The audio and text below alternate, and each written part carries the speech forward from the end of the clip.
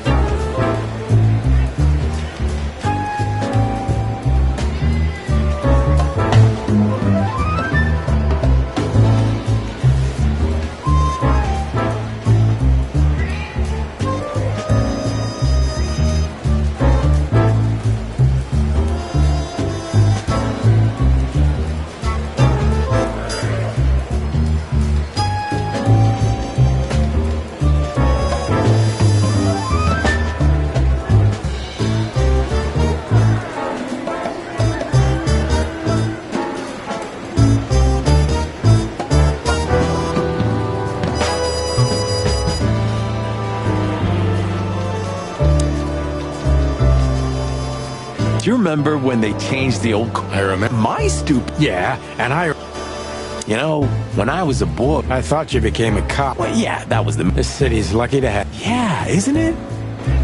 Join the force, Get bribed. Get beat. Nice words. Nice bullshit. We used one of these. We used one. Oof. Yeah. Well, you... Shut the clock. Maybe he's worth... Yeah.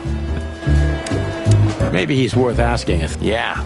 That Maybe he's worth... Yeah. I see you're... Well, because he's a reptile. No. No, yeah. And you... Something like...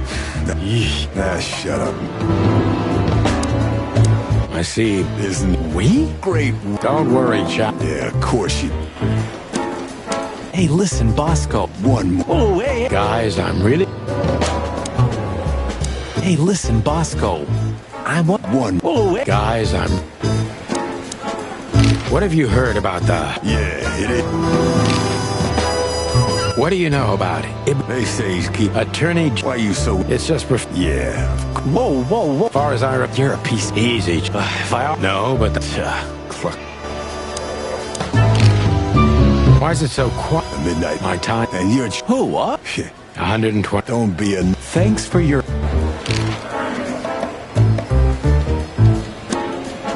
Hey, listen, Bosco. One more word. Oh, hey. Guys, I'm...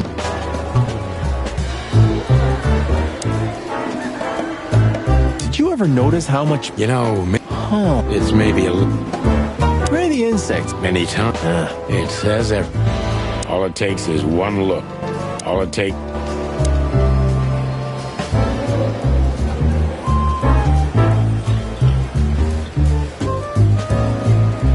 Do you still drink? Hey. Yeah, Okay. This is the... it is? Hey, I'm not...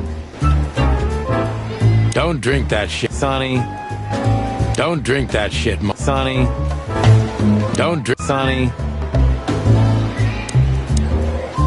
When you left... When blood... Yeah. Why? Yeah, I guess.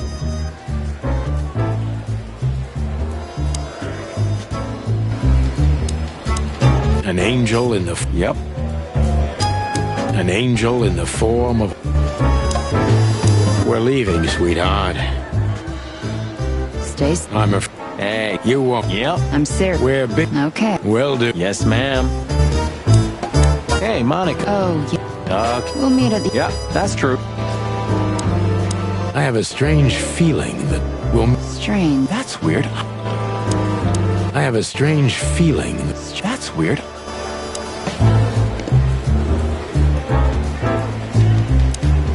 The chief doesn't seem to be in a good mood. Honestly, I have a... Honestly... What is the Chief Blood. Damn. What was that? Nothing. I don't want... Hey, hey. Oh, ho. And you're That's it. only on... I don't want any... You're a coffee... Oh, just a cup. How touch... For all the merit. Have a lovely evening. You especially. What is it? Not. And you? No, sir. Then get out of. What is it, Sant? Nothing. And you need. No, sir. Then get out of my. What is it, Santino? No. Then get out of my. Honestly,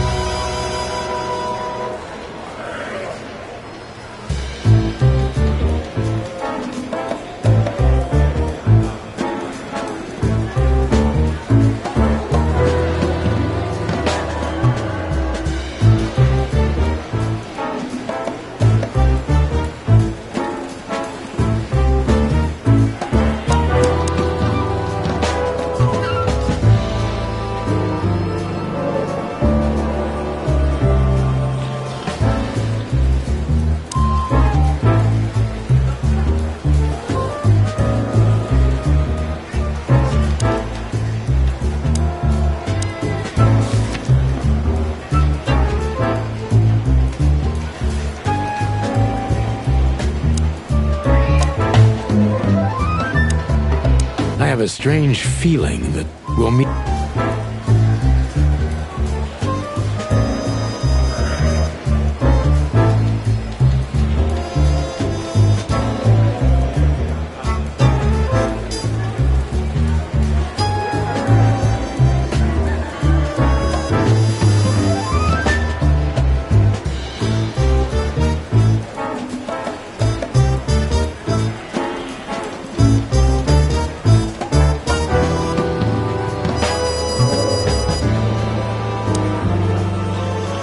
Look at these two simpletons.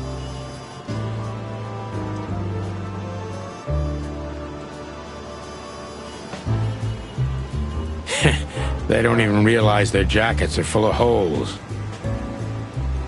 For the wild God's sake, don't dare tell them. I already tried, but nothing happened. Figures.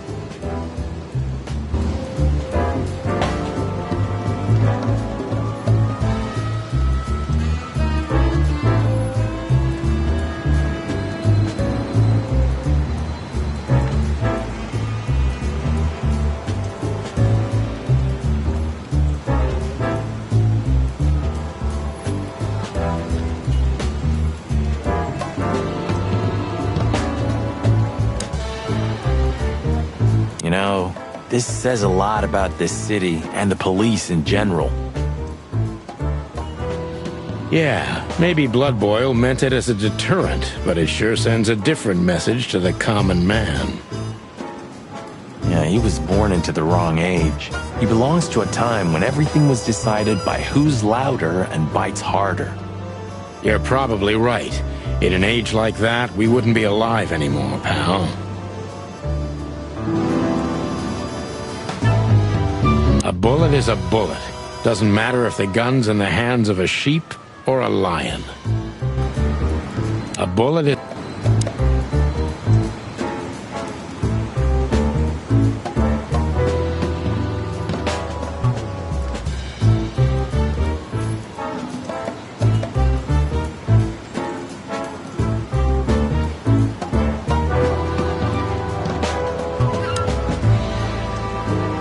If it were up to him, only dogs would work at the PD. They're a racist old bastard.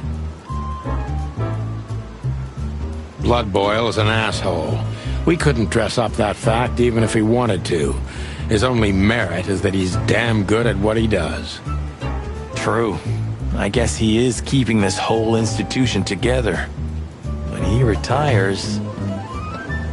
Bam! The whole house of cards will crumble. If it had been up to him, Blood Boil would have made Clawville a police state a long time ago. If it had been up to...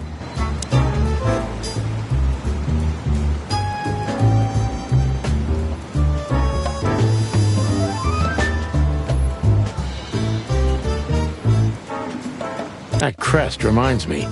Do you have your badge? Yeah. You know, boss, unlike you, I'm on duty. Good, we may need it. I have my own, too, for safety. But Blood Boil took yours, didn't he? So? Ah, I get it. My beak is closed. You're a lion, Sonny, not a rooster. Remember, you're a lion, Sonny. You're a lion.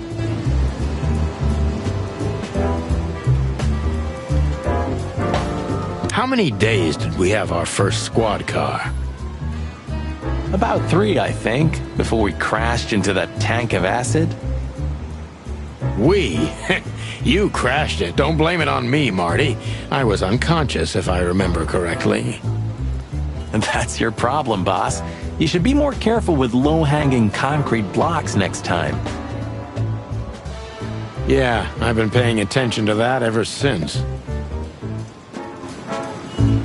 Do you remember? The car was melted and blown to pieces. Blood Boil was furious. Ah, good times. Time sure makes memories golden, huh? Luckily back then, he didn't have the power to fire us. Sometimes, I miss the old time. Sometimes...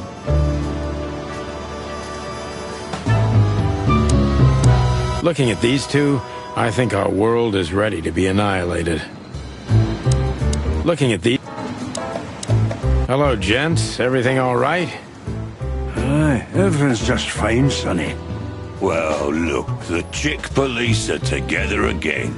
What a time to be alive. Am I right, Royce? You're right, Foss. Hey, that reminds me. Look at what I found under my coat. It's Her Majesty Big Bertha in the flesh. Whoa, don't shoot. We were just joking, okay? We don't want any trouble. Yeah, I was just joking too. I'll never get bored with these two. They're so cute.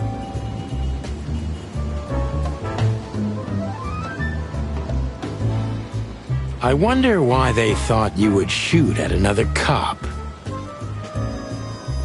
Hey, it's just happened once, okay? Am I right, boys?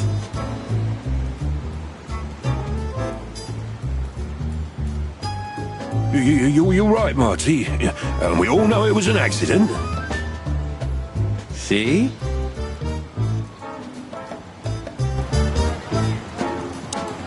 What is it, chickens? Look, Marty, the pincushion can talk. Amazing. Fuck off.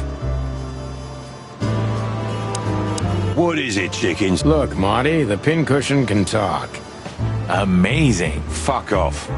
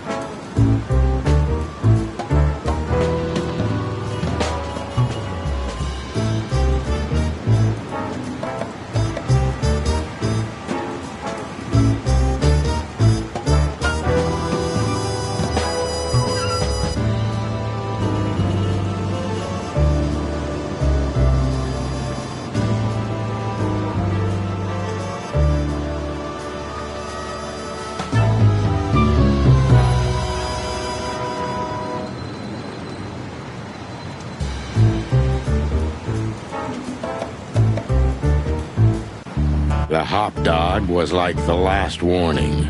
You can still turn back. My eyes lingered on the sign. An enormous dog, like a neon god with limitless power over cheap hot dogs, plastic hamburgers, and watered-down coffee. The cold light called me, but I didn't want to get out of the car. If we went in, we were all going to be pancakes, kept together by cold syrup. Marty's worried look shook me out of my reverie. Oh, cluck. Was I talking to myself again?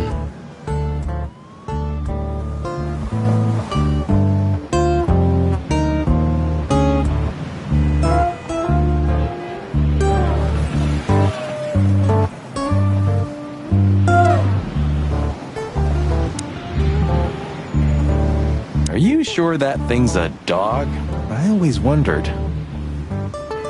The name Hop Dog is quite a giveaway. Don't you think so, Mr. Detective? Sometimes the most natural connections lead us astray. Who said that? A natural-born genius? Yeah, right. That sign gives me the creeps. I'm not surprised. That sign... I'm not surprised.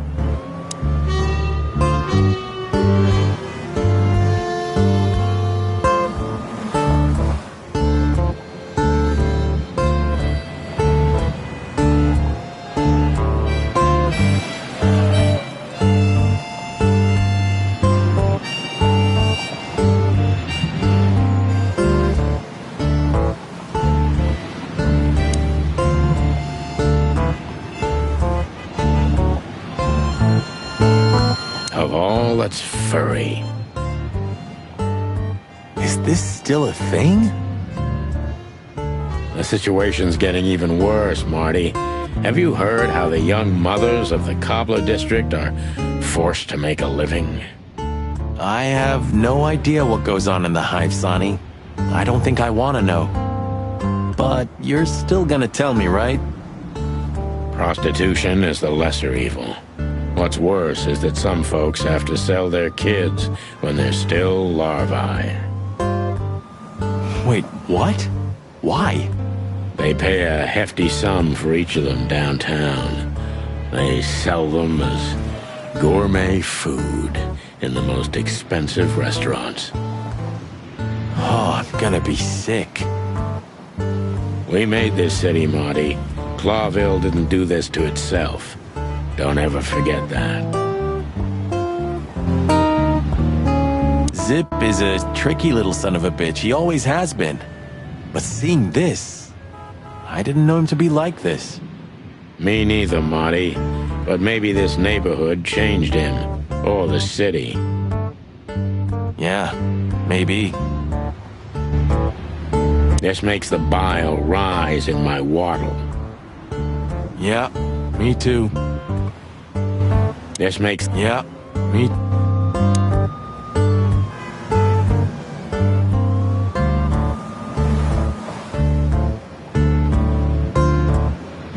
There used to be such life around here before it became an insect ghetto. That was a very long time ago, Marty. I was a little chick, and the hop dog had the best pancakes in the entire city. Well, since Zip became the owner, the cook, and the waitress, I imagine it's all gone downhill. True. But at least the coffee's good. That's right. I have no idea what that mongrel's doing with it, and I don't want to know, but its aroma is unbeatable. Roachtown always gives me the creeps. Hey, don't call it that. It's not okay. Whatever happened here, it's still the Cobbler District. Old memories? We used to live here a while with my mother. There used to be a small ice cream shop around here, and a baker. The whole area smelled like fresh bread. Smelled like home. How could we turn it into a slum? Good question.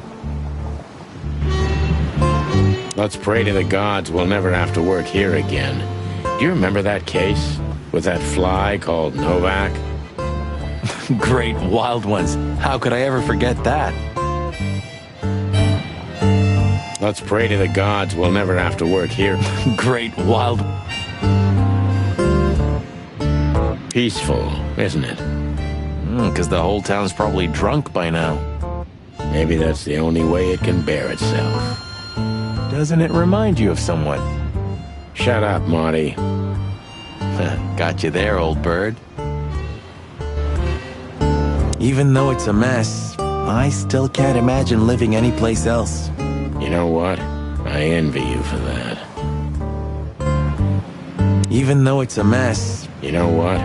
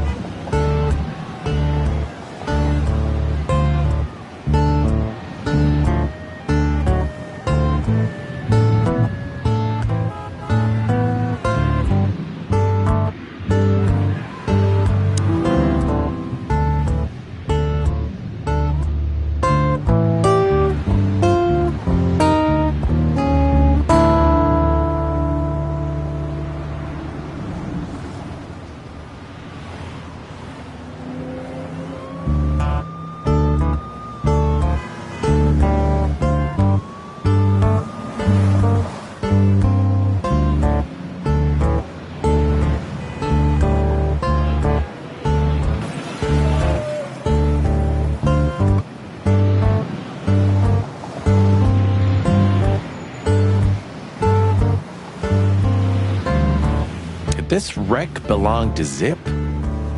Well, it's a wreck just like him, so I guess it could. It's sad that everything's rotting away. It is, especially a beauty like that. Yeah. Once this broken-down old car was new and shiny. Am I a broken-down old car, too? Once this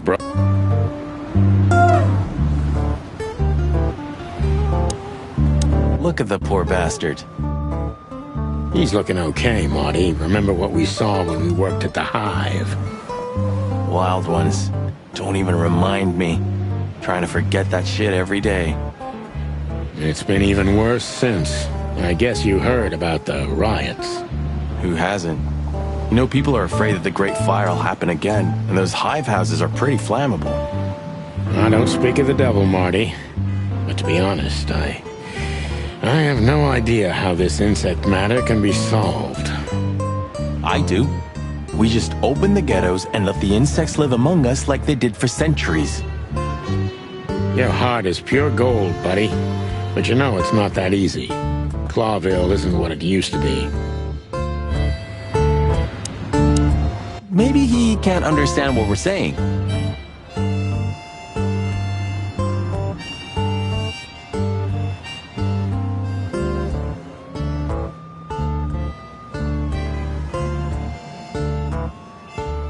Or he just doesn't want to talk to us.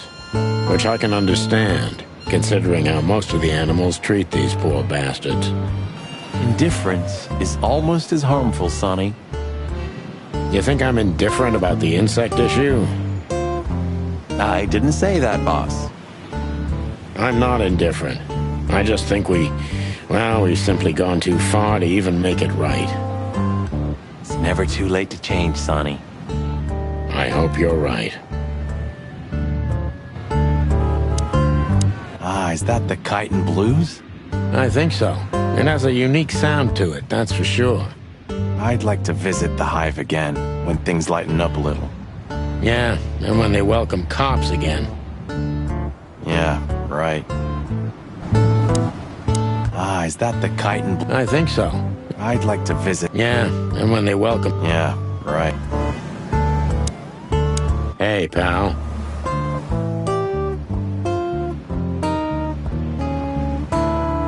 Can you hear me?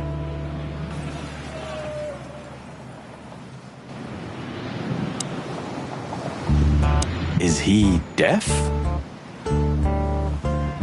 I don't know. Maybe he just doesn't understand what I'm saying. Or he doesn't want to.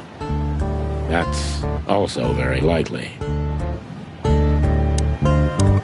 Poor Bug Eyes. At least he's playing music. I mean, he's doing something. Most of the destitute take up drinking or drugs. Or worse. You know about the light. You mean the light the insects believe in? Yeah, their afterlife. If they want to go into the light, they set themselves on fire. Yeah, I've heard that. Maybe it's not a bad way to go. That depends on your point of view. Poor Bug. At least he's... You mean the... Yeah, Yeah, I've heard... that depends on...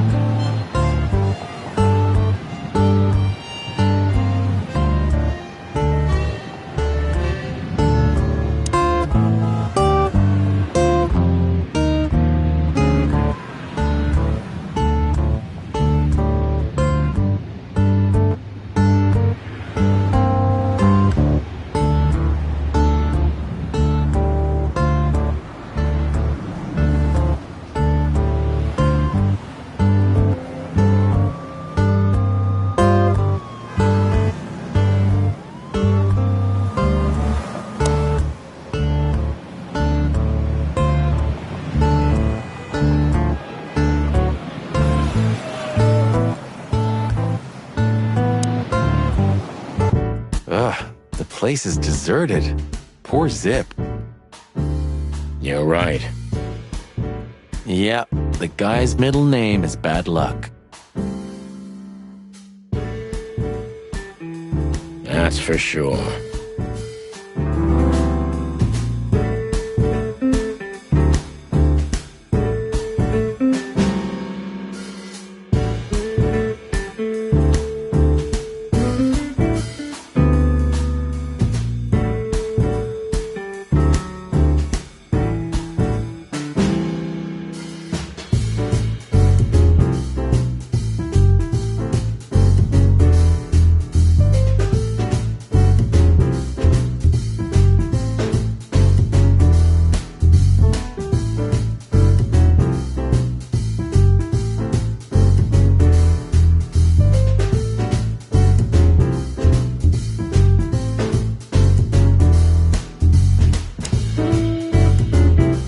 And voila, the master himself. What a finch. Sonny, he's a pigeon, not a finch. Don't make me angry, Marty. Okay, I was only joking.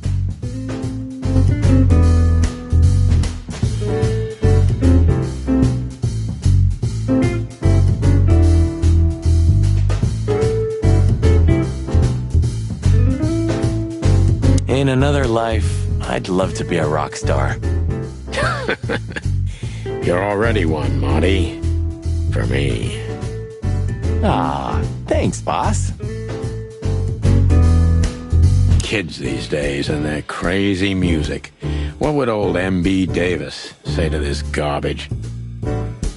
Kids these days, and they're...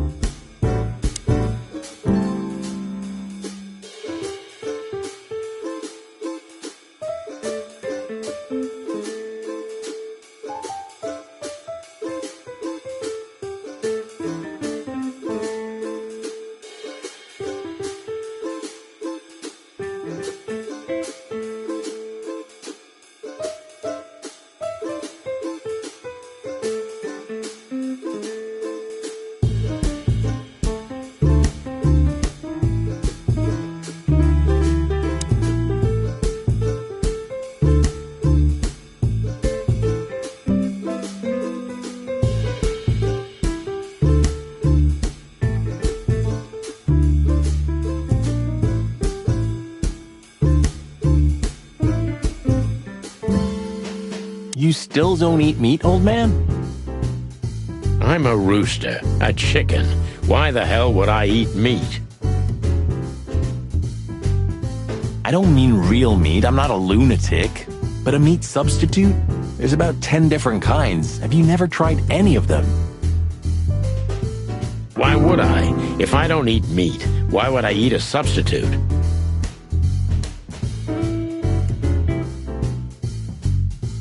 Because you can. That's the point.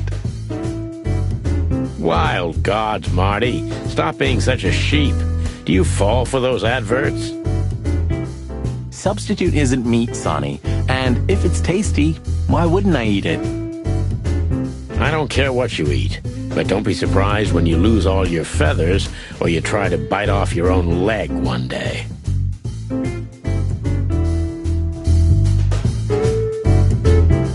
Ooh, a nice pancake with hemp seed, chocolate, and black onions?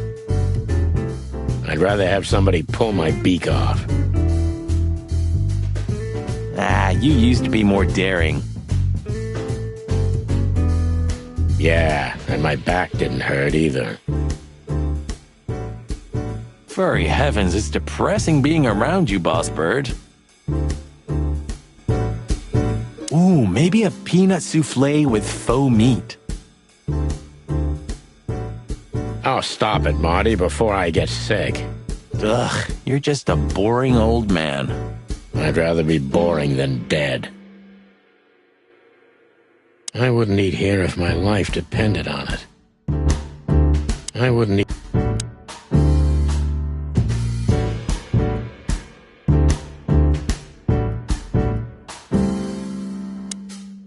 He sure didn't get any younger. Or prettier. You think he's still mad at us? Frankly, Marty, I don't give a damn. You think he might know something about the case? He knows almost everybody in this city. At least he used to once. Let's see if he still does. When I first arrested him, he was barely 14 years old. I was a rookie cop. Who would have thought we'd end up like this? When I first arrested...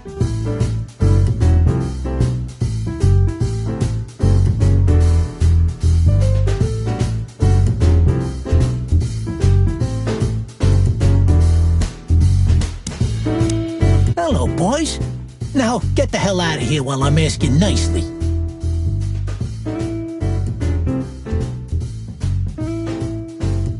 Hey, is that how you greet two old friends? Hey, I'm not joking, Sonny. I got a shotgun under the bar. No, you don't, because if you had, we'd arrest you here and now. If there's still life in you when you're full of buckshot.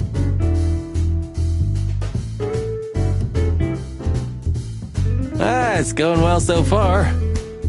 We're just here for a coffee, Zip, okay? Like old times. Nothing's like old times. Haven't you noticed? Yeah, as a matter of fact, it's quite noticeable. Shit. All right. Then where'd you blow in from? We haven't been anywhere yet, but we're going somewhere. Everybody's going somewhere, right? Tell me, how much do you know, Zip? That depends. How deep is it? Bottom of the well kind. Goes down around Ibn Wessler. Holy hell! Wessler? You've dipped your wings in deep shit, boys. If you've got anything on him, don't keep it to yourself. We'd be grateful. Grateful. Maybe you're not gonna trash my joint this time, eh? You know, Ibn's acting strange nowadays. He always believed that if you want something done, you do it yourself. That's how it was for years anyway. And? But now, he left his real estate, the fish racing clubs, the casinos, and the bars to his right-hand man, Mongrel Mick. And ever since, he's been kinda weird. Bottomed out, brooding in the seediest joints of the city. Nobody ever knew him to be like this. Weird, huh? Yeah, weird. Do you think it's about a lady? It's always about a lady. Well, there is a woman. I knew it. But not like you think. Is this gonna cost much? Only a favor, like the good old days. Okay, I'm in.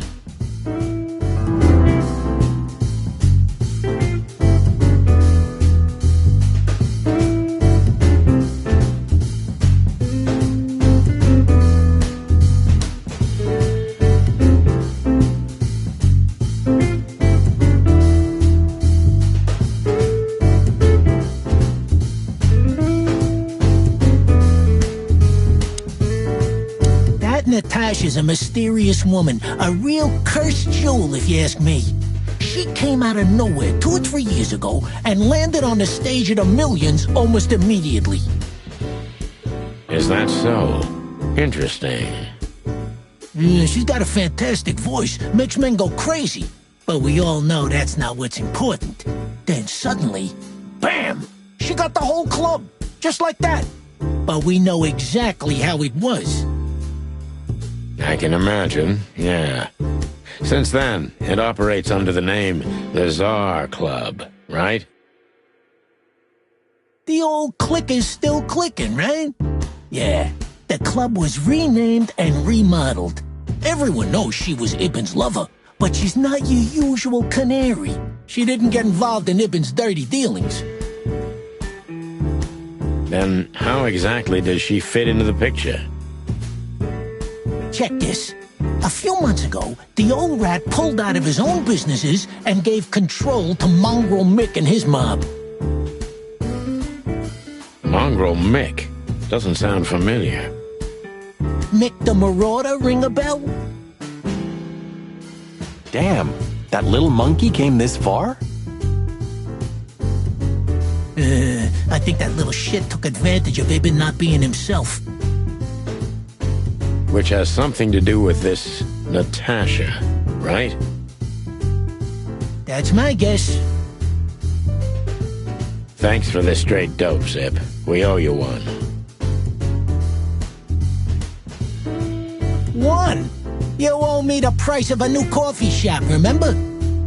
Okay. Whatever you need. Just call us.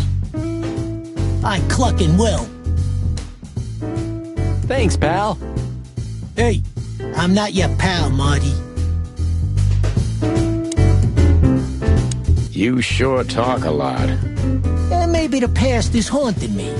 Once a rat, always a rat, right? Aw, come on, Zippy. Don't be so hard on yourself. You got out in time, and you've been living an honest, ordinary life since then, haven't you?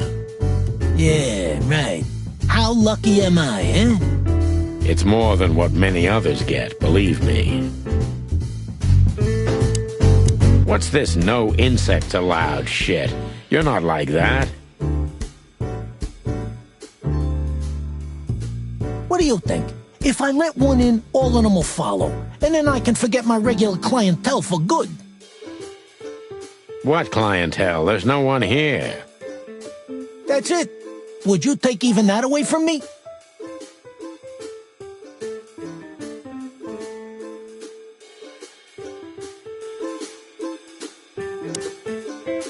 What's this no insect? What do you think? What That's it.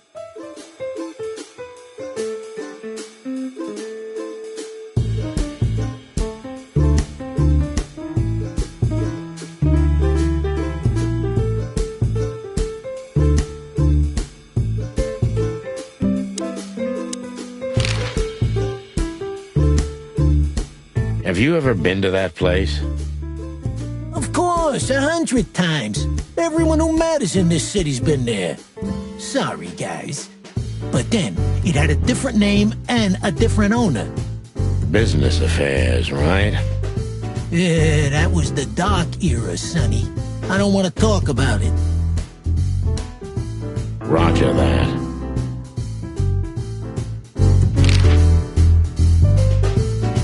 I've got to say, you've revamped the joint pretty well. Yeah, after you trashed it, I had to. Look, I'm sorry, Zip. That ocelot and his gorilla. Baboon, not gorilla. Whatever. Sonny, watch your beak. So you owe me one until about the end of time. But I'd settle for you washing up here for a few years after retirement, Sonny. Mind your tongue, furball.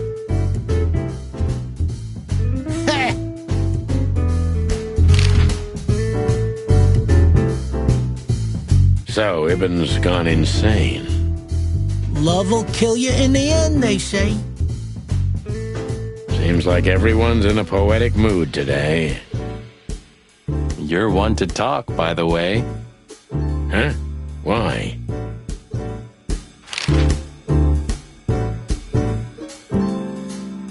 So, about that woman. Is she really that dangerous? What woman isn't, eh? No, Zip. I mean really dangerous. She's got the most influential gangster of the city wrapped around her finger. She calls him her little furball. How dangerous do you think she is?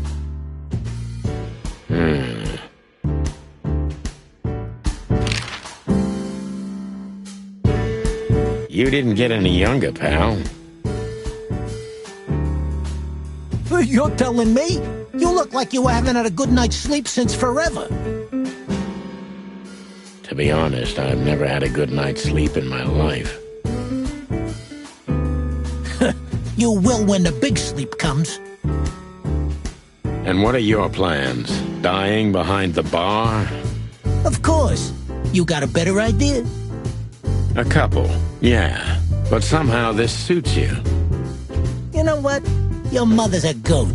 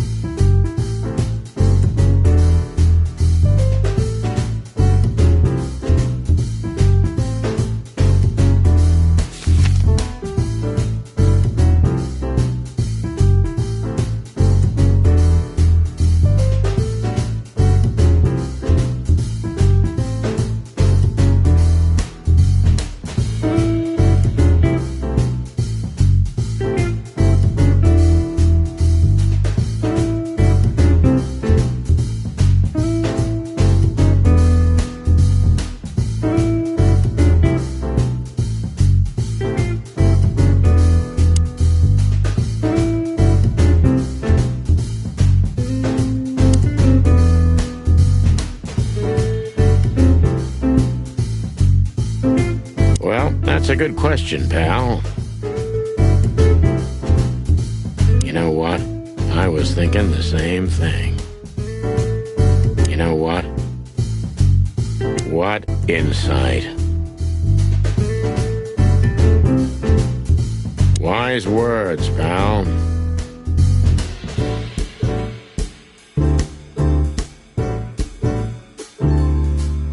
Wise words. The highlight of my day.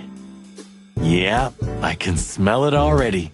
How does he make the coffee here so special? Look at that mangy trash panda and tell me, do you really want to know?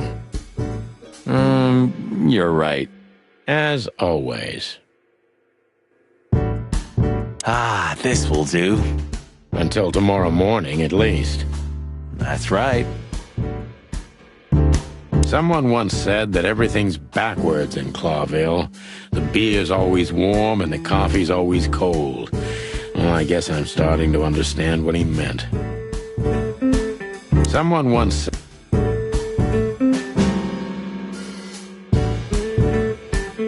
The door didn't look like this last time.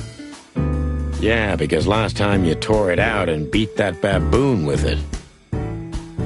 Oh, yeah. I remember now. So that's why Zip remodeled the whole place. He had to. We didn't leave much of it standing. If I didn't know how nice we are, I'd almost hate ourselves. Welcome to the club, partner. What's that smell?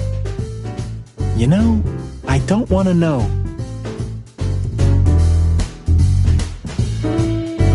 Zip once had Marty do the dishes because he tried to take off without paying.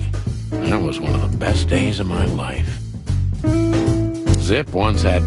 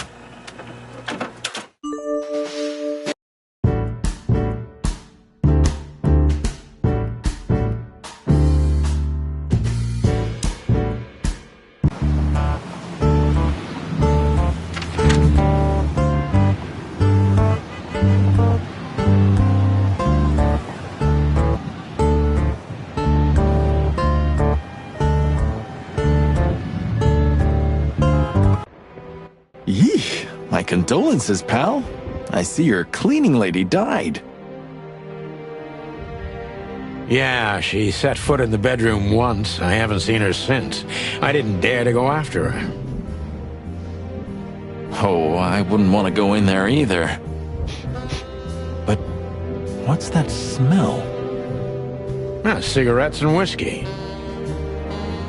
Yeah, with a hint of dirty laundry, but no, this is lavender? Ah, that. Now, that's got to be the Ibanez dame. You know, the broad who gave me the letter. And the job, obviously. Ah, pretty, huh?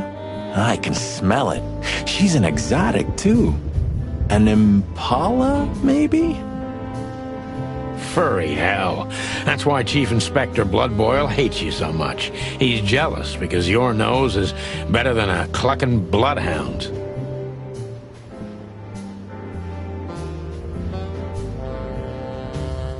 The bitter old dog.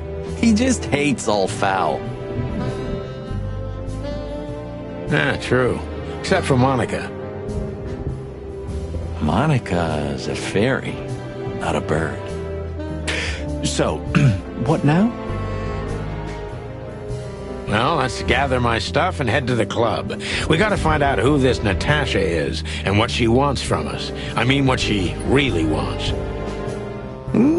After you, Boss Bird. I wouldn't like to touch anything in here anyway. If it's okay, I'll just stand around and stare out the window. Sure, just do it quietly.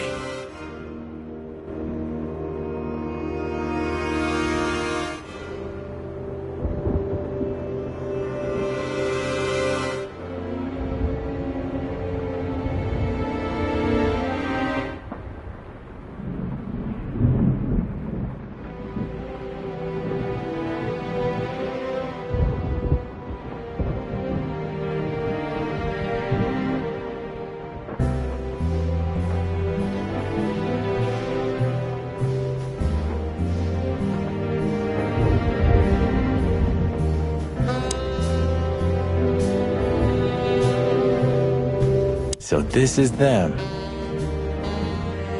Yeah, the Wild Gentlemen. They were role models when I was a kid. Well, you must have been a weird kid, which ain't surprising. My idols were the White Wolf and Super Squirrel. The White Wolf, eh? Explains a lot. You know, when I was back in Averia, Clawville and the whole let's live together in peace bullshit seemed like an unattainable dream. Those guys made it happen. The city rose from the ashes of the Great Fire. Yeah, but look at it now. And what would have become of you if you hadn't ended up in Clawville? Maybe you'd even be happy? Perhaps.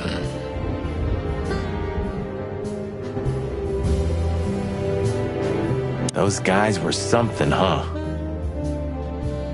Nowadays, I don't know what they were, or what I believed they were. Say, Boss Bird, did you read poetry now? No. Why? 'Cause you're going nuts. Well, thanks. Those guys were something. Now it... Say, No. Because you're... Well, thanks. Huh. The old days. You know, I miss him sometimes. What? The hype? Us as celebrity cops?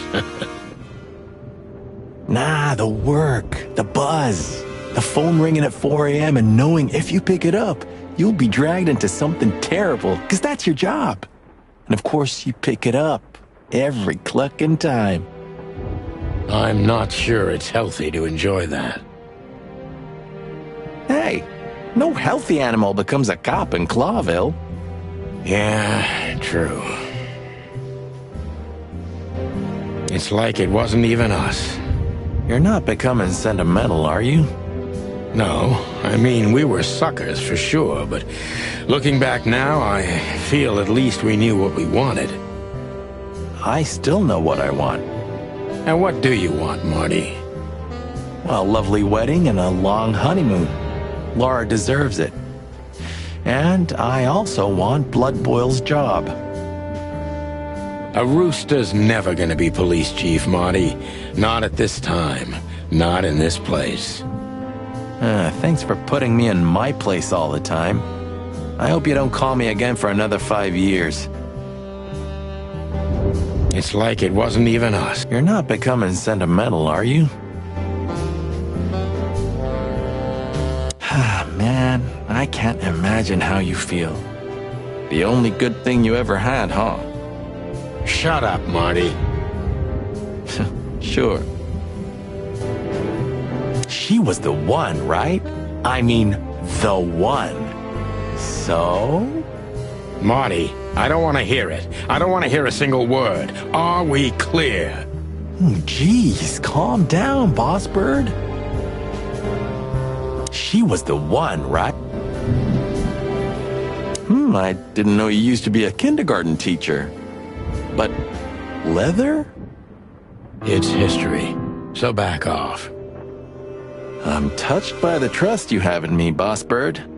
There are things better left undisturbed, okay? Yeah, got it. You weren't an orphan, were you? That would explain a lot, you know? You've never talked about your family. No, I wasn't an orphan.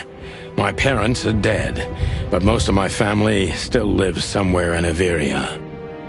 Then what the hell still keeps you in Clawville? There's nothing remotely good here, especially nothing as good as a family. I had my own family, Marty. Not anymore. And Clawville is my home, like it or not, because that's what I deserve. Okay, I get it. You weren't an orphan, were you? That would explain a lot, you know? No, Who was that shaggy creature? That's M.B. Davis, you bird brain. Politician? Am I gonna have to smash your beak? Seriously, I don't know who the hell he is.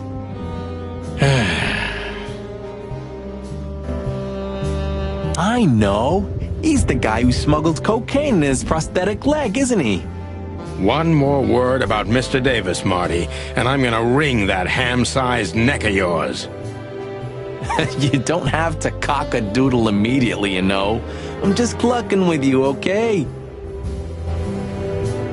I know. He's the...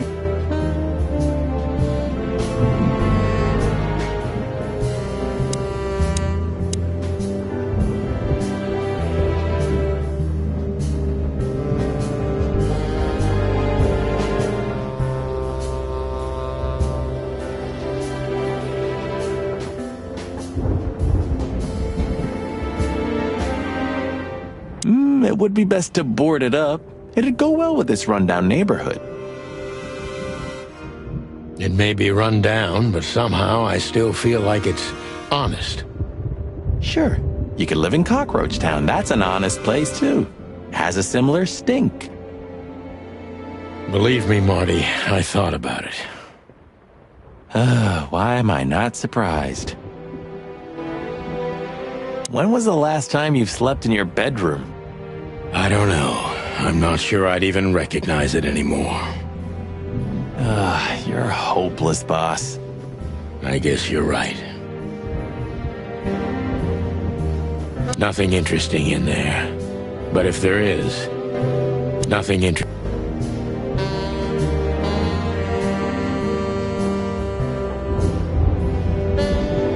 Just a bunch of useless crap in there. Just a bunch. I'm gonna clean up here. I'm gonna clean. Have you started on your great novel yet? I've already started working on my will, but I realized I'd have to leave everything to you, so cluck that. Huh, pity. I've always wanted a chicken coop smelling like old socks and bourbon. You'll have to earn it first, Marty. Maybe I'm really gonna write that novel.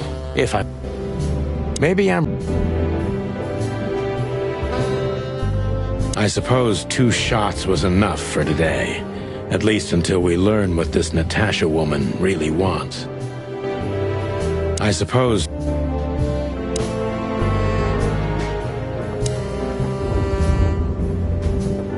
My wife took all the good ones. My wife... You know, this city's outgrown us. Why do you say that?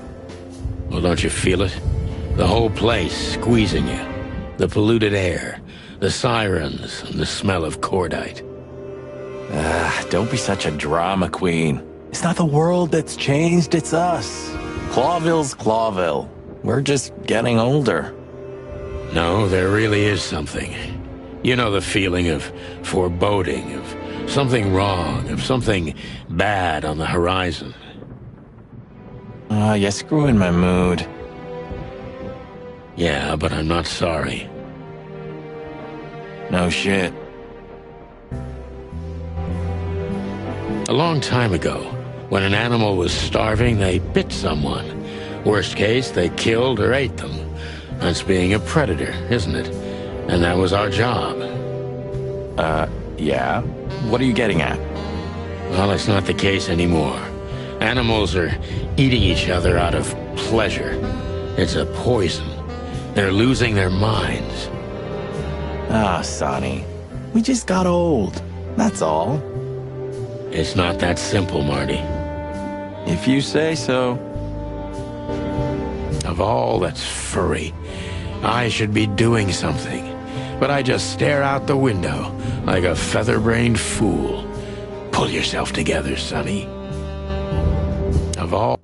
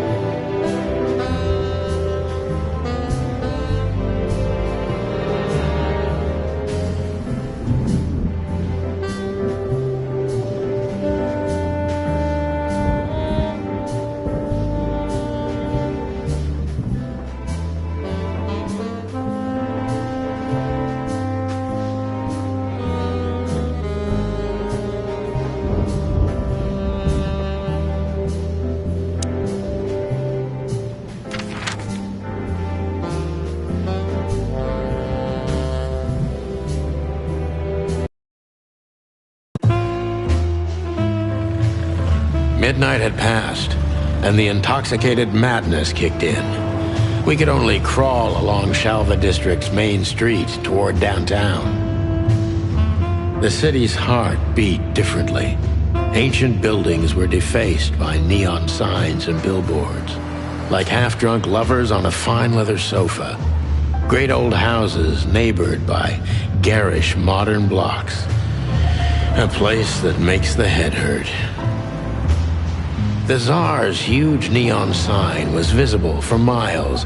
A blazing red sign advertised tonight's main attraction, the amazing Natasha. Cops were never welcomed at places like this. I hoped we were too late for the show. We had to be inconspicuous, but it was never easy with this bird mountain by my side.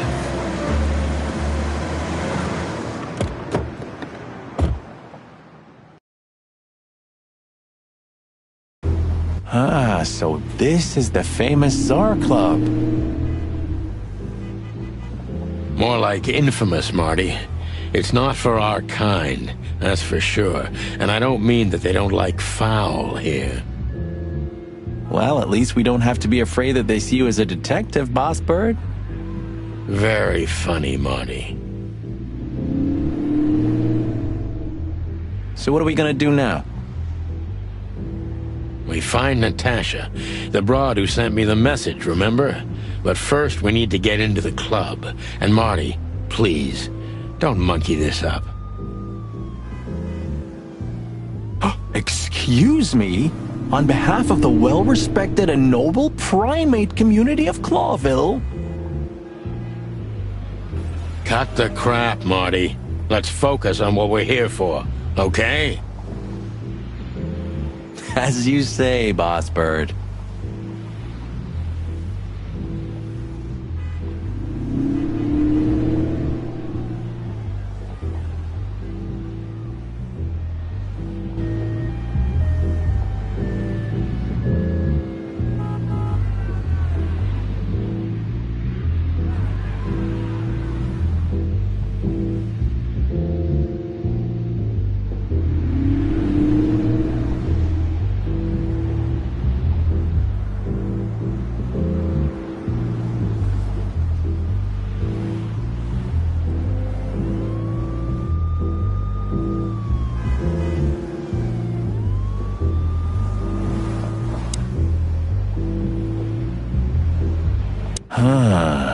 You know, seeing this, I can't wait for the show.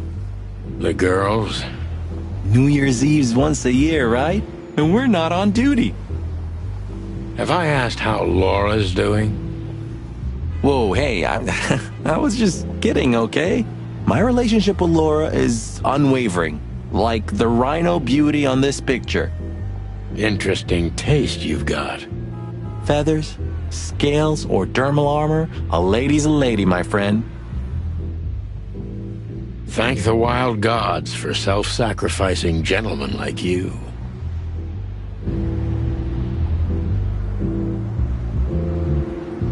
My city is on fire. This is it. It was on the flyer from Deborah. Maybe we'll get to hear it, if we're unlucky. From none other than our secret employer, Natasha Katsenko. Ah, a job with benefits, huh? Don't be tasteless. Oh, I get it now. The title. Do you think it's about the Great Fire of Clawville? Did you ever think of being a detective? Ah, very funny.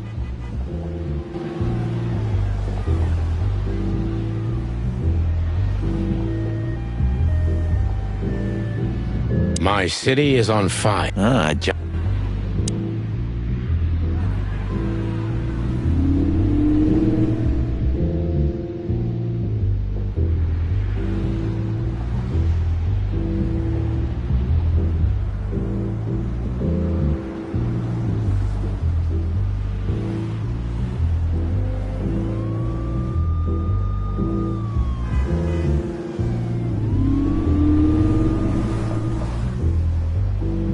One day, neon signs will cover the whole world, I'm telling you. You read that in some kind of science fiction book? No, it's just what I think.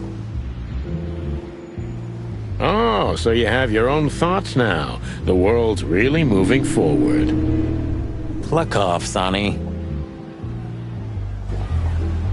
The Tsar Club.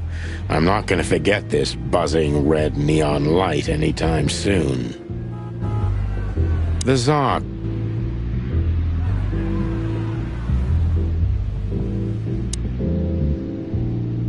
Huh, I like this.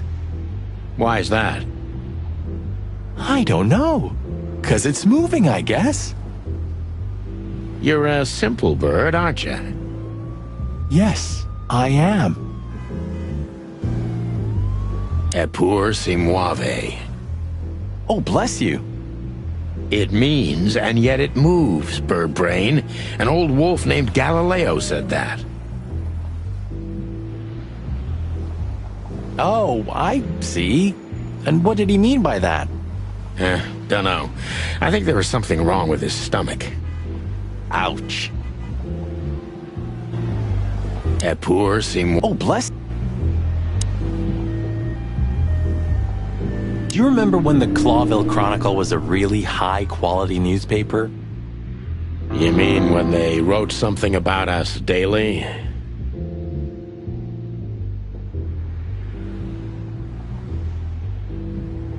Yeah. What exactly happened to them? Well, they got bored with us, Marty. And to be honest, so did I. But still, here we are working together again. Funny, huh? Yeah, hilarious.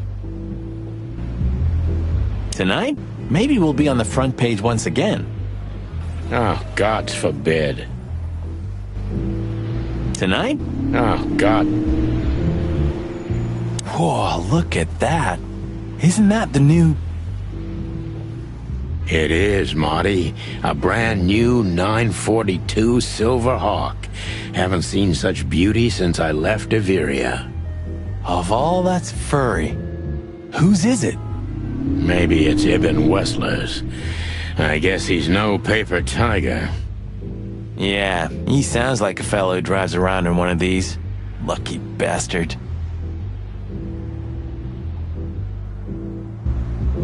What a beautiful car. A work of art. Seeing it and thinking about my little rusty Cobbett breaks my heart. Ah, don't torture yourself, Sonny. Only way we're ever gonna drive one of them is if we sign up for the mob. Maybe it would be worth it.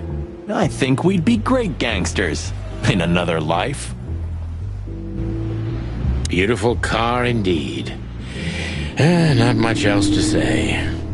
Yep, as you say, boss. Beautiful car.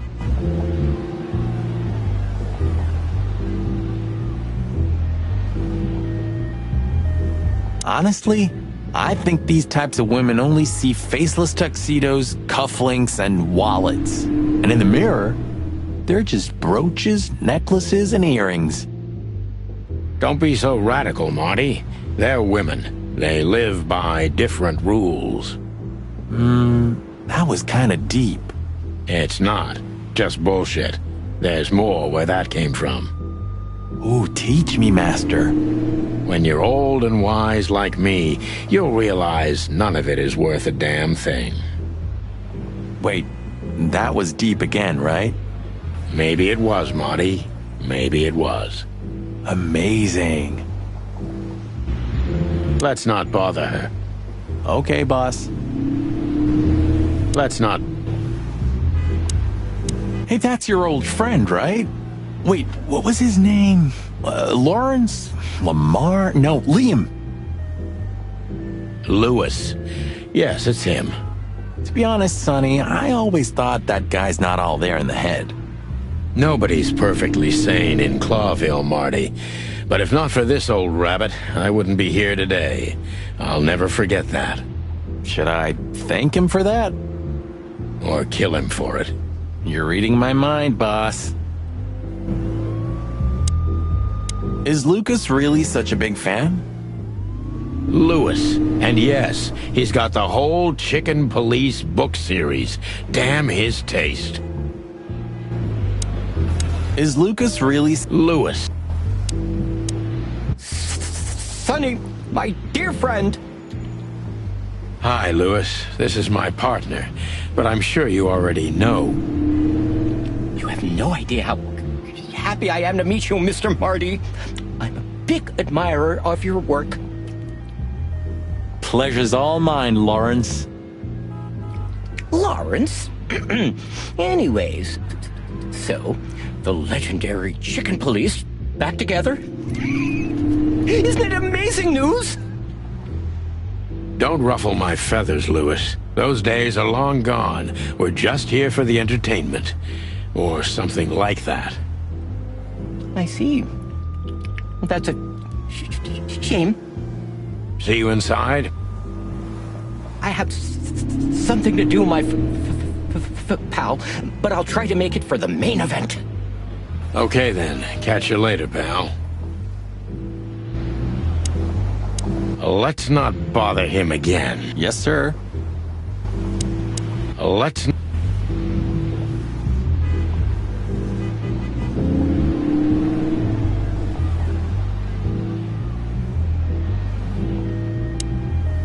Jeez, look at that guy. That's not a guy. That's a demon. Straight from the dog-eared pages of a cheap detective novel. Yeah, I bet his name's Bill. Nah, he's definitely a Bob. $5 for Bill? Okay, I'm in. Jeez, look at that guy. That's not a guy. That's a demon. Gee, That's not a guy. Howdy, pal.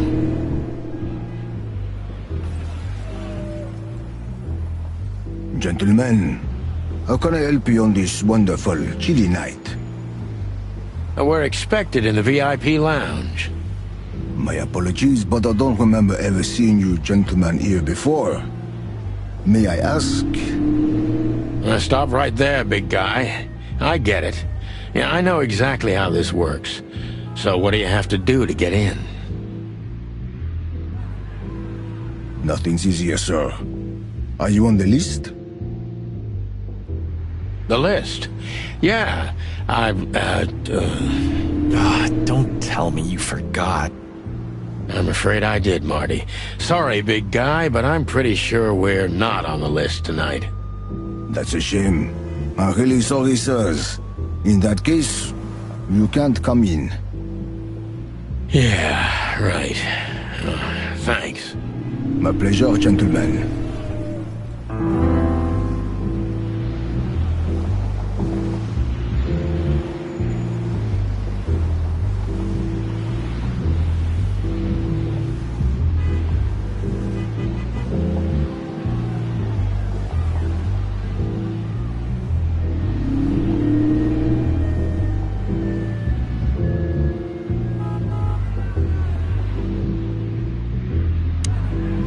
Jeez, look at that guy. That's not a guy. Just one more thing. This list of yours, where should we sign up again? I'm afraid if you don't know, it's not my place to tell you, sir. Excusez-moi, the regulations, you know. You hear that, Sonny? I do, Marty. I do. I'm gonna lose my crest from this guy. Just wait. Just don't get too excited, Marty. Not tonight. Anyway, thanks, pal.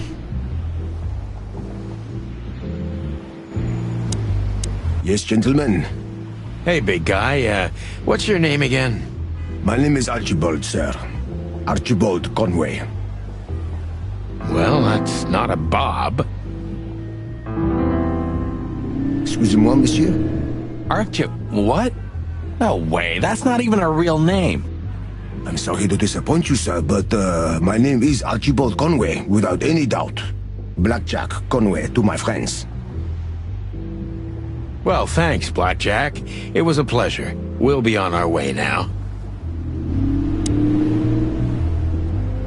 Jeez, look at that. That's not a guy. That's...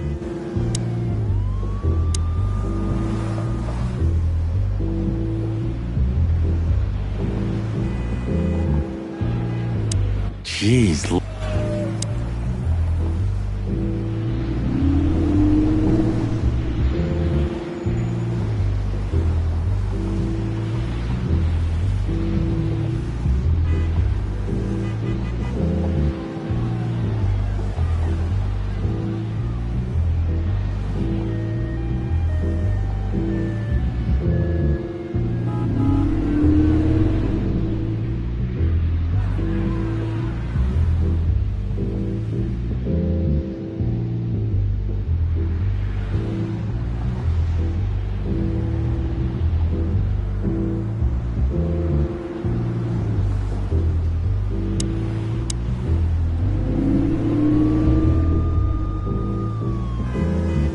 Look, I really don't want any trouble, but...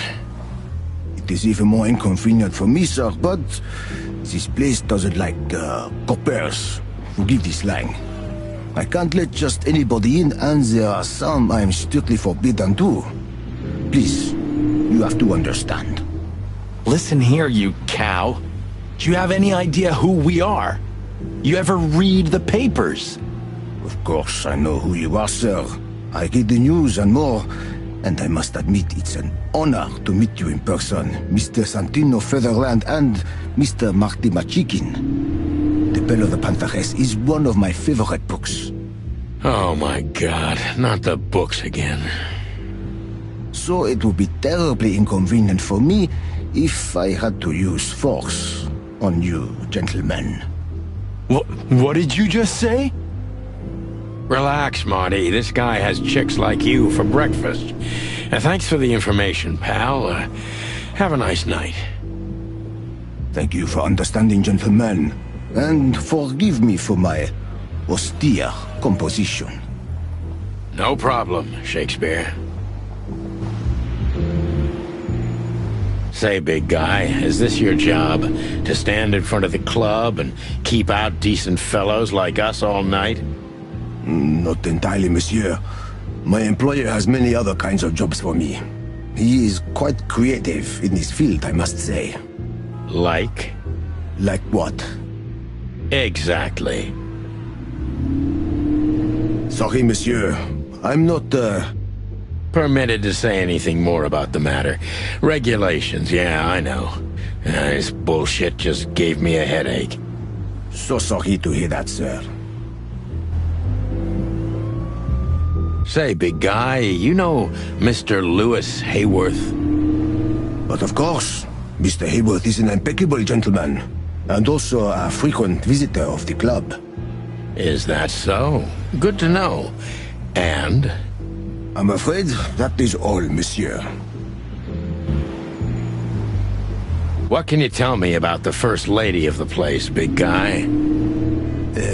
You mean Miss Natasha Katsenko, sir? You're right on point, pal. Nothing you don't know already, sir. Just try me. Well, she owns the place. And, that's it? Well, that's, unbelievable. Pardon, monsieur, but I'm not permitted to say anything more.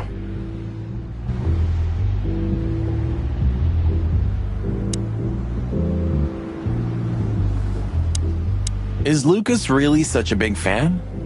Lewis. And yes, he's got the whole chick... Look, Lewis, that bouncer over there.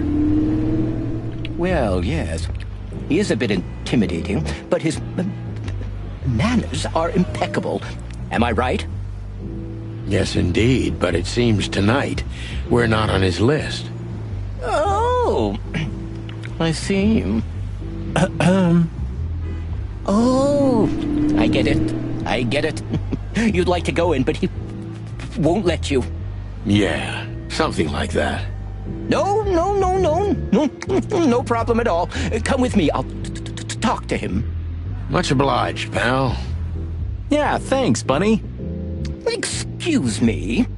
Ah, jeez, what the hell's wrong with you, Marty? What? Did I say something wrong?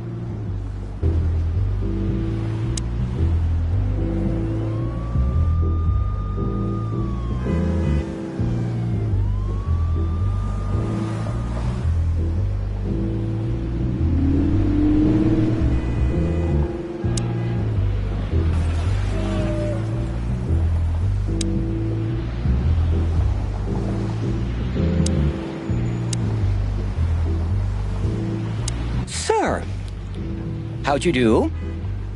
Everything's fine, Mr. Hayworth.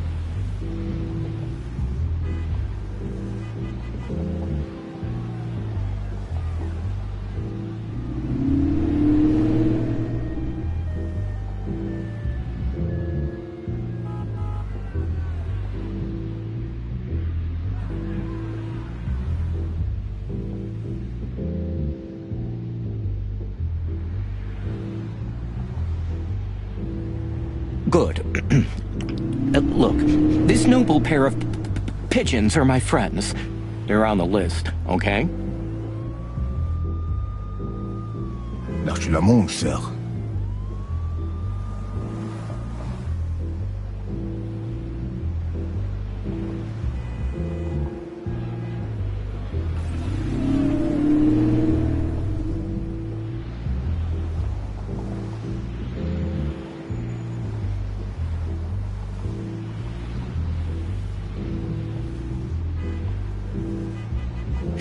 And as for you, you owe me one, gentlemen.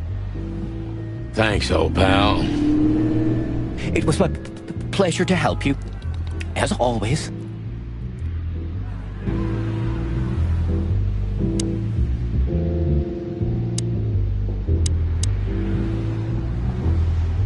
The Tsar Club welcomes you, gentlemen.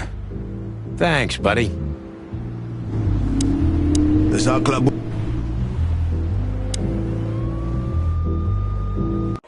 The jazz overwhelmed us. There was no band in sight, yet the music seeped from the walls like years of cigarette smoke and the smell of spilt whiskey. Behind the bar, rows of fancy bottles reflected the harmonious voices of pretty dames and the clinking of crystal glass. It was the kind of place that makes you drunk, even if you've never had a sip. A dangerous place for someone like me. No matter how alien I felt, it was strangely like coming home. Welcome to the Tsar. Well, here we are. Mother of... I take you to the nicest places, eh, sweetheart? Oh, does it mean you're buying, honey? Don't even think about it. Oh, men these days. So, we're here to find a dame called Natasha. I have a hunch she won't be hard to find. Let's mingle and try to avoid suspicion.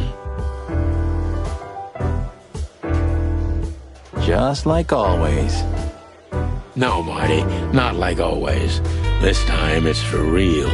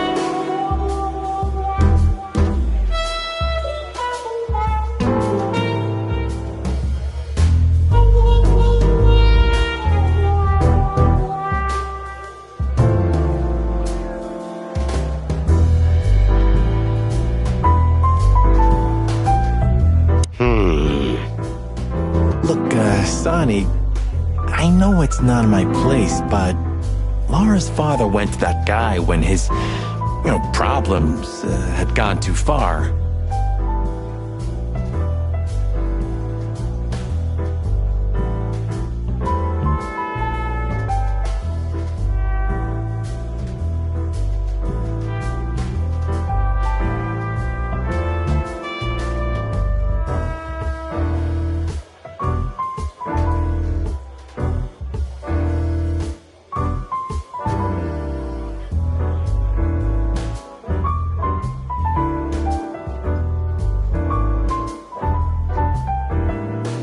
Treading on thin ice, Marty.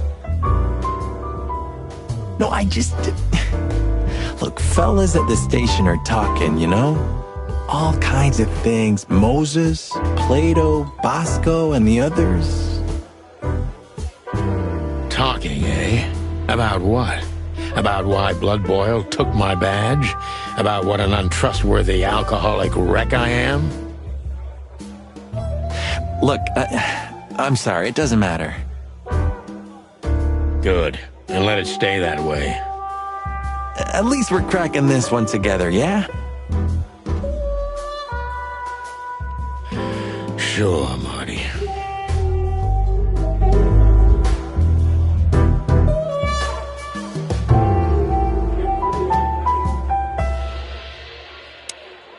A man's best friend. That's not a dog, Sonny. That's a horse. He just has a very weird mane. I didn't mean him, Marty. I meant the bar. Oh, I see. Right. Yeah, because that totally makes sense. Don't be shy, Sonny. Just ask him for a drink. Still talking to yourself, huh? Great. Don't be shy. 2 whiskeys, kid, and no horsing around. I've never heard that one before. Sonny, you gotta drive, you know? Yeah, you're right, Marty. Hey, Longface, give me a glass of tap water, too, okay? Yes, sir. Coming right up. That wasn't exactly what I meant.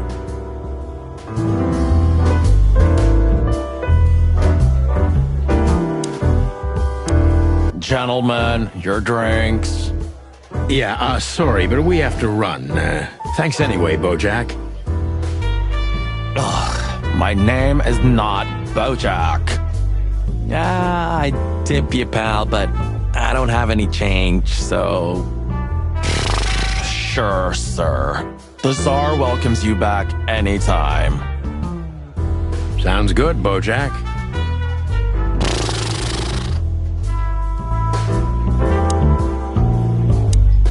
Anything else, sir? No thanks, Mr. Ed. Keep up the good work.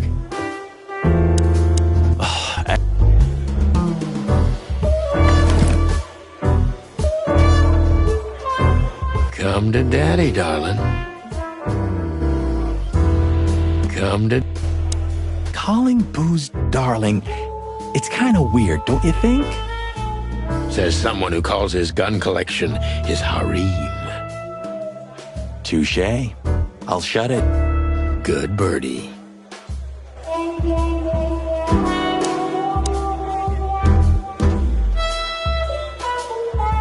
Tell me, hey breath, have you seen Natasha tonight?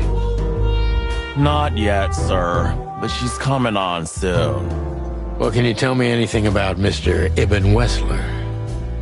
Sir, I don't want to. What about, let's see, $5 maybe? But, sir, you haven't even paid for your drinks yet. Yeah, stop riding on the details, Big Nose. You do your job, and we'll do ours, okay? I mean, we're not here for work, of course. We're just here to relax. Oh, yeah, exactly. Just a little fun. Of course, gentlemen.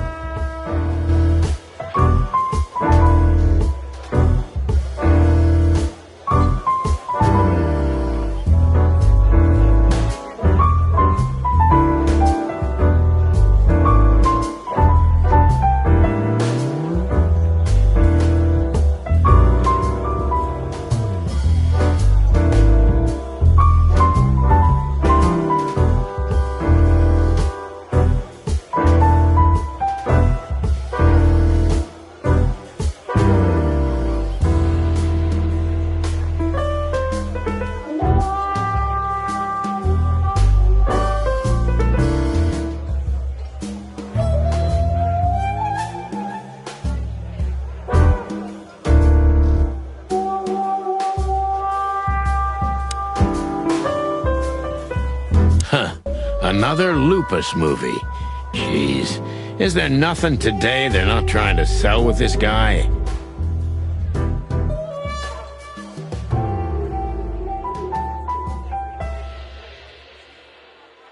Whoa, don't be rude, Sonny. Lupus is a timeless genius. Have you seen Predator City? God, I'm still getting chicken bumps. But wait, Who's that next to him?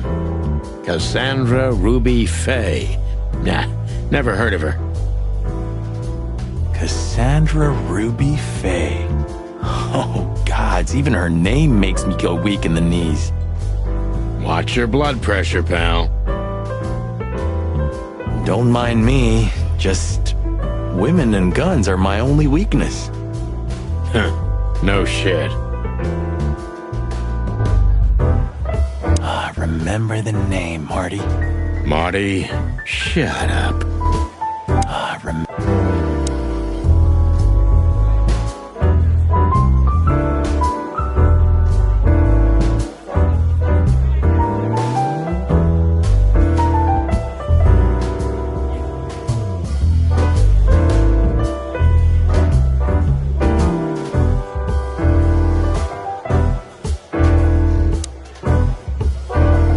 This is one of those movies where the femme fatale gets everything in the end and the poor detective's left stranded? Yep, just like life. You're old, Sonny. I mean, experienced. Have you ever met a woman like that in real life? Who floors you with a glance and leaves only heartbreak? Well, actually... Oh, I didn't mean to... I'm sorry, Sonny. You're old, Sonny. I mean, experienced. Have you ever met a... Well... Oh.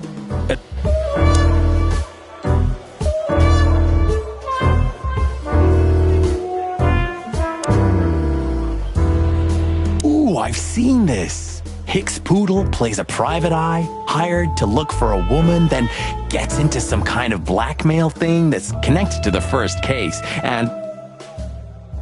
Hey, Marty? What, yeah? I don't give a shit. It's a classic, and kind of reminds me of the situation we're in right now. How so? I don't know. A mysterious case, a mysterious woman, strange threats, some off-duty investigation. So? Like, think about it. What if we're in a movie, and this whole mess is just fiction? Marty, I think you're having a nervous breakdown. It's a classic. And how so? I don't know.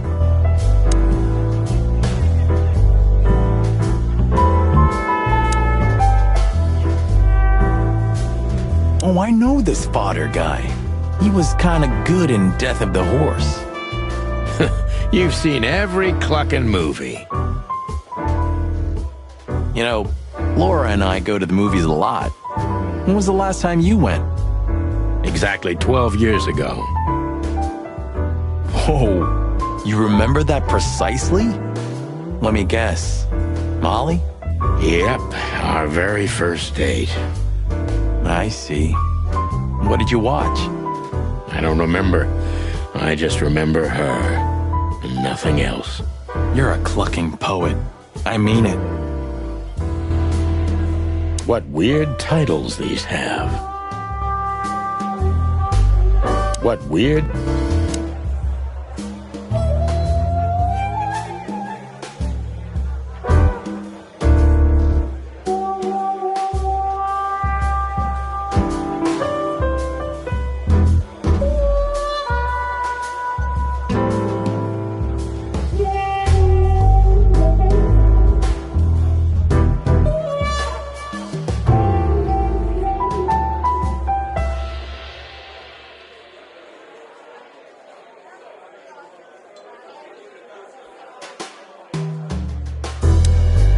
Hey, there's Philmar.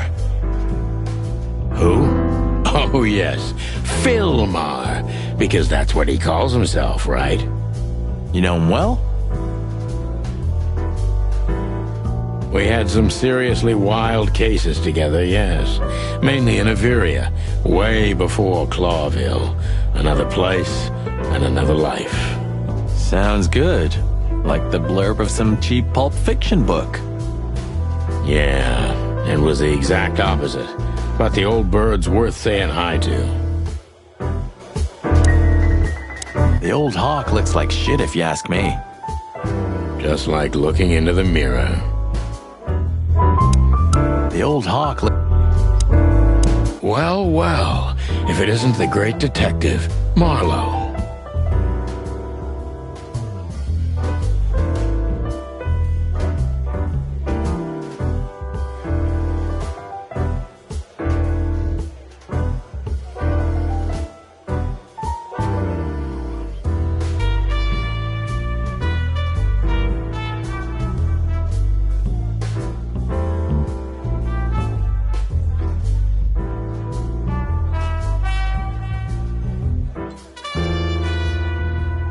Blow me, Sonny. You know I don't use that name anymore.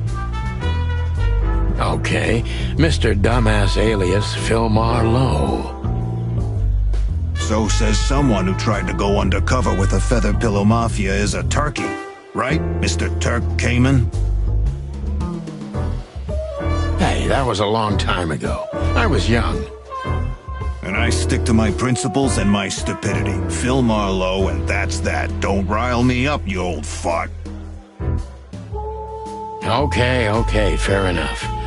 Sorry, I'm a little clucked tonight. I know the feeling, pal. By the way, what are you two doing here? You stick out a bit. Are you here for a good old-fashioned beating? We stick out? Man, you look terrible. Like someone who sat on an electric pole. Don't even ask. I feel exactly like that. You want a case? 5 feet tall, half of that legs. Angelic voice, demonic eyes, just the usual.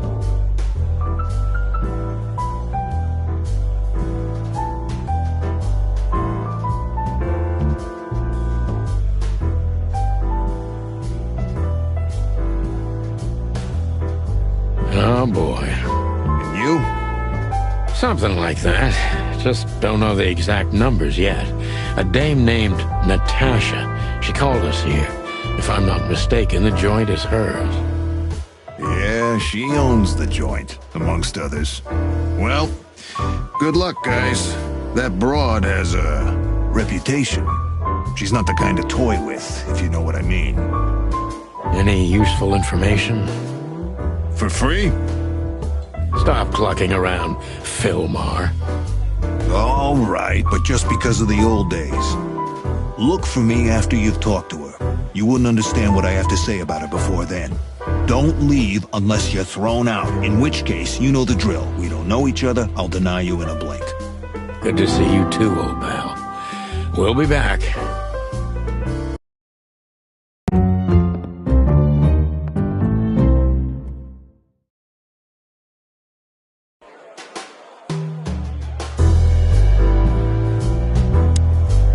The old hawk looks like shit if you ask me.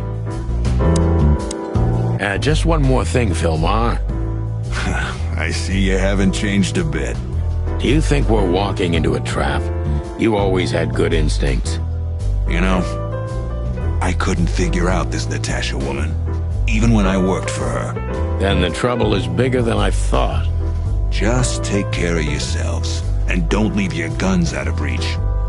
Oh, that's never happened. Yeah, this crazy cock even sleeps with his. Welcome to the club, Brother Bird. Take care, Phil. You too, old fart. Take care, Phil. You too, old fart.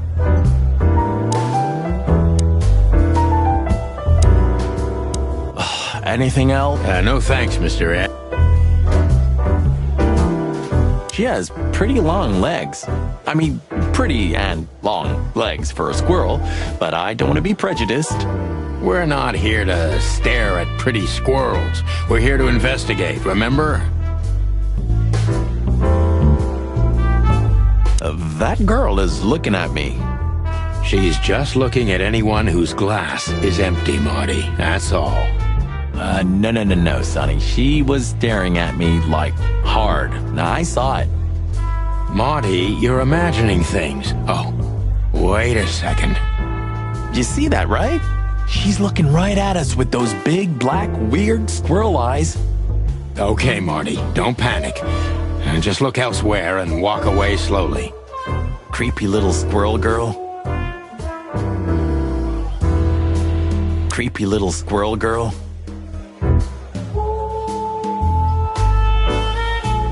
So, where the hell is Natasha? Let's ask that stud over there with those nice gals. That guy looks way too horny for my taste. Oh man, your sense of humor is bad as ever. You just need to get used to it again. What if... this is the life, huh? What's this guy do? Real estate? Mob accountant? Or is he a movie star? He looks like a coat hanger to me. That was actually worse than the previous joke. I try. This is the life.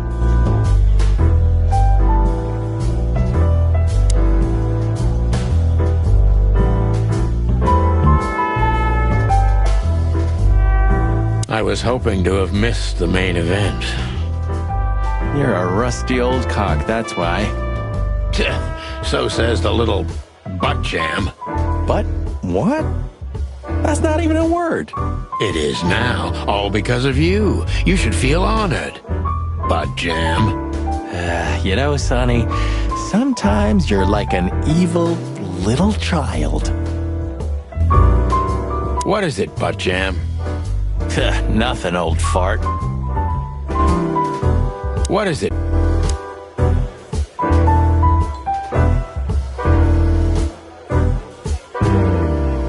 A fox is a wolf who sends flowers. What? Oh, nothing. I read it somewhere. Fascinating. I didn't know you could read. Ha ha ha. Very funny.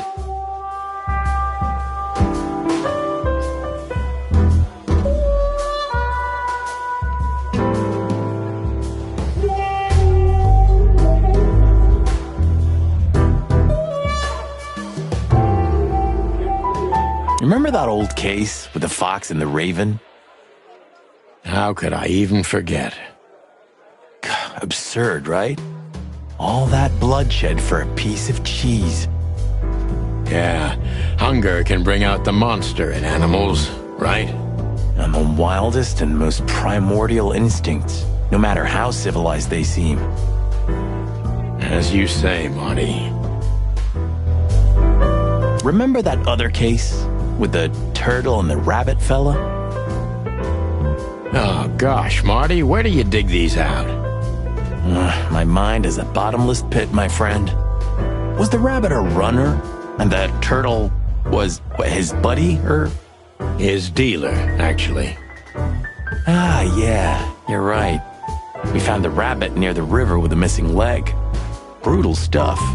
2 missing legs, actually, but yeah. What happened with the turtle in the end? It's a little bit blurry. Your bottomless pit of a mind is a dark and sad little place. The turtle thought he would run faster if he ate the legs of the rabbit. You know what? This city's seriously fucked up. It is, Marty. Remember that other case with the turtle and the rabbit?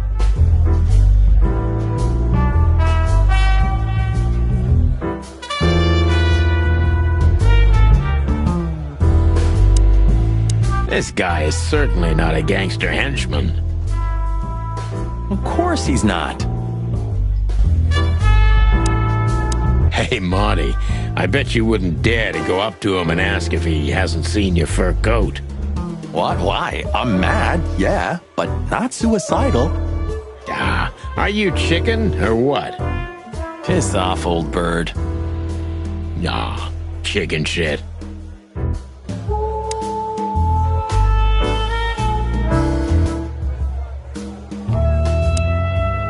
That woman with Ibn, I think I know her from somewhere.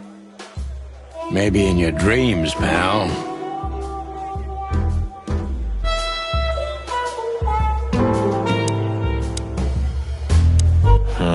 The memories are returning.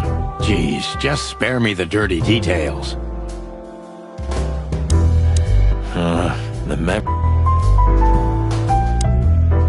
Isn't that Yes, it is. The great Ibn Wessler, in the flesh. So much for our incognito. You think he noticed us? Only if he's not entirely blind. Great.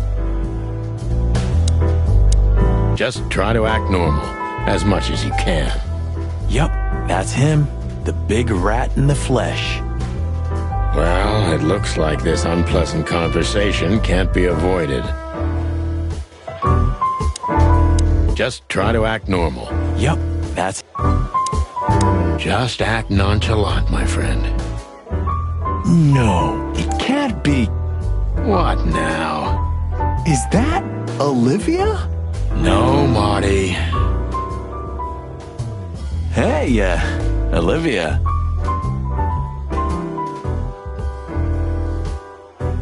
Are you talking to me? It's me, Marty McChicken. Oh, God. What a pleasant surprise. The Rooster Copper's in person. Chicken police. But yeah, Mr. Wessler, you could say so. The name's... Sunny Featherland, of course. Chicken police. Your partner is, he is, Marty McChicken, sir. I just introduced myself to your lady companion seconds ago. Oh yeah. I'm so happy to see you. Hello, boys. So, to what do we owe this pleasure, gentlemen? Yeah, so, we were, just in the neighborhood, and... Cut the crap, Marty. All right, we're here for your sweetheart, Natasha. Oh, I see. No big deal. Just a blackmail thing. You know, horrifying threats written on the wall with blood-red paint. The usual stuff. You must be familiar with this kind of thing. Oh yeah, indeed. It's, nasty business. But I didn't know Natasha hired a detective because of this simple matter, but to be honest, I understand. I would have taken matters into my own hands, you see. But I'm kind of busy. Mr. Wessler had a meeting with Attorney General Hamtaro yesterday, so he's rather tired. If you would excuse us. Oh, dear Olivia, it's okay. These gentlemen are just doing their job, right? And if I've heard correctly, they're notoriously thorough. So, how can I help you? We've got a few questions, if you don't mind. I'm at your service.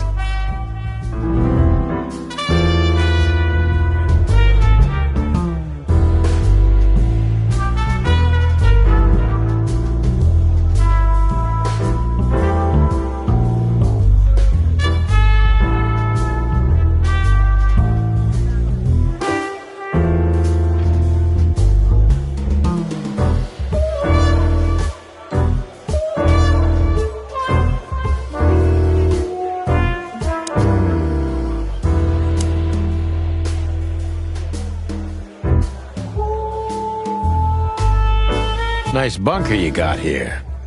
Well, thank you, but it's not mine. Not anymore. But I'm sure you already know that. Listen, detective. If you want to know something, please ask straight, huh? All right, Mr. Wessler, let's make this a bit more professional.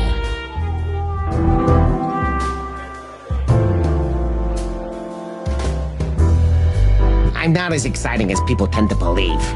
I grew up in a poor family of many siblings. I'm the only one still alive, unfortunately. My career started with a shoe store, and now, here I am.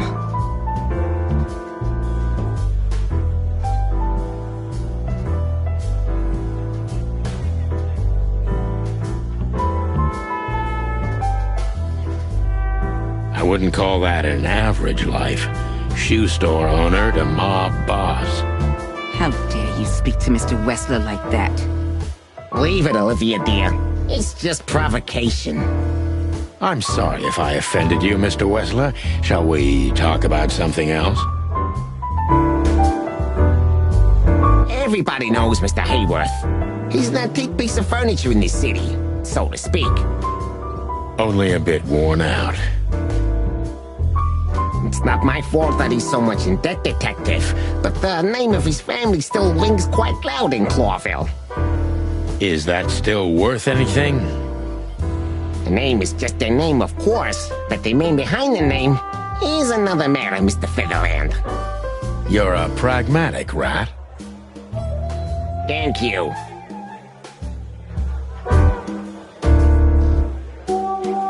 Look, Detective, if you want to know something, just ask. All right, Mr. Wessler.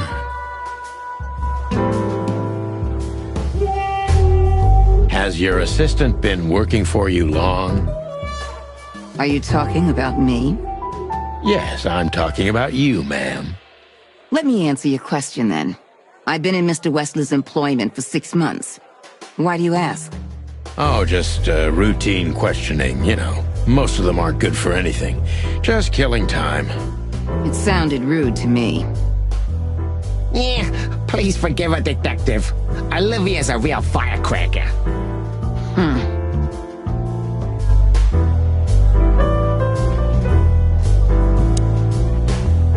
Don't be shy, Detective. Ask me. All right, Mr. Wessler.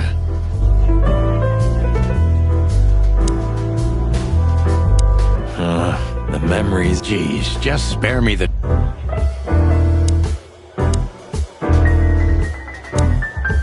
Wessler's a tricky guy. Unfortunately, I don't know enough about him, so I have to be cunning. I can't just pin him against a wall. Yet.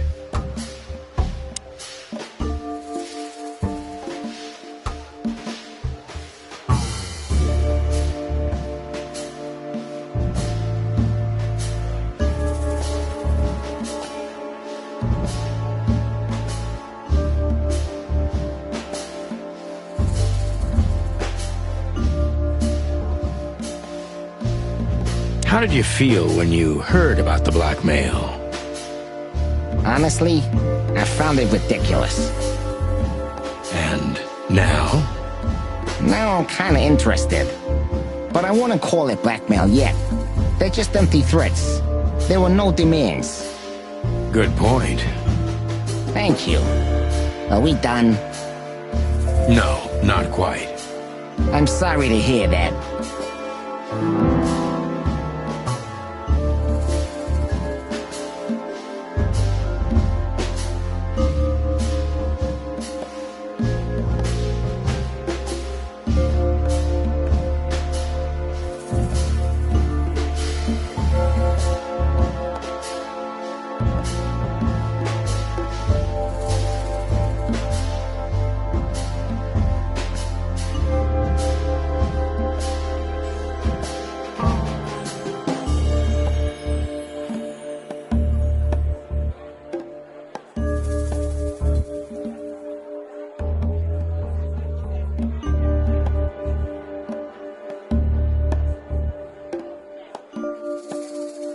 You seem a very busy man. May I ask what you do? It's, uninteresting. Would you elaborate? I got a small share in the meat substitute business. If the new product works, maybe we can make your job easier. You mean reduce predation in Clawville? There are such plans, If you're interested, talk to Olivia, my assistant. She's an expert in what she does, unlike me. Thank you. That's it for now.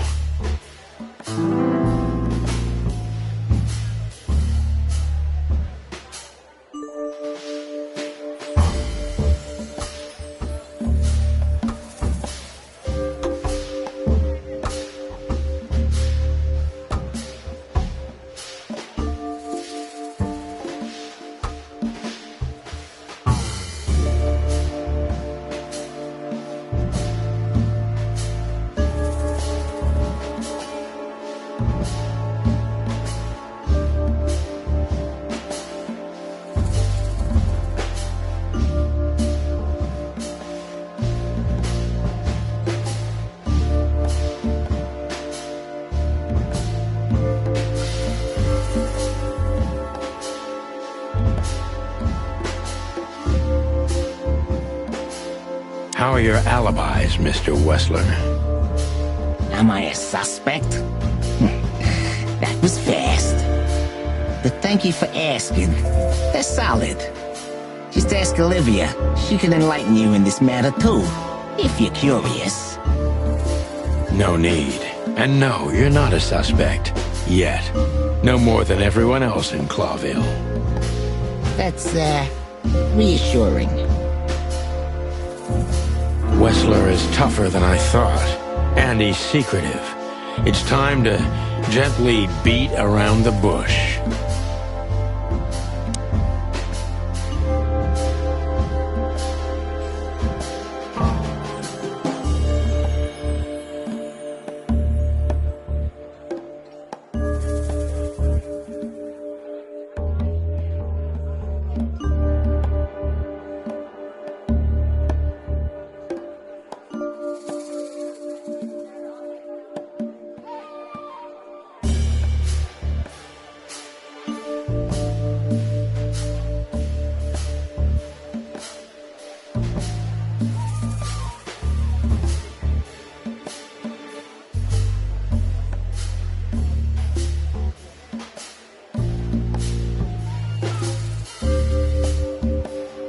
Were there any similar incidents in Natasha's past?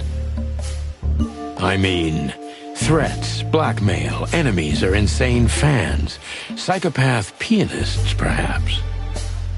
I don't know about enemies, but she's a celebrity. A star shining bright in Clawville's night sky. Do you understand? She gets endless fan mail. It could be anybody.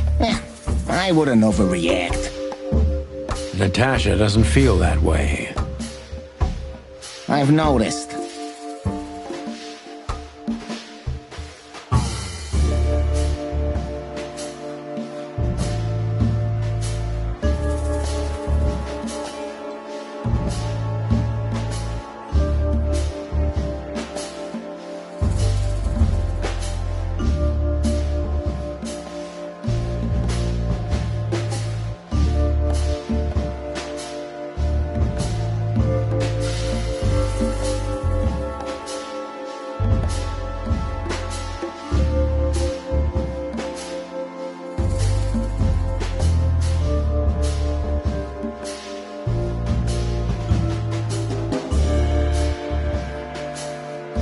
Do you think one of her fans is the culprit?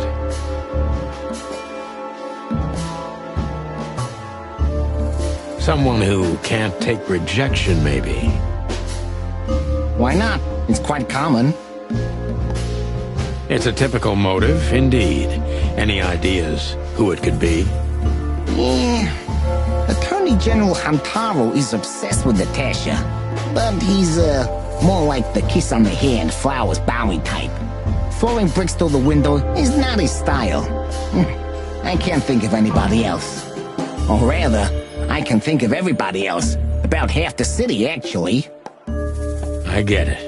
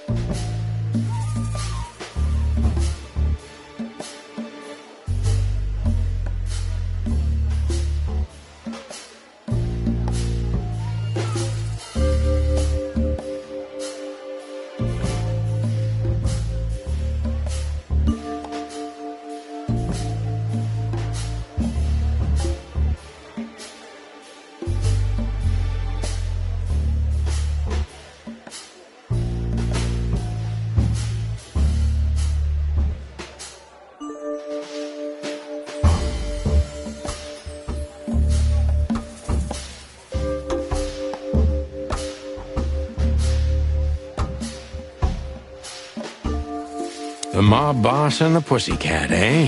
How did you even meet? Huh? Are you trying to piss me off, Corpora, so I accidentally let some big secret slip out, huh? A simple answer would work. You know, Natasha, she's both connoisseur and muse. So, how was it? When was it exactly? You don't remember? That's strange. Ah, yeah. The Millions, of course. It was like another lifetime. It happened right here. Only this place was called the Millions back then. She was a dancer. Behind the scenes, I arranged opportunities for her on the big stage. Yeah, maybe she still doesn't know it was me. Then one day, I invited her for a drink with the promise that if she was willing to meet me, I'd buy the place for her. I guess she was willing. The next day, she had the club in her name. Well, that is romantic. Yeah, there are many kinds of romance, Birdman. There's cheap and there's expensive. You get what you can afford.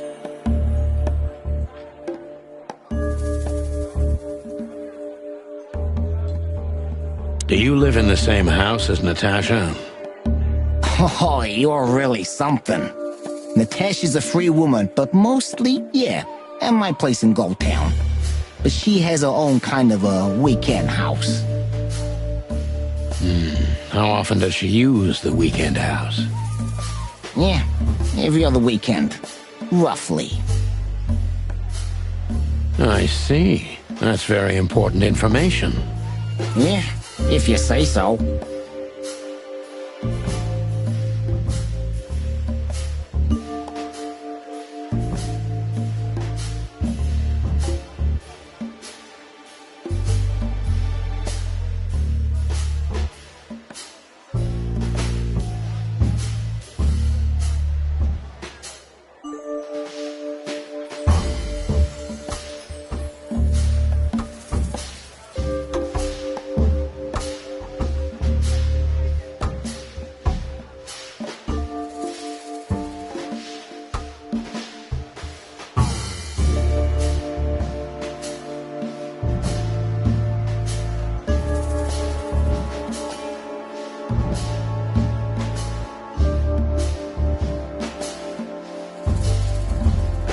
So Natasha feels like she's in grave danger, yet she's still going out alone.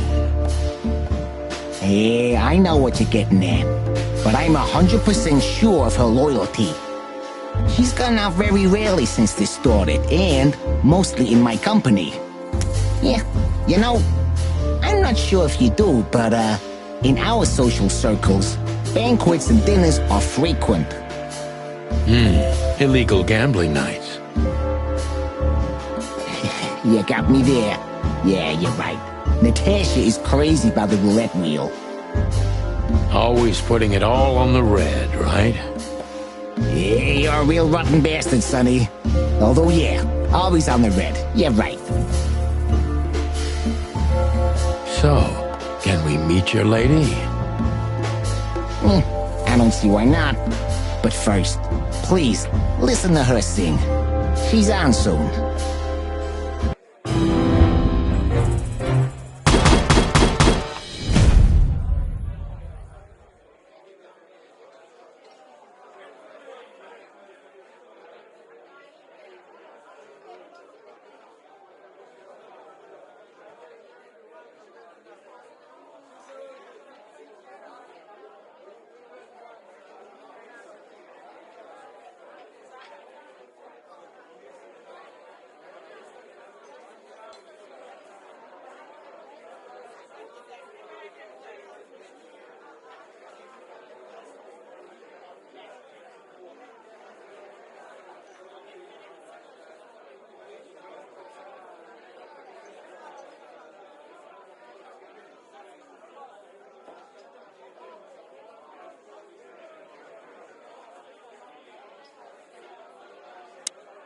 Thank you for your time.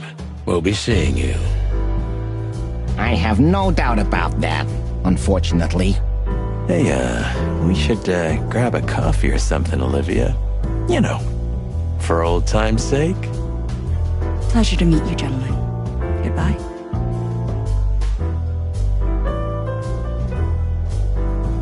Oh.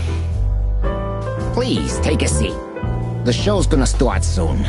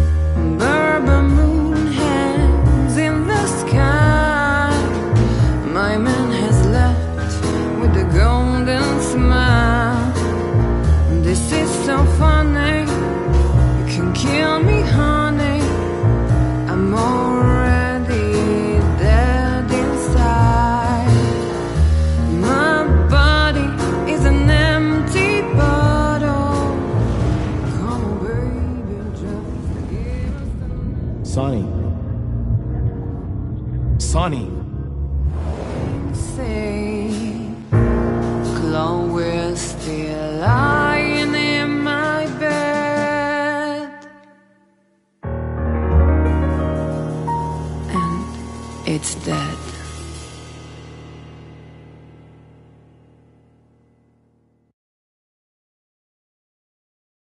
That was, unique. Oh, that is cute.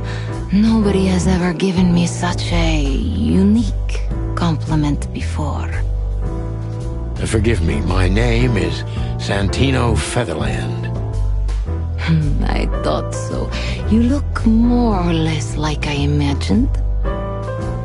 More or less. Sometimes less is more, Mr. Featherland. You were amazing, dear. As always. Could you be my little furball and fetch me a cocktail?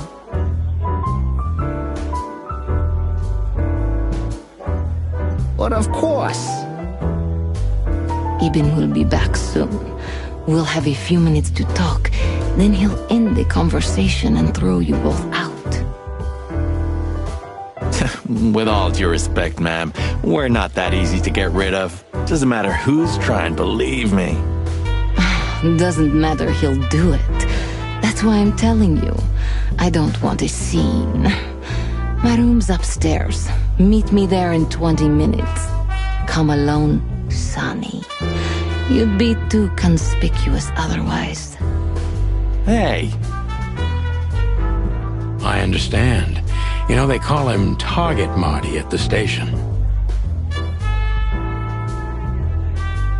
I don't have time, Mr. Featherland. Sure thing, Natasha. I'll come to your room. 3 knocks, a short pause, then another 3. I'll be waiting. Go, before he comes back. I knew she was trouble the first time I saw her. She wore danger like a perfume. It was simply part of her being, and it attracted me, like light attracts the moth people. I wanted to be the microphone as she whispers her melodies, or the pillow she rests her feet on while reading some cheap romance. I wanted to be her nightdress, barely touching, barely covering her marble skin. But I was a cop, and a lifetime wouldn't be enough to rid myself of what a woman like her hides under her makeup. Keep your distance, Sonny. Just keep your distance.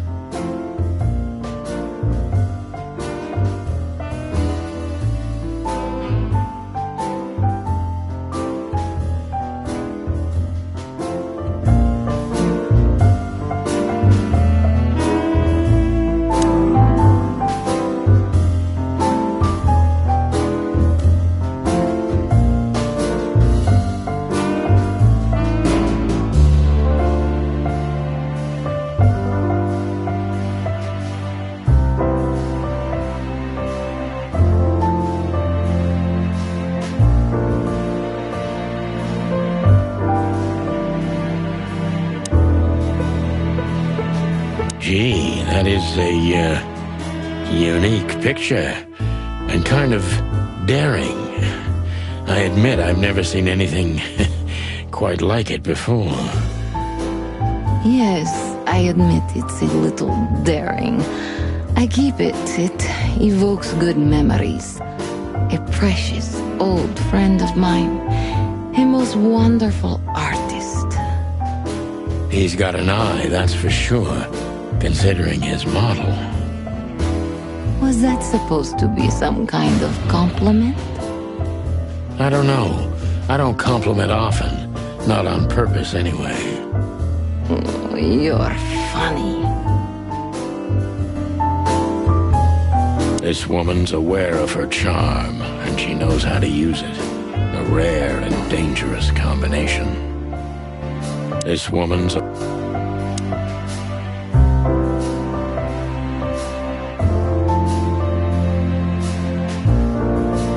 You got a beautiful place here, Natasha. A peaceful little island on the ocean of madness, with very classy furniture.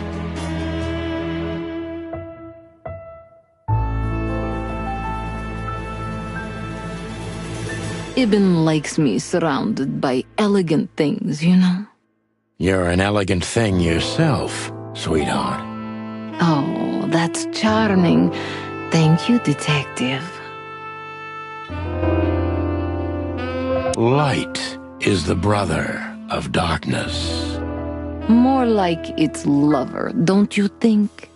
Anyway, I thought I hired a detective, not a poet. I'm not a poet, Natasha. Just a fool. Oh, what an act. Light is... I bet you spend a lot of your time staring into the mirror. Do you even recognize yourself? Maybe you were trying to be rude, but, you know, that's a very good question. I was just trying to be rude. Oh, really? Well, then I'm sorry. Don't mention it. So this is where the magic happens, right? The big transformation.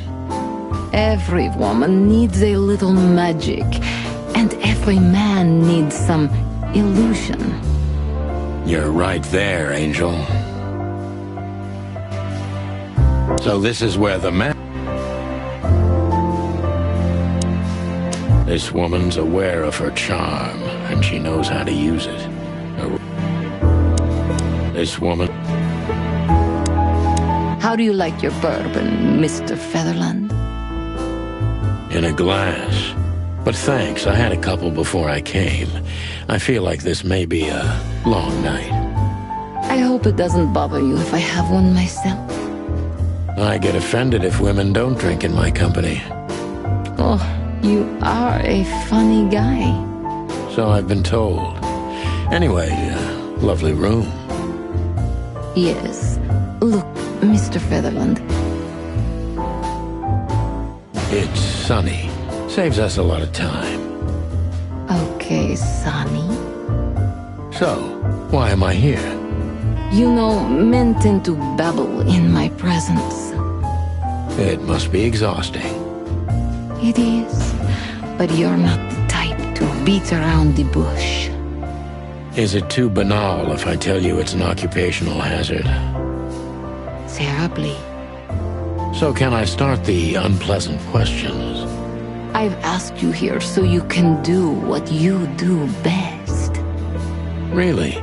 I thought you asked because you wanted me to investigate for you. But if you'd rather be drinking... Oh, you do have a sense of humor. How reassuring. Only if I'm a bit hungover. That's usually quite common. Oh, please drop the act about being the alcoholic, heartbroken ex-cop, Sonny. It would undoubtedly suit you, but I've seen you scanning my room. From the second you set foot in here, you started working, and everything I say gets sorted in your brain. Am I right? That's a bit of an exaggeration, but yeah, it's something like that. Well then, Honey, come at me. Oh, that's something I don't hear often. With pleasure.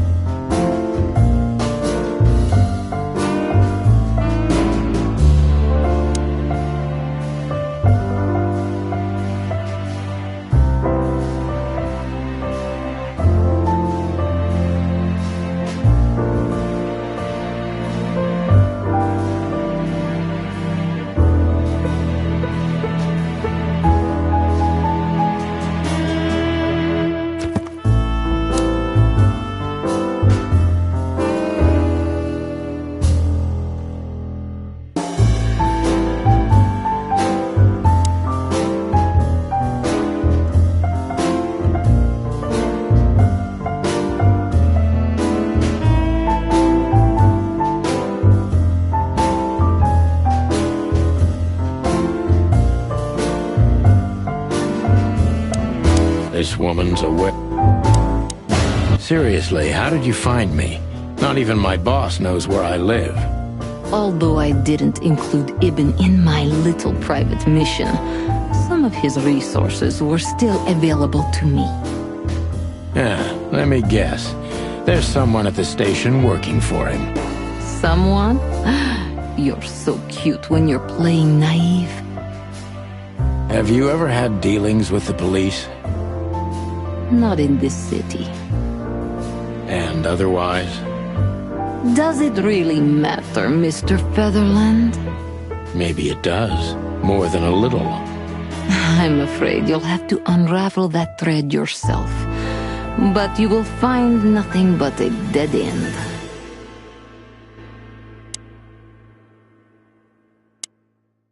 Natasha is a confident woman. I can exploit that. But I must be careful. Every part of her oozes danger.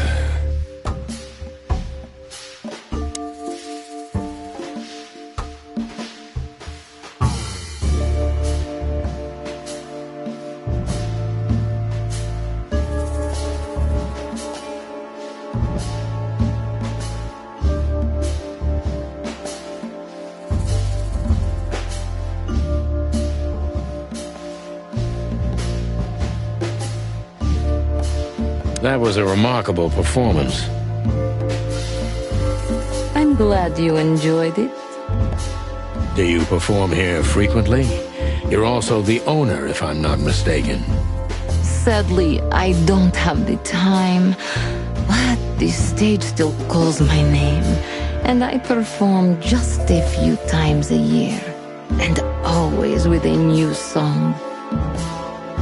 So that was all the excitement. I have many admirers, if that's what you mean. Yes.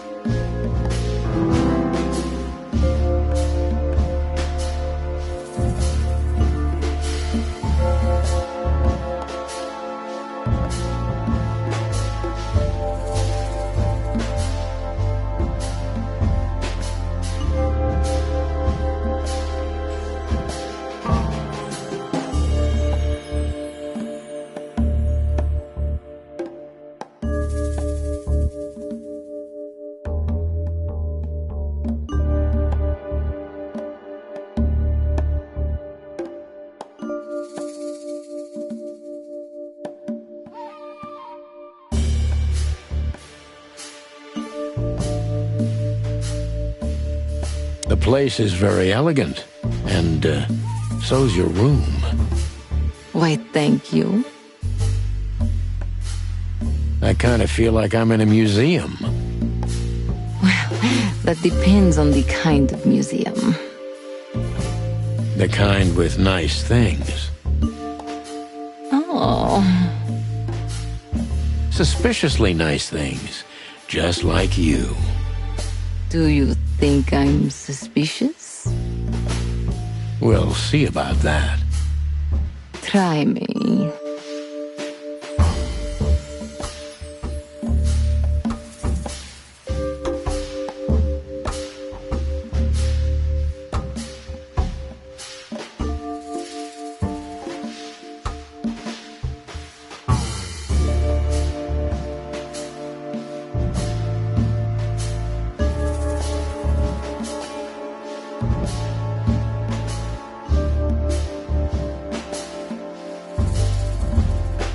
Do you think one of your admirers might be behind the threats? Those who admire me usually idolize me. No, I don't think it's one of them. You know, the soul of an animal is extremely complicated. Sometimes all it takes is a bad look or some small rejection to turn admiration into hate. That's a stillborn theory. No one hates me if they once loved me, Mr. Detective. Ah, I see.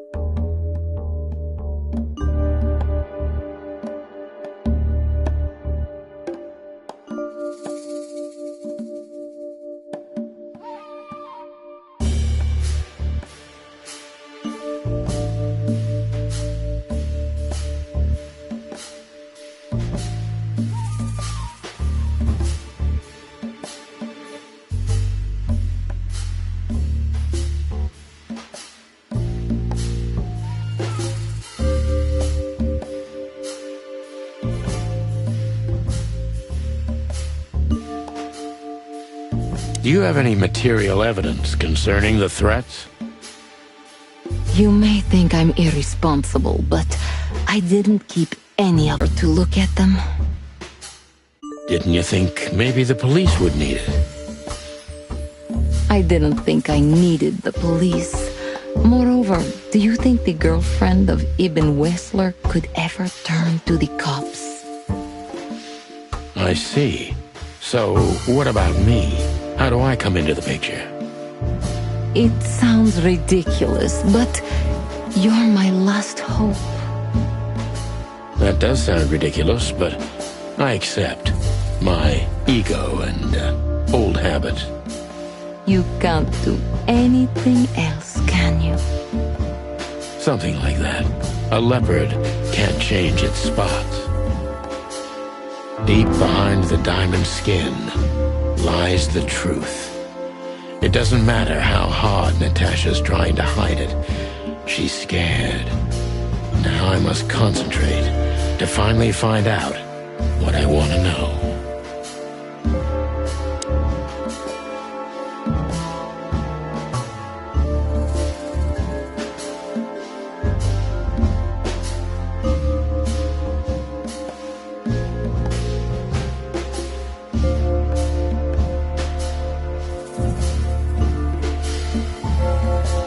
What was in those threats, exactly?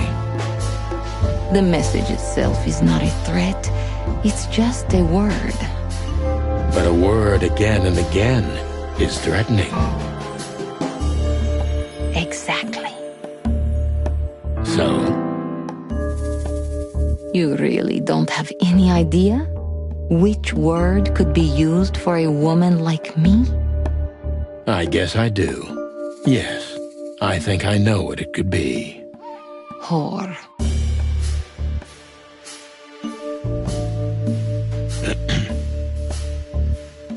Cat got your tongue? Am I right? You heard it. I said what you were thinking. And yes, that was in the message.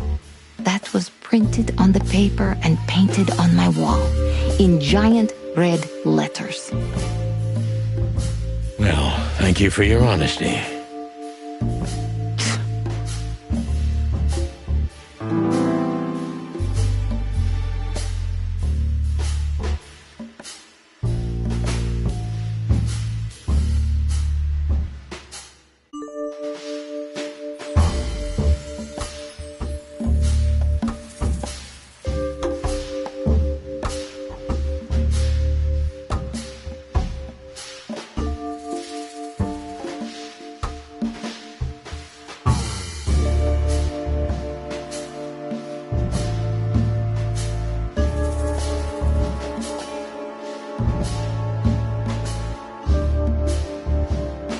What about Fillmore?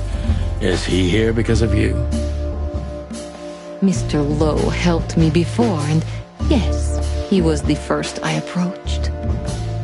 You've managed to curb my enthusiasm a little. Doesn't keeping 2 irons in the fire give me a better chance? But you don't have to worry. He didn't find anything. And he's not interested anymore, no matter how much I offer to pay him. Why? You'll have to ask him. I think I'll do that.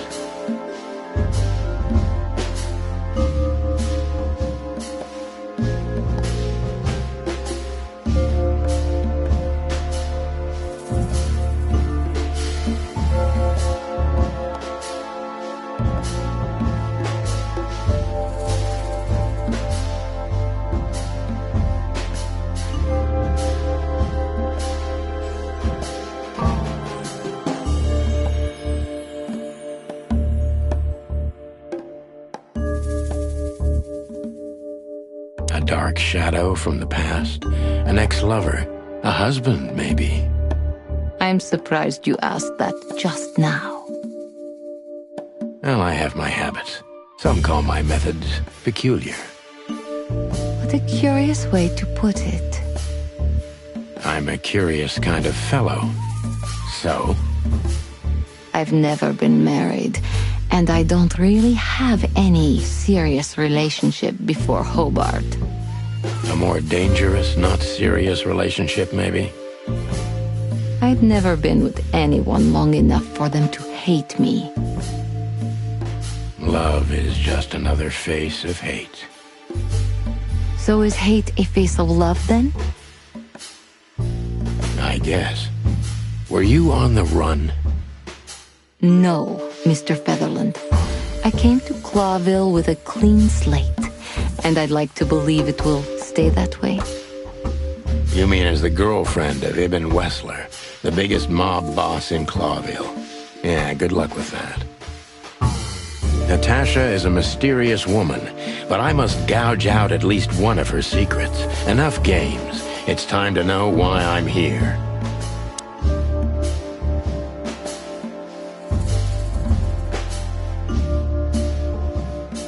Let's stop beating about the bush. How do you know Molly?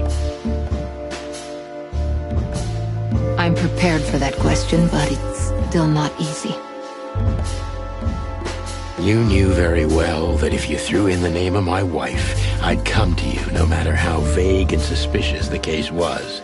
I just want to know if you're simply a manipulator or you're really that desperate. I really know her. I'm not lying. Oh, really? How? Were you a nurse, too? Forgive me, but I don't think so. Don't be rude and so cynical, Sonny. I'm sorry, but that's me when feline claws are at my throat. Molly is an old and good friend of mine. She has nothing to do with this, but I knew that if I didn't mention it to you, you wouldn't have come. Yeah, Natasha, you're right there. I knew you were a decent fowl, that you would help me. That's what you're famous for. Don't go there. Flattery doesn't work. Look, forgive me. I shouldn't have brought your wife into this. You're right, you shouldn't have. But to be honest, I don't think she's my wife anymore. On paper she is, but I haven't seen her in years. I'm sorry, I didn't know. Really?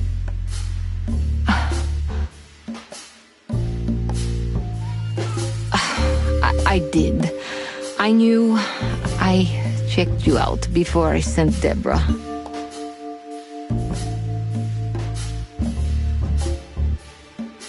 Cluck me. This case is getting more and more intriguing.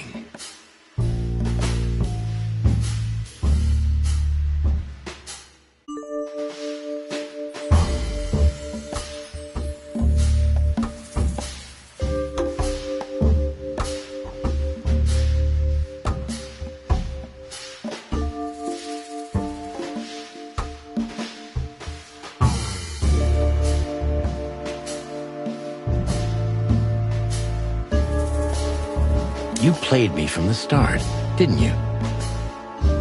It wasn't my intention. I'm an old cock, Natasha. I've played too many of these games, and I've been on the losing side often enough. So, you're going to walk away? You're damn right. I don't know if it's worth it for me. Look, Sonny, money's not an issue. Oh yeah, your fawn had already mentioned that. But unfortunately, it'll be hard to spend all that dough when I'm dead.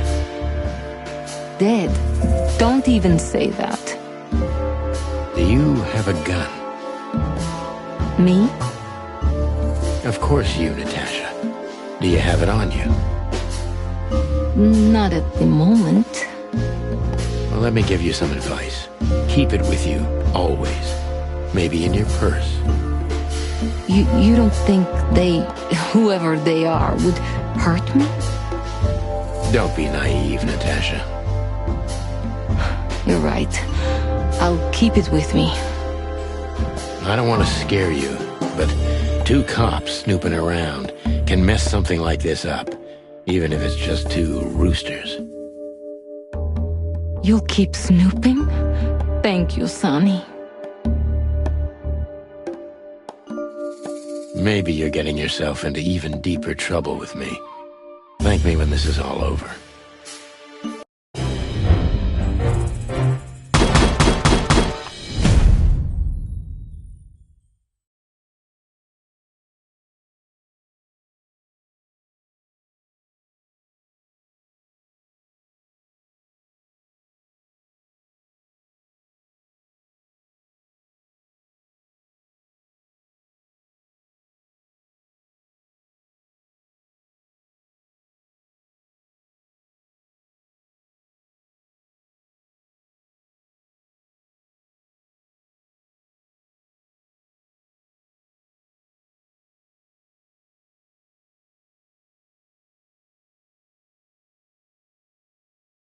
Natasha is a confident woman.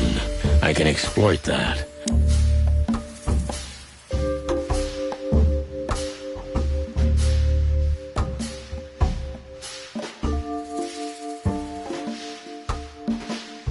That was a remarkable performance.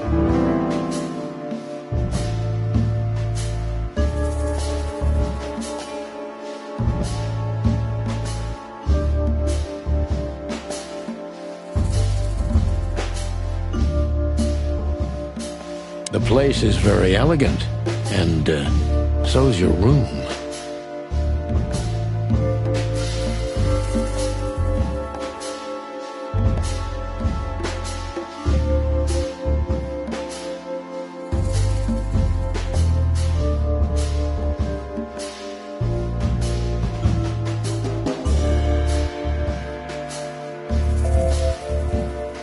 Do you think one of your admirers might be behind the threats?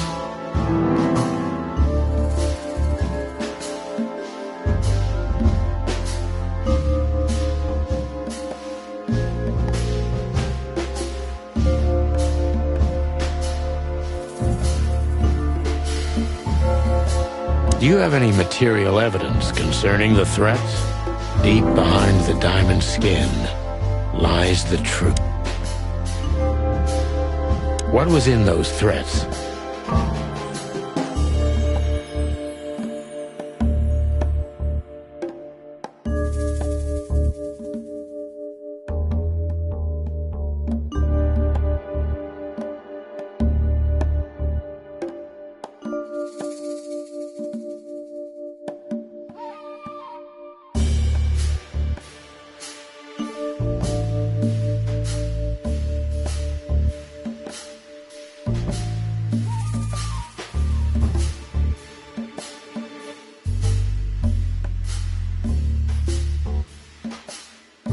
No one's ever seen the culprit?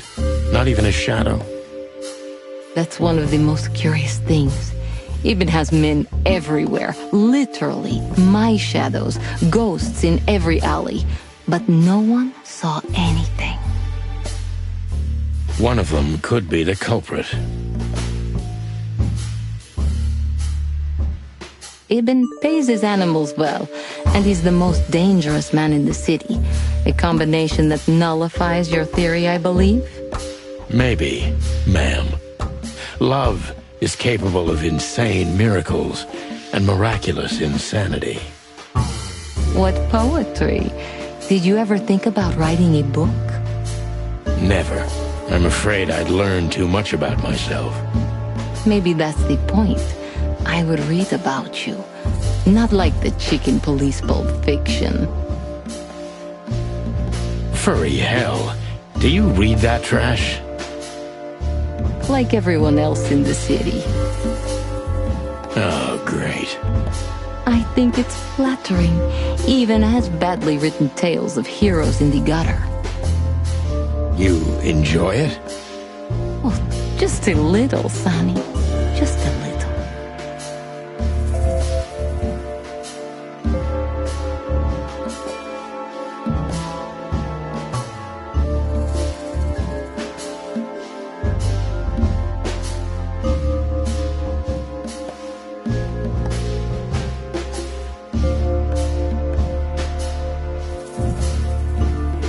Dark shadow from the past. Natasha is a mysterious woman.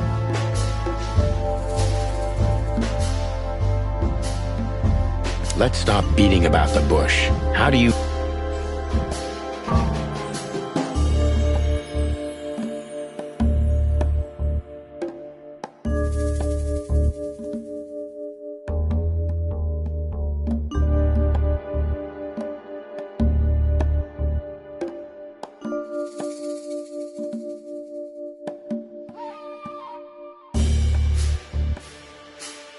You played me from the start, didn't you?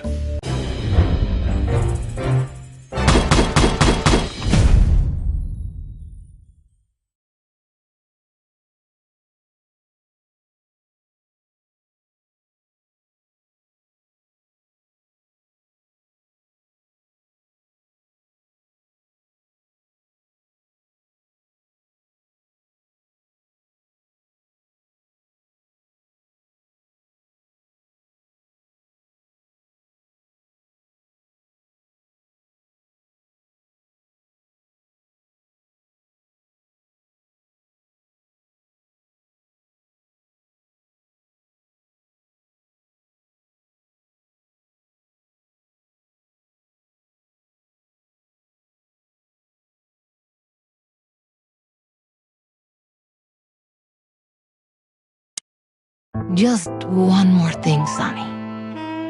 Natasha? Please, come to 37 Rochester Street in Flower Town tonight. I'd like to show you something that could be of a great help in your investigation.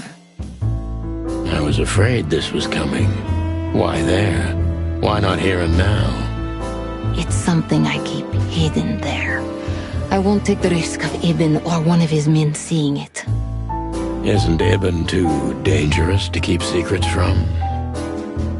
Sonny, a woman is naked without her secrets.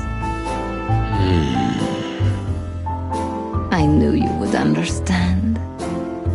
Oh yeah, I understand everything. So, when do we meet? The night is almost over. I'll be there in an hour. Don't be early, and don't be too late. Look, Natasha, you know... Please, this is very important to me. Sure, I get it. I'll be there. Thank you. Until later, Natasha. Goodbye, Sonny.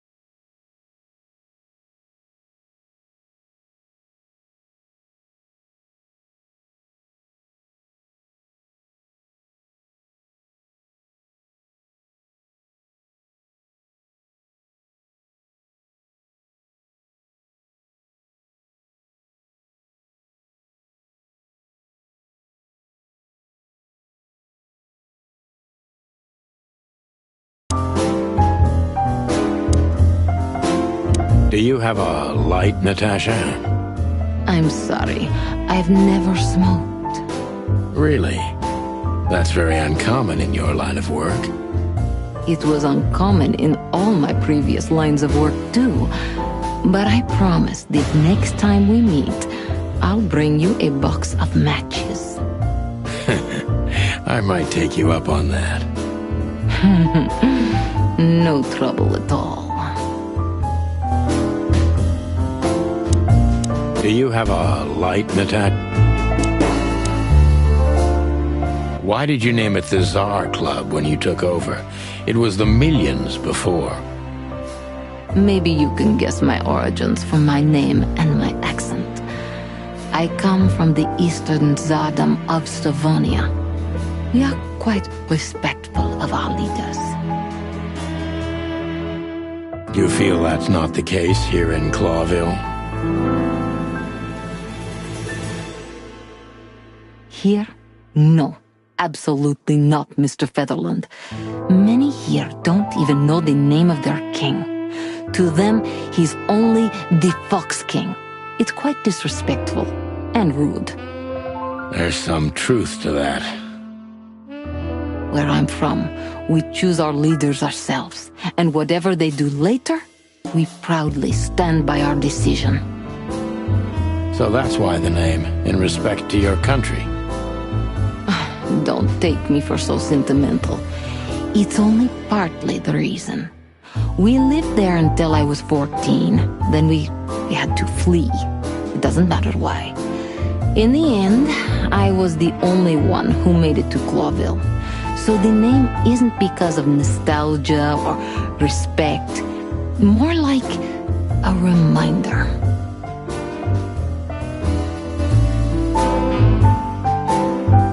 So, why Deborah?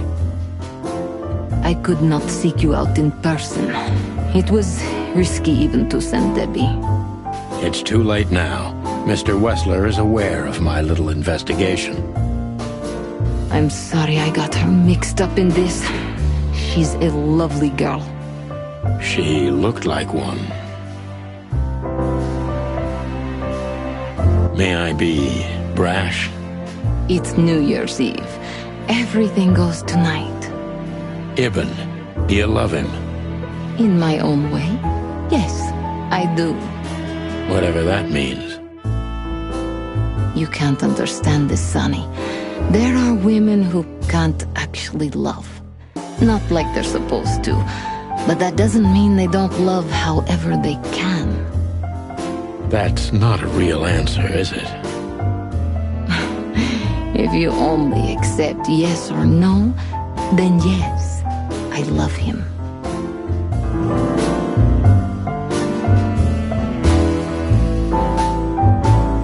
So this message... I'm sorry I had to upset you, Sonny, but if I didn't take that step, would we be talking here right now? Well, probably I'd be dead drunk and counting sheepmen in my dreams. I'm good for you, you see? Yeah, you're a real angel.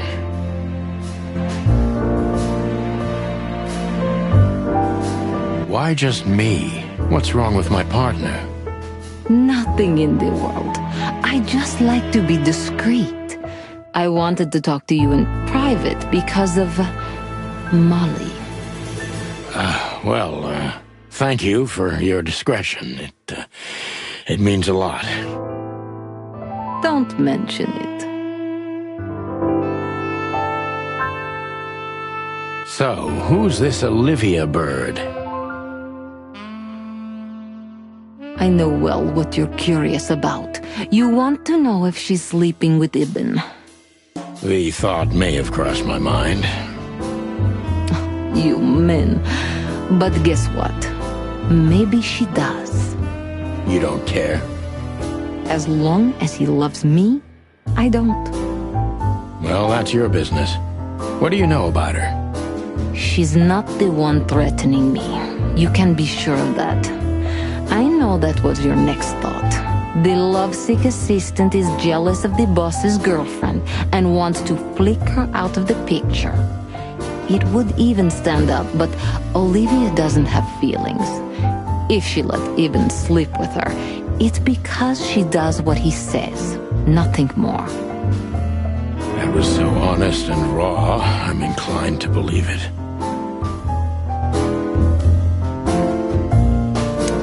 This woman...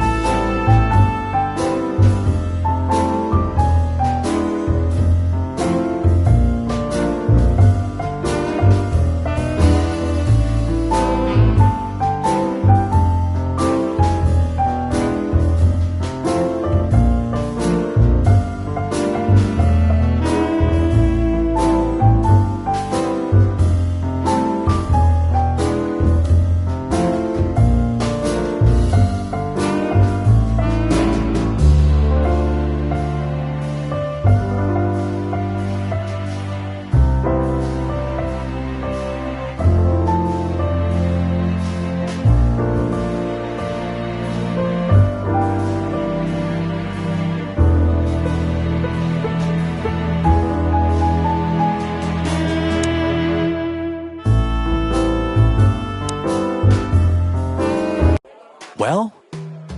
Weren't you supposed to be waiting in the car?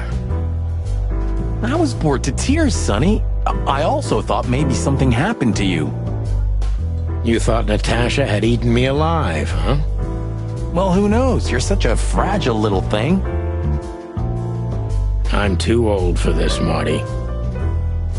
Then next time, leave the dangerous predators to me. I didn't mean that, Marty. I meant you. Oh.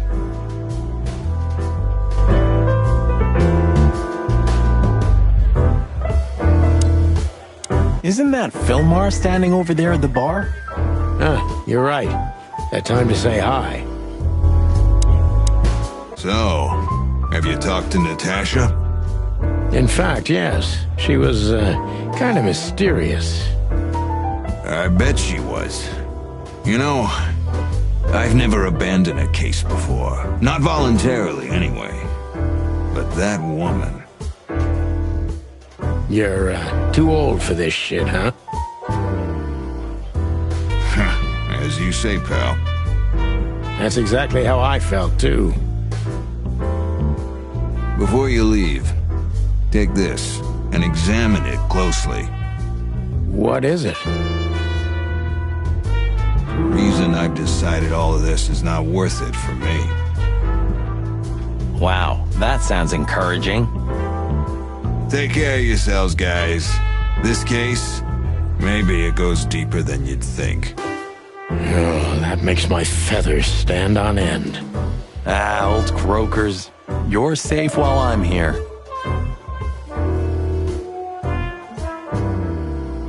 Okay, I didn't say anything.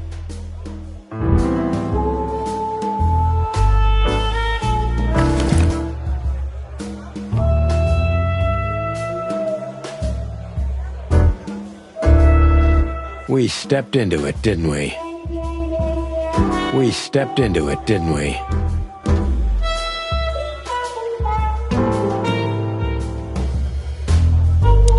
Of all that's furry, what kind of a list is this? Exactly. I have no idea, but I don't even want to find out.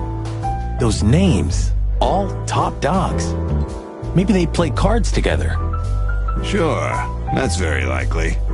Anyway, I pried this list out of a dead man's hand. Somebody dropped him outside the forest, a few miles from the Wessler residence. I should have known she was keeping secrets. Keeping secrets? She's the secret herself. Thanks, Filmar. This could be important. Don't thank me. Maybe I've just signed your death warrant. Oh, thank you, sir. Oh, shut up, Marty.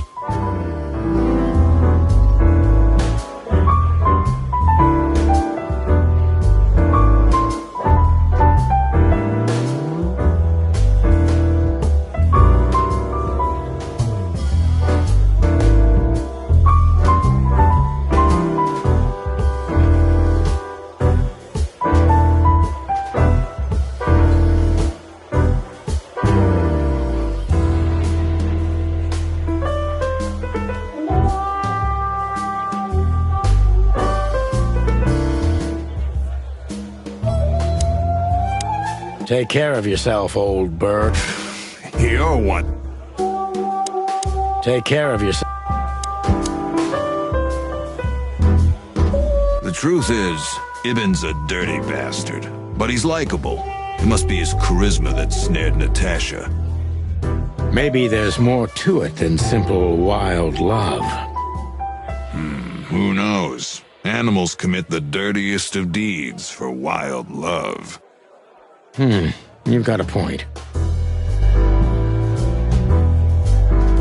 We stepped into it, didn't we? That's an understatement.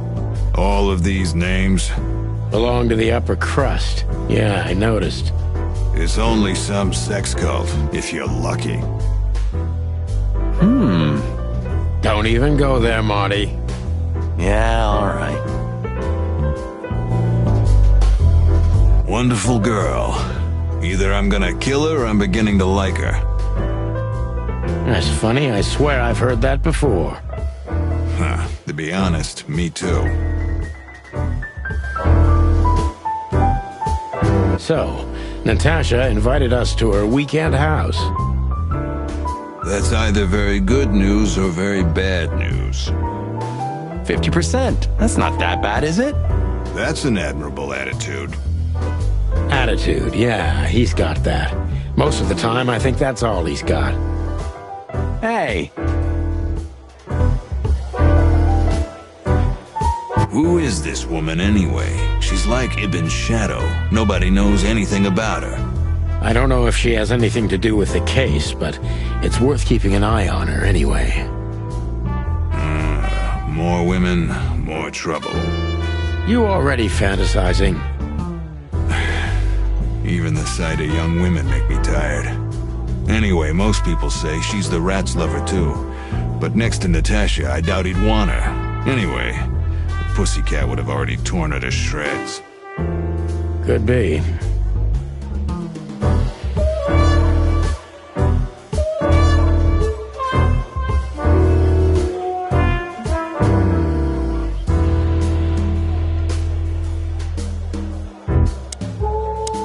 Wessler's secretary.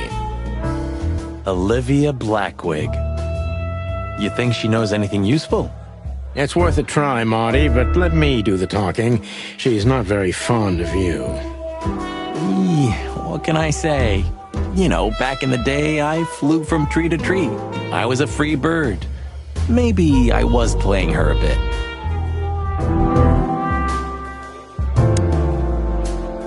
Oh, it's you. How can I help you, gentlemen? Look, we really don't want to dig into your personal life, but... But what exactly is my relationship with Mr. Wessler? And how close am I to him? You don't beat around the bush, man. Well, actually, I remember. I don't have time to chit-chat, Mr. Featherland. So yes, I'm not one to beat around the bush. And no, I'm not sleeping with Mr. Wessler. Well, thanks for the quick and straight answer.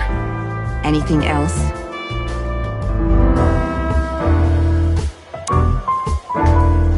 Look, Olivia, you know, last time... Please, Marty, there's no need. Yes, there is. I know I wasn't a gentleman, and I know I should have called you, but I was young and... You don't have to explain. I wasn't waiting long for your call. I forgot about it fast. That's good to hear, I suppose. I'm sorry we disturbed you. Not at all. Have a nice evening, gentlemen. I'm sorry we disturbed you. Do you come here often, Olivia? No, not really. Well, okay. Thanks. You're welcome. You know, Ibn's not as ferocious as you'd think. On the contrary, he's become very different recently. I heard.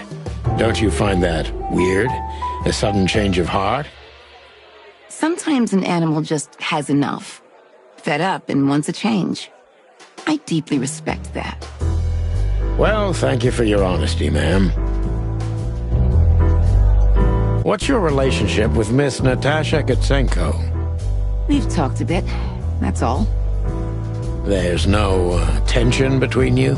You know, the pretty secretary. Oh, thank you for your compliment, Mr. Featherland. No, no tension. Natasha's an intelligent woman. I respect her. Is that mutual? That I can't tell. If I'm not mistaken, Natasha has a weekend house in Flowerville. Yeah, that's right. Can you tell me anything about it? I've never been there. Allegedly, it's beautiful. Elegant and luxurious. Just like Natasha herself.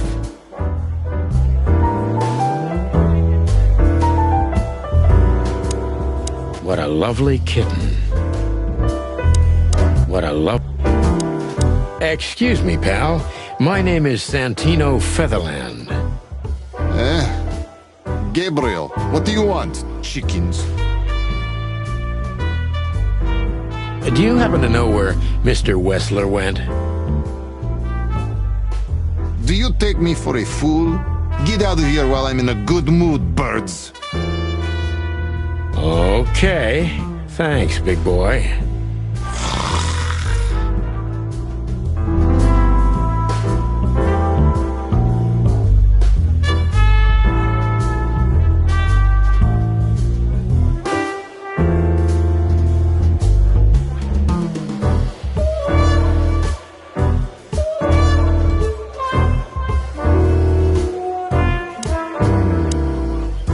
What a lovely... Listen, pal, maybe if, Did I stutter, chicken? Get lost. Listen...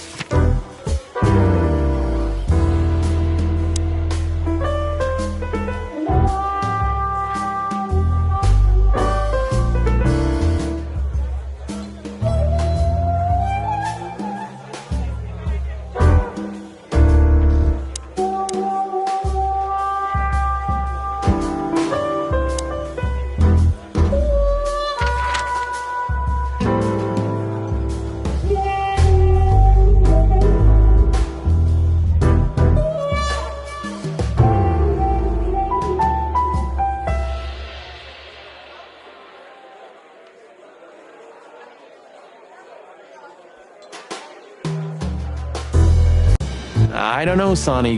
What exactly are we doing here? Let's hope we can learn something about Natasha and Ibn by sniffing around before we visit that weekend house in Flowerville. Learn something? From Phyllis and Roy's? Well, I wasn't exactly thinking about them. Yeah, figures.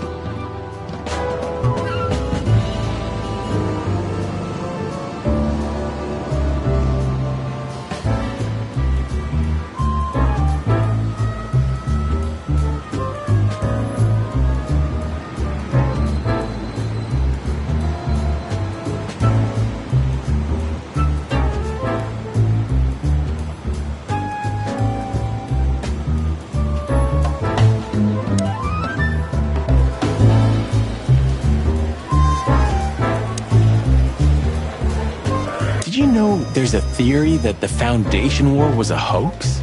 That the reptiles deliberately kept in the background, but in reality, they're the ones controlling the city from the underground even now. What? Where did you hear that? I've never heard such sheep shit before.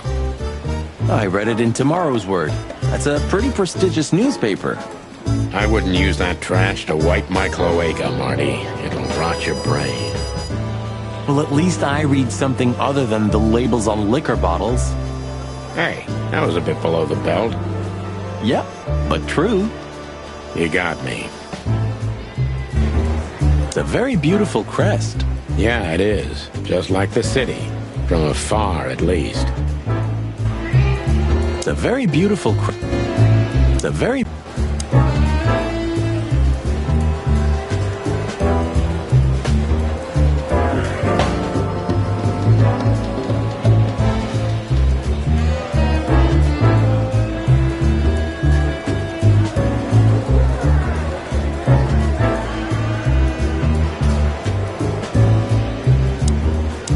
Good old Bosco's slowly becoming the same piece of furniture we are.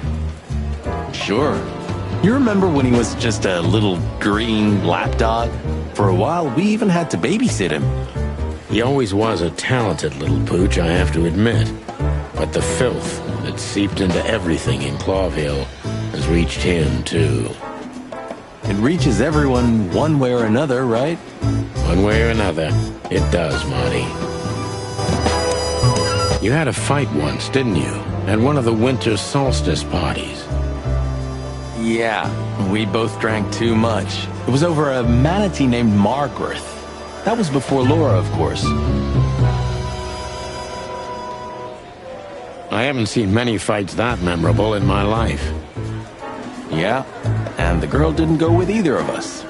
She was a wise manatee.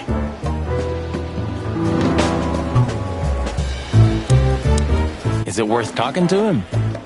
Who knows? Maybe he heard something interesting. Is it worth talking to him? Hey, big guy. Hey, Cox. What's up? Back here so soon? Did you get nostalgic all of a sudden, Sonny? I'd rather be anywhere else than here, Bosco, but we're sniffing around on a case. Who? Are you trespassing again? Who? Us? What are you thinking? Oh, just an old case. Still open. Not official, but not active either. We're not bothering anyone. You know, old habits die hard. I know. I'm just messing with you. So, how can I help you? The boss? He's not in a good mood. Malloy got so drunk he pissed himself. And we just put the cherry on top, huh? Mostly you, Sonny. No offense. None taken. I'm used to it. Everything rolls right off my feathers.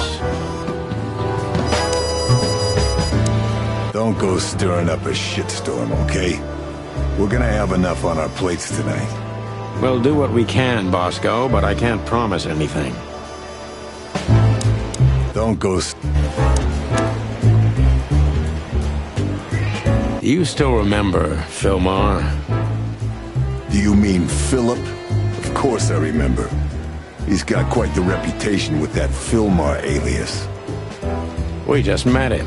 Small world, huh? Do you know what he's up to these days? Yeah, As far as I know, he's investigating petty blackmail cases and sneaking after poor bastards cheating on their wives. Anything else? Did he get mixed up in something that stirred up a storm recently? Yeah, I don't know about that. We haven't seen him at the PD for a while. He's usually a frequent visitor. Why? Did he run into some fishy business again? Possible, Bosco. But I'm not sure he'd want to make the same mistake. Wise decision. Listen, Bosco, what do you make of this list? Maybe it's the guest list of some fancy ball. These are some rather influential names, the ones I recognize anyway. Movie stars, politicians, a few names from the Council of 12 even, if I'm not mistaken. You're not. Are you blackmailing them? Because if you are, I'll gladly accept a nice big juicy bone in exchange for my silence. Stop screwing around, Bosco. It has nothing to do with our case. Which is what, exactly? We're still not gonna tell you. Listen, Bosco, what have you heard about that singer, Natasha Katsenko? You mean that little bimbo fooling around with Ibn Wessler? They say she's the jackpot, but I've never been into cats, you know. You couldn't be more racist if you tried, Bosco. Don't misunderstand me. I don't have a problem with cats at all. I'm simply allergic to them. I can't stand being around them. I don't even take cases with cats. Good for you. I should have used that excuse myself. Why? Is your investigation related to her? What? No, of course not. We just came from her show. That's why I asked. And what's she like? Well, I guess your cat allergy would go away for the rest of your life if you met her.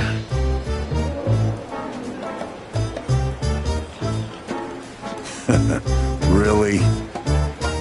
Maybe I'll have a go and see for myself one day.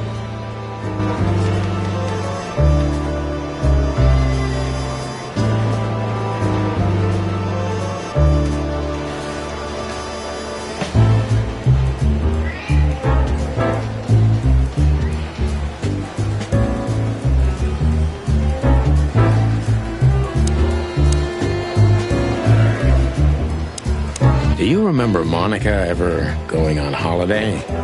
Honestly, I can't recall.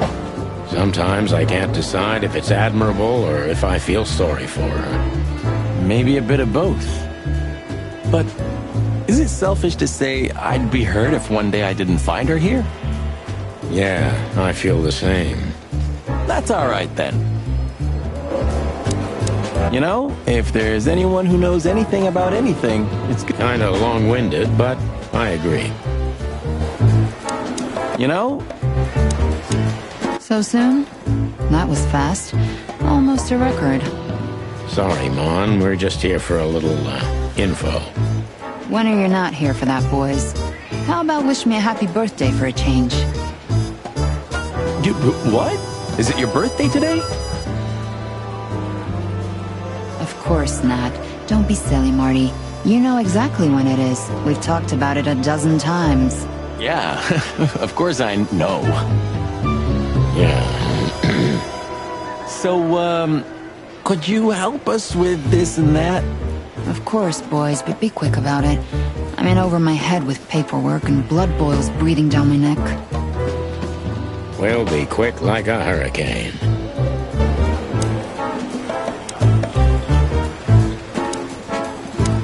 You're very lucky, boys. You just missed the boss by 3 minutes. Right now, he's trying to get Malloy out of the toilet. Still can't hold his liquor, huh? Neither on or off duty. But today, he is sloshed. Well, he's a water buffalo, isn't he? He knows how to swim. No, Sonny, just a buffalo. The two are totally different things. Listen, doll, we have some questions. Make it quick, boys. I'm busy. Listen, doll.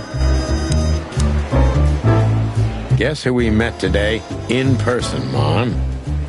King Hector III? Even better, the one who commands the king. Wait a minute. Hobart Wessler? Damn right. Hobart Ibn Wessler in the flesh. Wow. And you're still alive. That's quite an accomplishment. But seriously, have you heard that he wants to get out of the black market business? Allegedly, he's trying to clear his name with some kind of new meat substitute. His name's gonna be rather difficult to clear. It's a heroic and impossible venture. I haven't heard about it, but it's an interesting addition to what I know. Which is? Ibn's been acting very strange lately, and he left most of his business dealings to one of his goons, Mickey, also known as the Butcher, the Mongrel, and the Slayer. Yeah, we once had the pleasure of meeting him. That's all I know, boys. I know it's not very much, but it's something, I guess. I'll keep my ears open. Thanks, Mon. Listen, Mon, a reliable old friend shoved this into my hand. Could you take a quick glance at it? Quite an imposing list. What could those numbers mean? It could be a date even, but no, this is something else. That's what we were thinking too, and we got nowhere. But you see a lot of documents. So, is there anything familiar about this? Unfortunately not, boys. The names are imposing indeed, but based on this, it could be almost anything. The richest of the rich get together on all kinds of excuses. It must be a secret cult. It could be, of course, but also anything else. I'm sorry I couldn't help you more. Ah, don't mention it, Mon. Thanks for your time. Or, wait a minute. There is something. Stop teasing us, Mon. I'm sure you've noticed that all the names in the list are men, right? Yeah, of course we noticed. Thanks for the observation, Monica. Don't mention it. I'm just a receptionist. We saw a pretty good show at the Tsar Club tonight. Good for you, I guess. Natasha? Natasha. She performed her new song. She also sang about why she called us there. Or rather, me. And? That's confidential, Dollface. Anyway, I can't help wondering about that woman. Her past is a mystery, and I couldn't draw much out of her in person either. Women like her always have something to hide, Sonny. I think that's exactly what makes men fall head over heels for them. I know another broad who's all mysterious. Oh yeah? What's her name? I'll look her up if we have a file on her. Marty, shut up. Oh, you mean me, right? All mysterious, full of secrets, and grace. I didn't even hear that, Marty.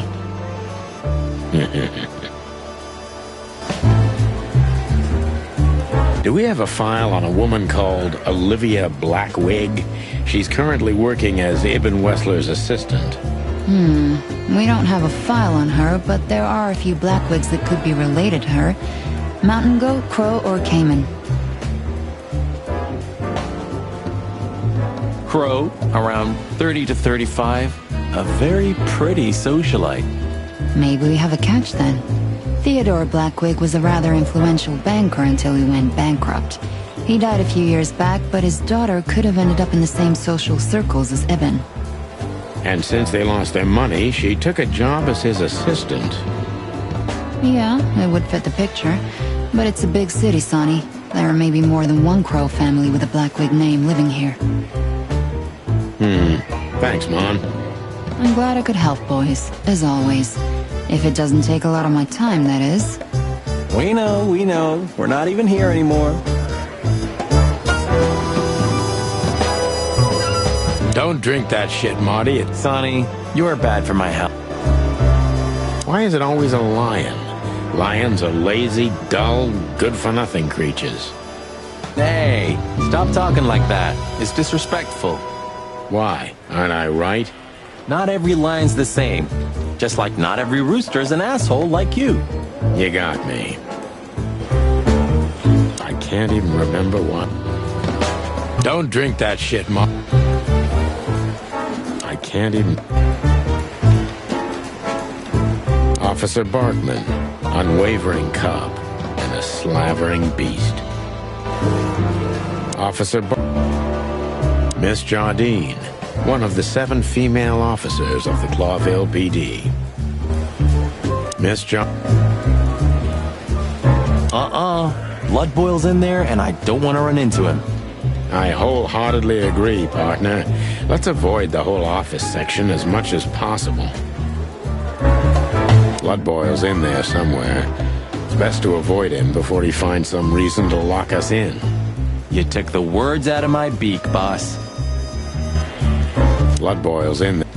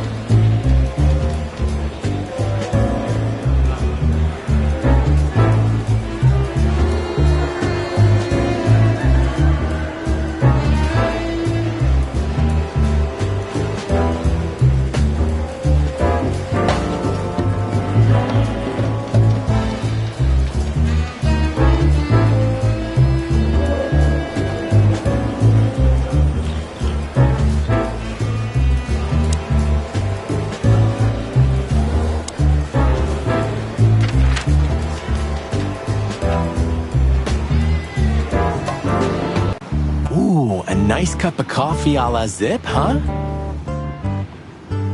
We're not here for the coffee, Marty. Zip always knows more than what he lets on. It'd be worth interrogating the old trash panda. If he forgave us for wrecking his joint last time. He'll never forgive us, Marty, but we helped him out of trouble so many times, he's not gonna have any choice. I hope you're right, old bird.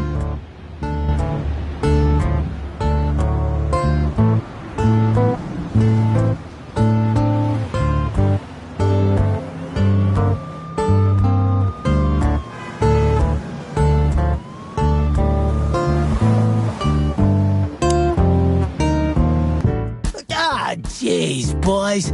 Out of 2,000 joints in the city, had to end up here, huh?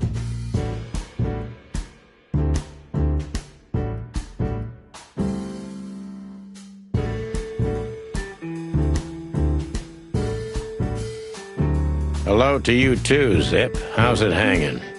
I had no problems, until now. Ah, don't be such a drama queen. We just want to ask you a couple of questions, then we're out of here. And we won't even trash your place this time. What do you say? I say let's get it over with very, very quickly, chickens. Relax, pal. We'll be as fast as a hummingbird. I'm not your pal, and you're as far from a hummingbird as I'm from a polar bear. Oh, come on, Zip. Don't be so hard on yourself.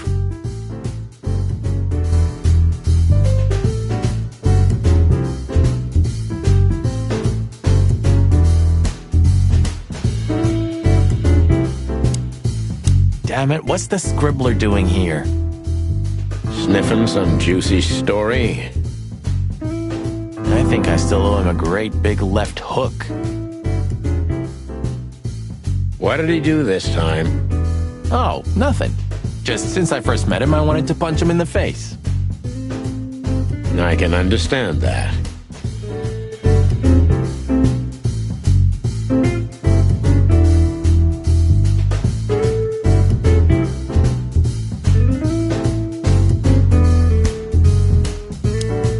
We don't have to talk to him, right? Impossible to avoid, Marty. Not if he hasn't gone blind or deaf since we last saw him. Timothy Saltwater is the meddler journalist of the Clawville Chronicle. That wouldn't be a problem in itself, but unfortunately, he's a huge fan and the architect of the chicken police legend. Timothy. Hello, Timothy. Scribblers don't celebrate New Year's. Hello, boys. What a pleasure to see you. Answering your question, no, not really. Not me, anyway. I'm always where the story is. Mm-hmm. And where's the story now? I can't see it anywhere. It just stepped through the door, pal. Oh, you mean us? Well, I think I'll have to disappoint you. The chicken police are back together? I can't let that go without an ink stain, am I right? No, Timmy, you can. We're not working, we're just having a little fun, that's all. I'm not buying that, boys. You'll have to, Tim. We'll see about that.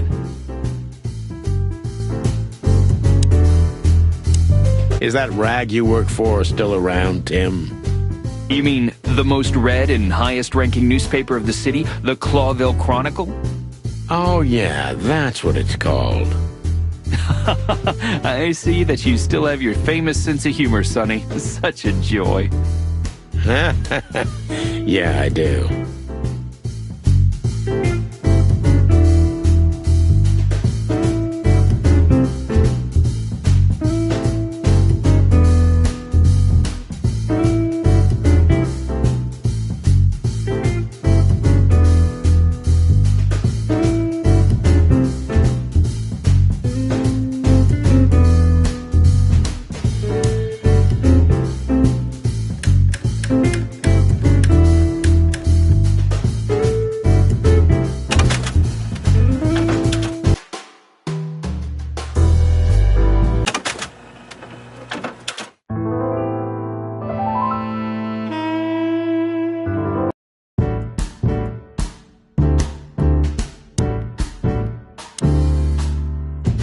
Gods, he's in even worse shape than the last time we saw him.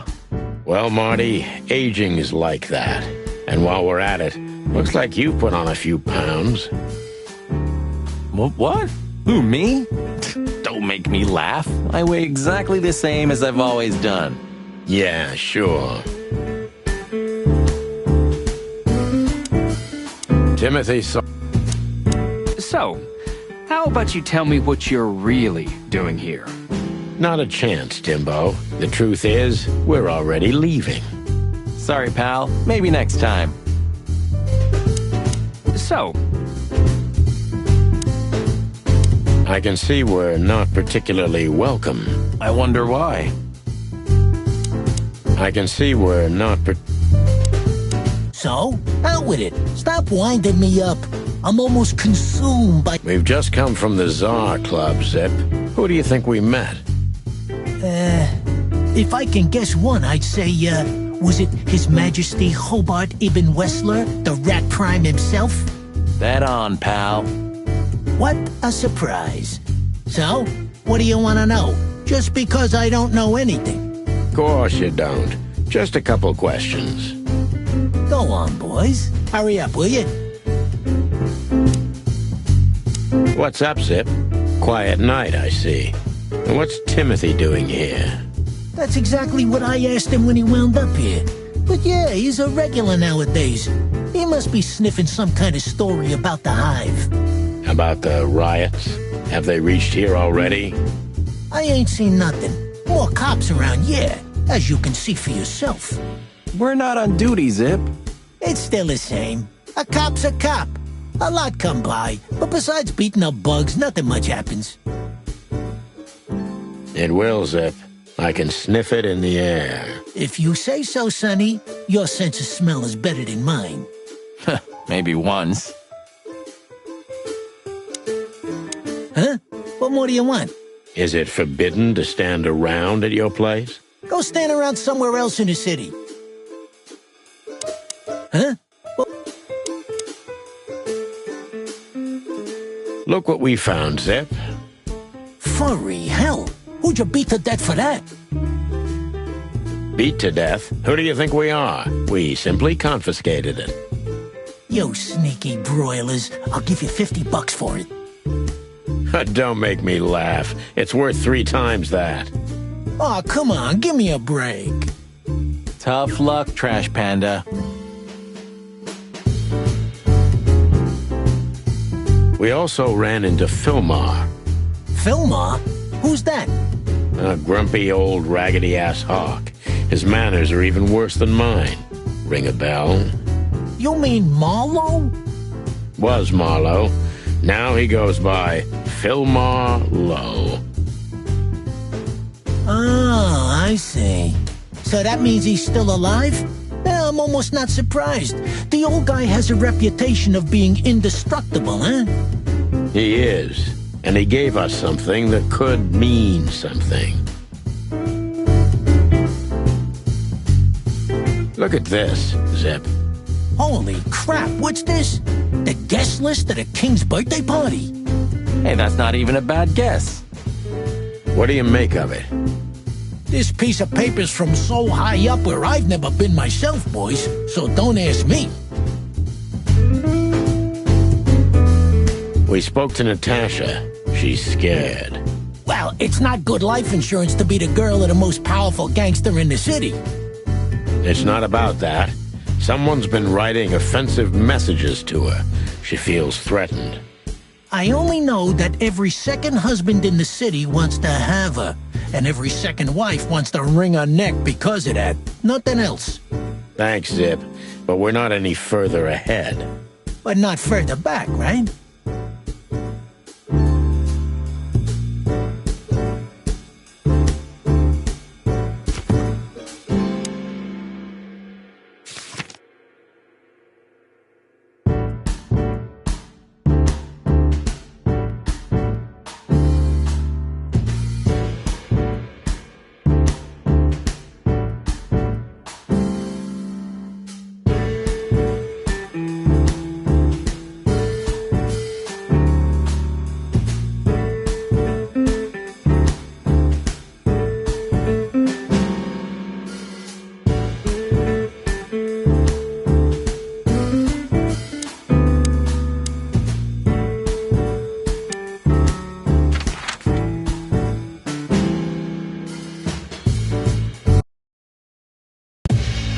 Well, if there's one thing I'd learned during 20 years of detective work, it's that if someone wants to meet you at a remote location at night, you should bring an army for backup.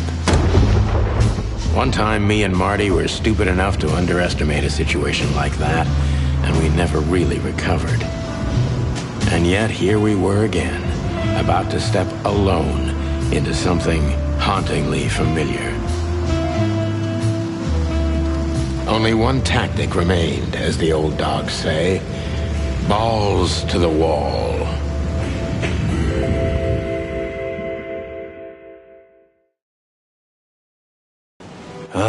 This place gives me the creeps.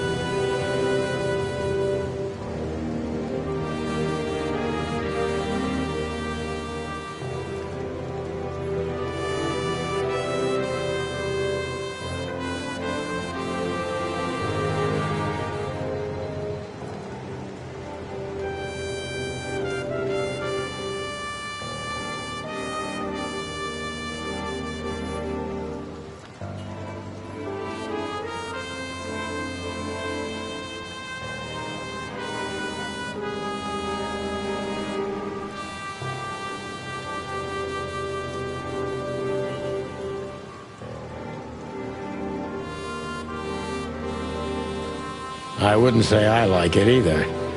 Let's take a look around before we go inside.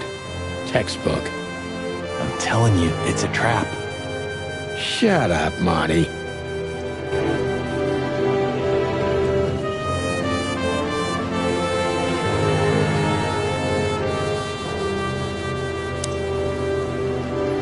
Damn. It's not a good sign. Maybe she just lost it when she hurried into the house. Yeah, right. Do you think it belongs to Natasha? No idea. Do you think I measured her feet when I was in her room? Not sure I want to know, but I wouldn't be surprised. Should we take it? Hell no. I'll buy you one if you want. This is police business. Do you mean the real cops? I'm almost certain. My crest is tingling. Damn it.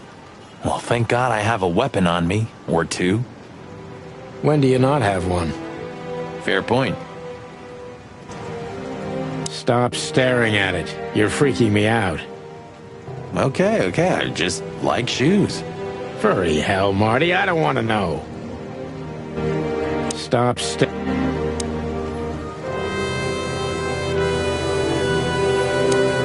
Chicken police, hands up. Marty, that's enough. Chicken police, hands up. Marty, that's enough. So, this is the word. What can I say? The message is loud and clear. Yeah, what matters is who is it for and what does it mean? I can't misunderstand that if I wanted to.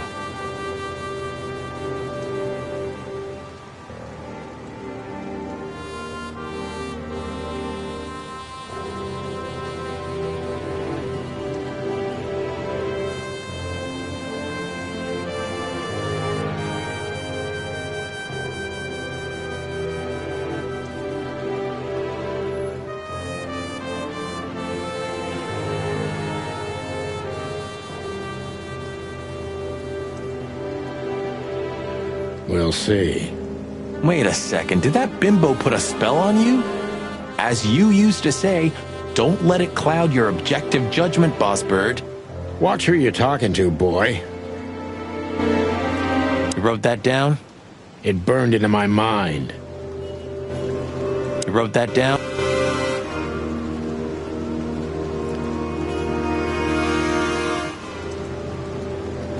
Marty, before we enter, did you bring Big Bertha? Of course.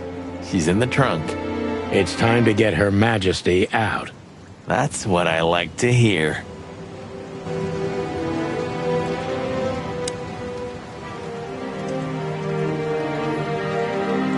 Let's go.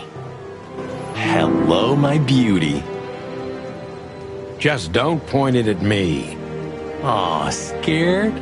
Take it easy. I swore I'm not gonna shoot you again. Very gallant of you, partner. What, are you still pissed at me? I'm happy to remind you why you got shot the first time. I get it. Just shut the fuck up already.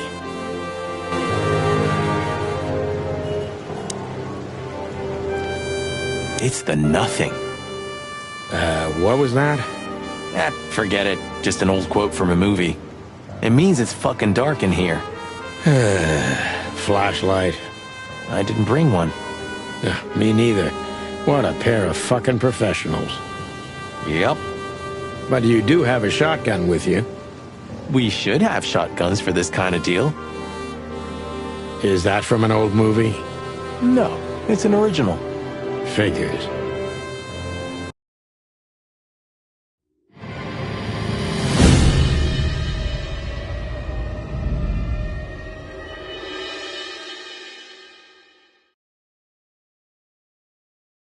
She was lying on the floor as if she was sleeping. She looked peaceful, almost. The large pool of blood ruined the picture. Poor, delicate Deborah. Maybe you were too pure and innocent for this city, but in the end, its filth pulled you under. You know, no animal can swim in high heels.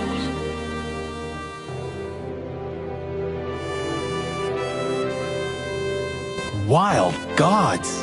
Fuck even.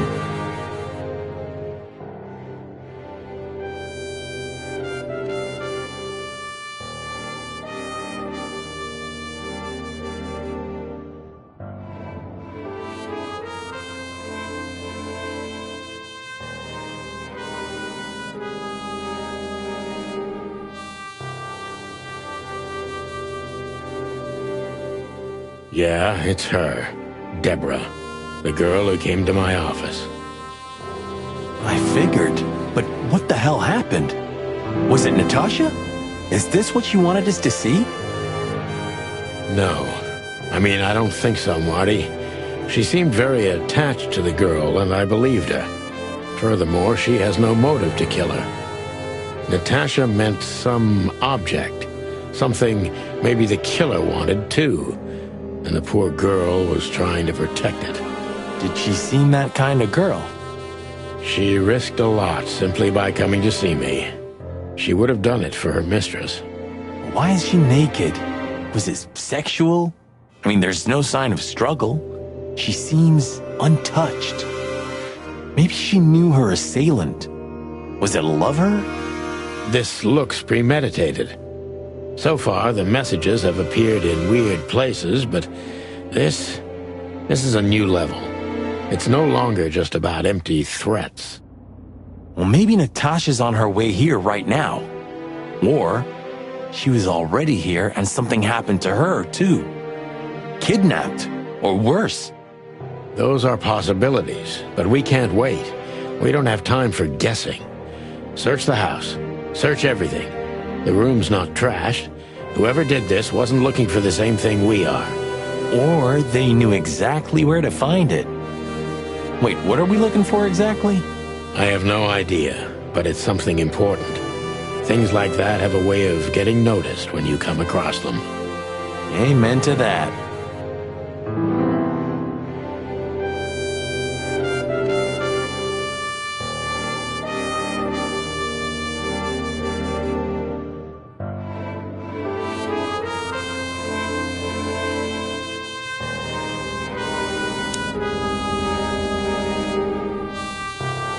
Anything interesting in there? Yeah, I think there is. There's nothing else useful in there. The message. Here, too. Yes, but this isn't about Deborah, and wasn't meant for her. It was meant for Natasha. Obviously. What have we gotten ourselves into, Sonny? I don't know, Marty, but let's get ourselves out of it as soon as possible. I really shouldn't be here, you know? It's New Year's Eve. I should be out partying, not dealing with this shit. Well, it's a little late for that. I told you it was going to be a rough ride. What you told me was it's going to take a few hours, and it's practically nothing. And you believed me. Yeah, I was an idiot. There you go.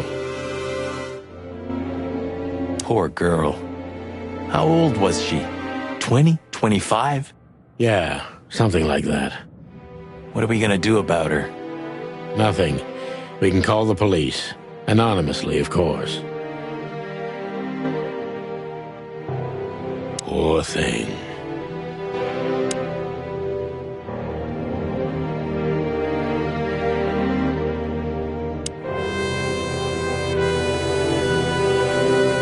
Does this fireplace seem as suspicious to you as it seems to me, Marty? It looks like it's never been used. And the place has radiators in every room, meaning there's central heating. Then why the fireplace? For decoration?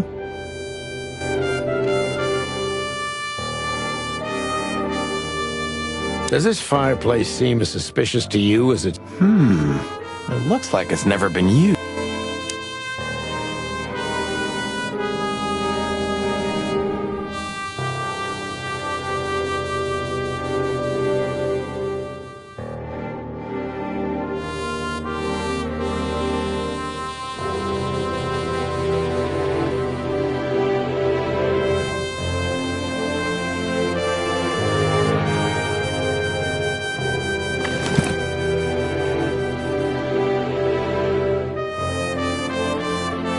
SN. Could be the initials of a person, a place, a company, or a club. Too many possibilities. But we must find out where it's from. SN.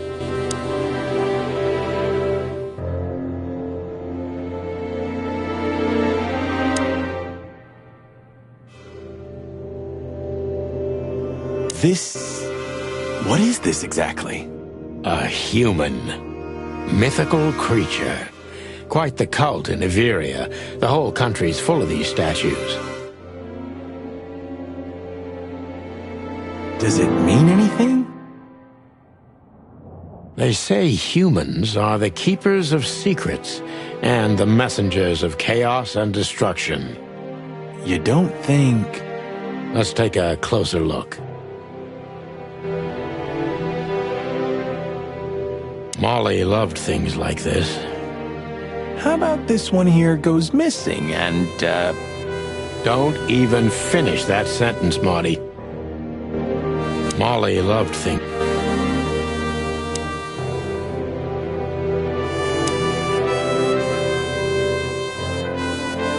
This must be Natasha's family.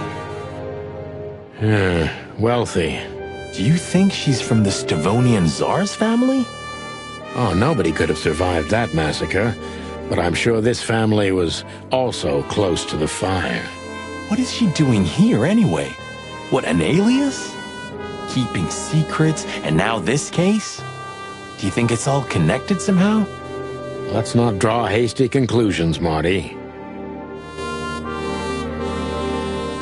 Look at those clothes. Could it be a military family? Maybe. Or Stavonian fashion. Your intuition always astounds me, Marty. What would I do without you? And there you go. We can't take it with us, but remember what you've seen. Yes, sir, Bossbird, sir. What are you trying to tell me, Natasha? What are you...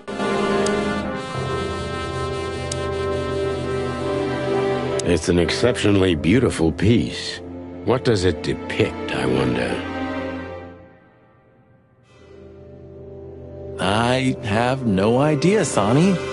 It's so art, I'm scared to have an opinion.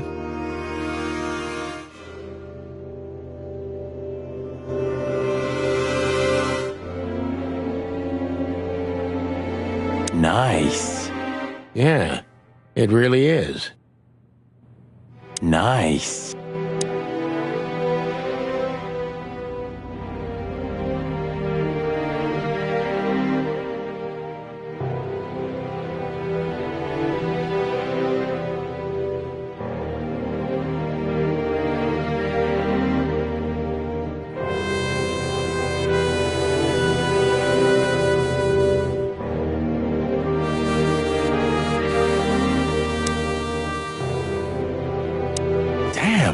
Just like in the adventure books. Rich animals are all insane. You have a point. You can't be serious. Is this some kind of... Yeah, it's a riddle, Marty. But it doesn't make any sense. Why use something as simple as this when a 4-digit number is almost impossible? An idle whim, or the riddle has a meaning? Maybe. 4 animals into 4 places. What does it represent? Think, Marty. Where did we see 4 animals holding something in their hands?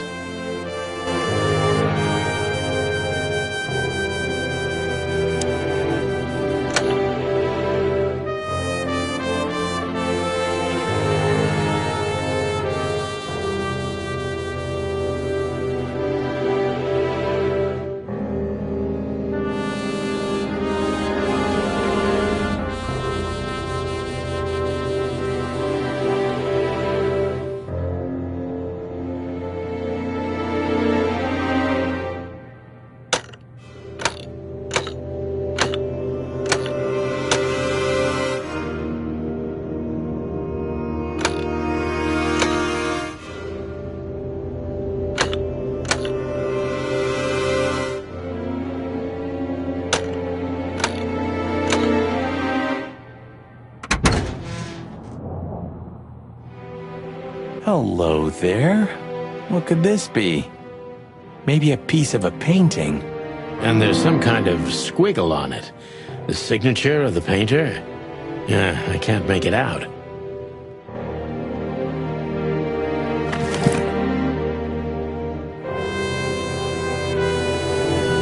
It's a piece of a painting. Judging by how well it was hidden, I'm sure this is what Natasha wanted to show us. It's a piece of a painting. So a piece of a painting? That's it? And what's that smear on it? It's too illegible to be a signature. It could be anything. Well, maybe Natasha can help us. After all, this is what she wanted to show us, isn't it? Well, that's if we find her. She should be here by now. True. Well, then what's next? How about we peck around town some more? We could do that, but I think we should gather what we know and try to figure out where we can go from here. Bourbon in my office. You know what? After all this, I could use a drink. Right answer.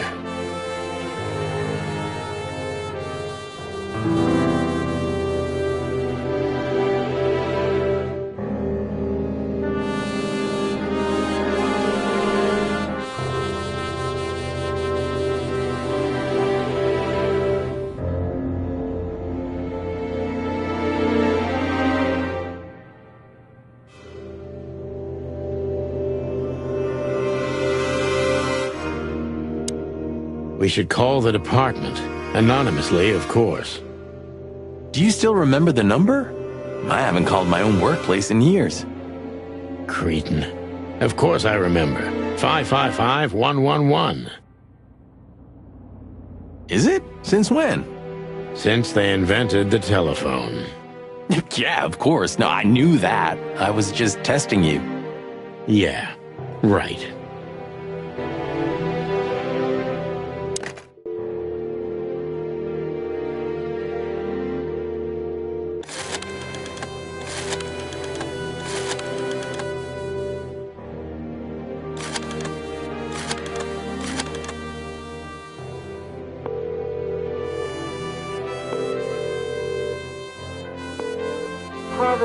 How can I help you? I found a corpse. A woman. She's dead. Cold. The address is Rochester Street, 37, Flowerville. Sir, please, would you repeat that? Rochester Street, 37. Write it down and hurry up for the sake of the wild ones. Hurry! Hurry! Like a pro. Yep, like I've done it before. Oh yeah, I almost forgot. How can you forget a case like that? How many times have you seen a three-headed monkey in your life? I have a memory of a chicken, you know. That's for sure. Now let's get the hell out of here.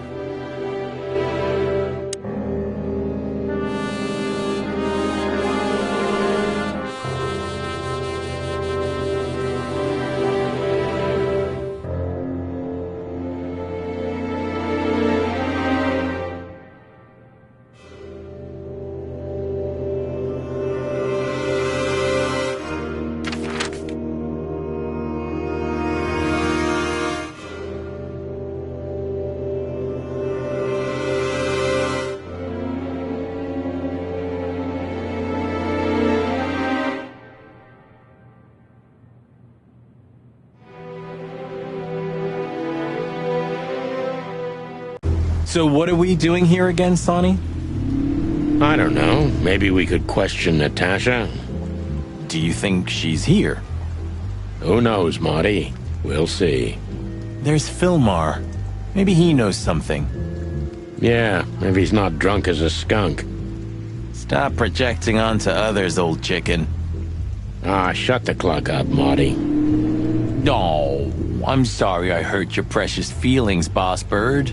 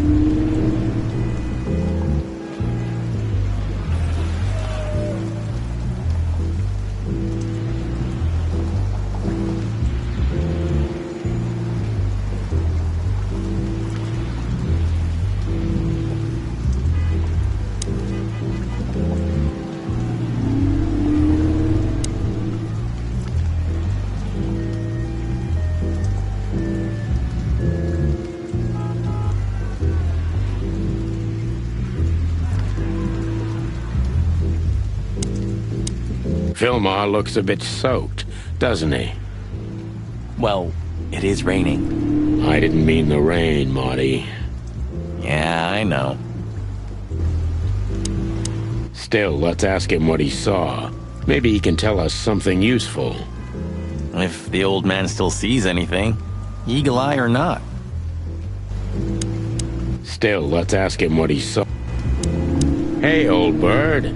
What are you waiting for out here in the rain? Is that you, boys? I'm a little, tired. I can see that, pal. Oh, it's alright. I just can't find my car. I don't see very well in the rain. My eyesight's pretty bad. I should wear glasses. Imagine that. A hawk wearing glasses. Yeah, it's funny. There ain't nothing funny about it, Snowflake. Whoa, alright, sorry. Have you seen Natasha or Ibn since we left? Ibn? He scuppered off a long time ago. Natasha, I haven't seen her. Thanks anyway, pal. Good luck with finding your car. You want some help? Could it be that I didn't come here by car? What do you think, Sonny? Old friend? Well, I wouldn't know that, Phil, but you take care, all right?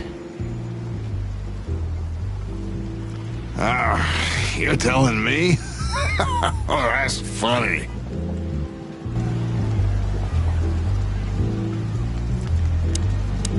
Sonny, pal, listen. Tell me, Phil. I like you. Really, I do. So listen here. Whatever happens, you hear? Whatever happens, never fall in love with that woman. Do you mean Natasha? Who else would I mean, bird brain? Okay, Phil. I promise.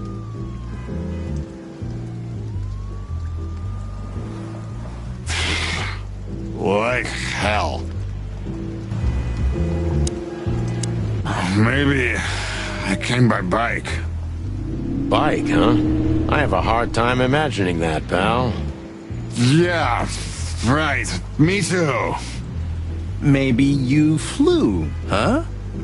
Don't you provoke me, Marty. You hear? Hey, I was just kidding. Don't peck off my tail feathers, brother. Maybe...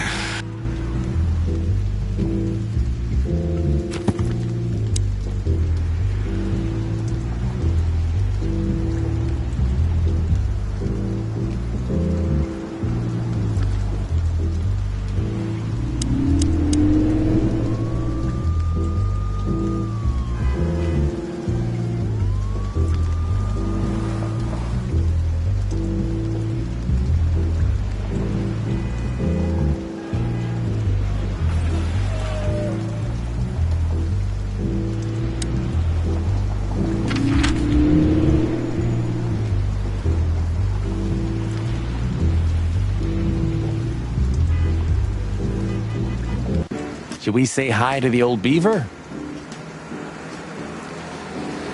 Sure. Mullen is an old friend, so he certainly deserves a hello, and we do need information. Few people know as much about Clawville as the old wood chomper, an encyclopedia in the flesh. Yeah, he always has something.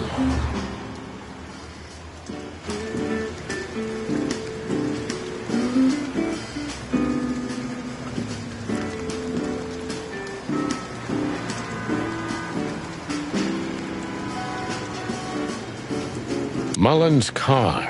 Ancient, but kind of beautiful. Like the old beaver himself. Seems like the kiosk is still a good business.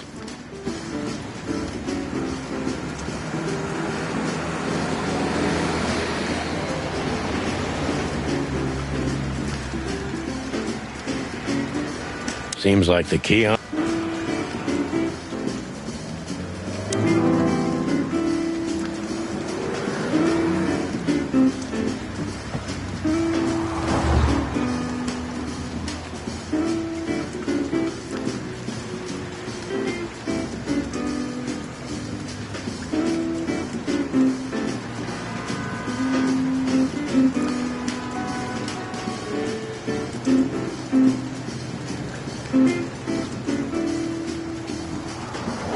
taxi company for the upper class only, politicians and gangsters.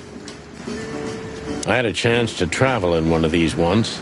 I was being taken to my own execution, but that's another story. I had a chance to... Murdoch and Falcon is a famous law firm in Clawville, run by a blind bat and a bird-brained falcon. They had some big-time cases that helped make their name. I hope I'll have the opportunity to work with them in the future. They had some big-time...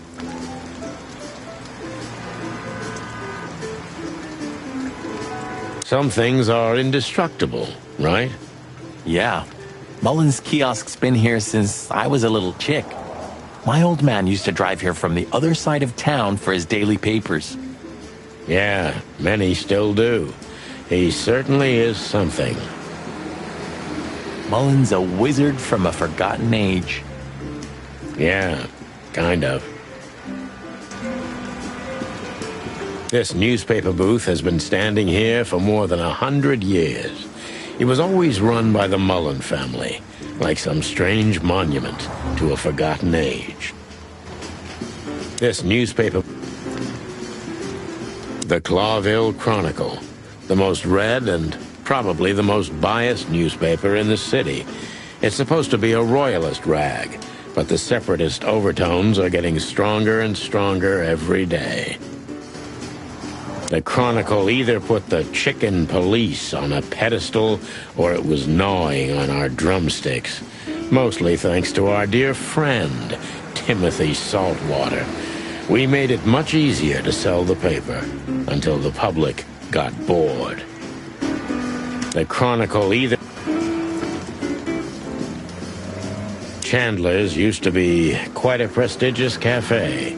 Magnificent animals had breakfast here. And in the evenings, philosophers and writers would get drunk together and argue. The place is now just a second-hand bookshop, just a shadow of its former self, like so many things in this city, like me. I wonder if they've got the entire Chicken Police series. Not that I give a cluck, of course, but I wonder if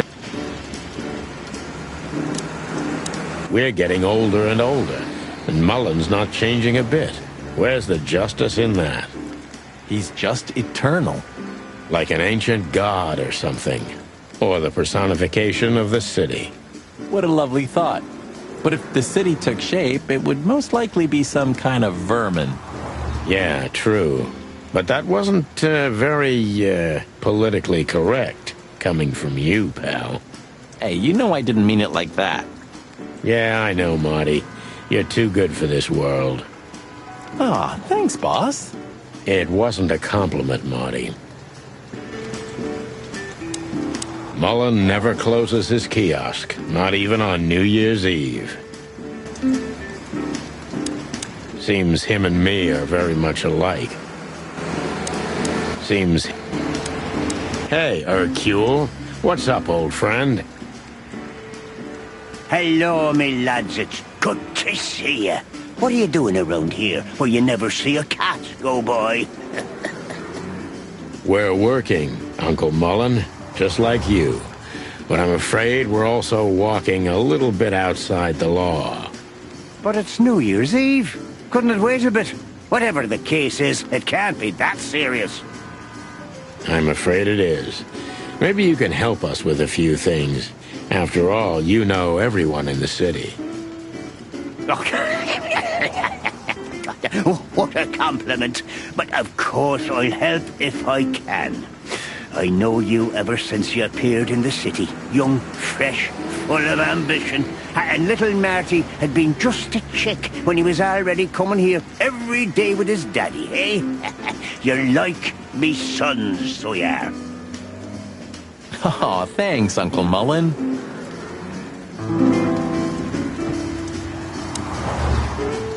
What's up, old man?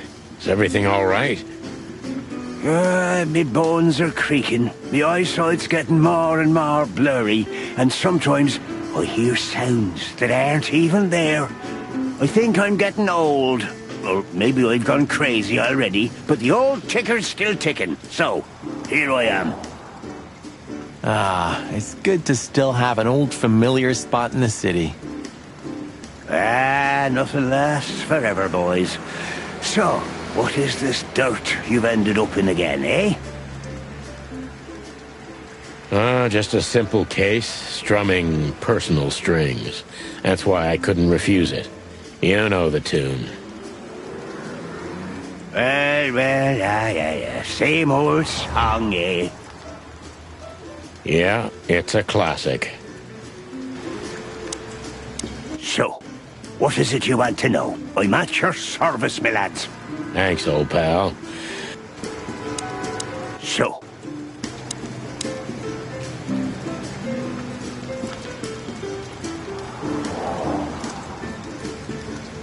Ibn's a ruthless gangster, that's for sure, but he's not bloodthirsty or stupid. You're not in danger until you're in his way, and that's not so easy to manage as the whole city's in his hands. How come they never tried to approach you, Uncle? What? Of course they tried. They wanted to buy the whole area and build some huge parking garage on it. Mongrel Mick, Ibn's #1 thug, came here and threatened me more than once. If I hadn't dug me heels in, the others would have sold up. The lawyers behind me, even Biff, the owner of Chandler's. But I told them, over my cold dead carcass. Oh, looks like it worked. I'm too much for them, lads. Or I'm just too famous around here to get rid of. We could say Ibn's almost almighty, but he avoids scandal like rats avoid fire.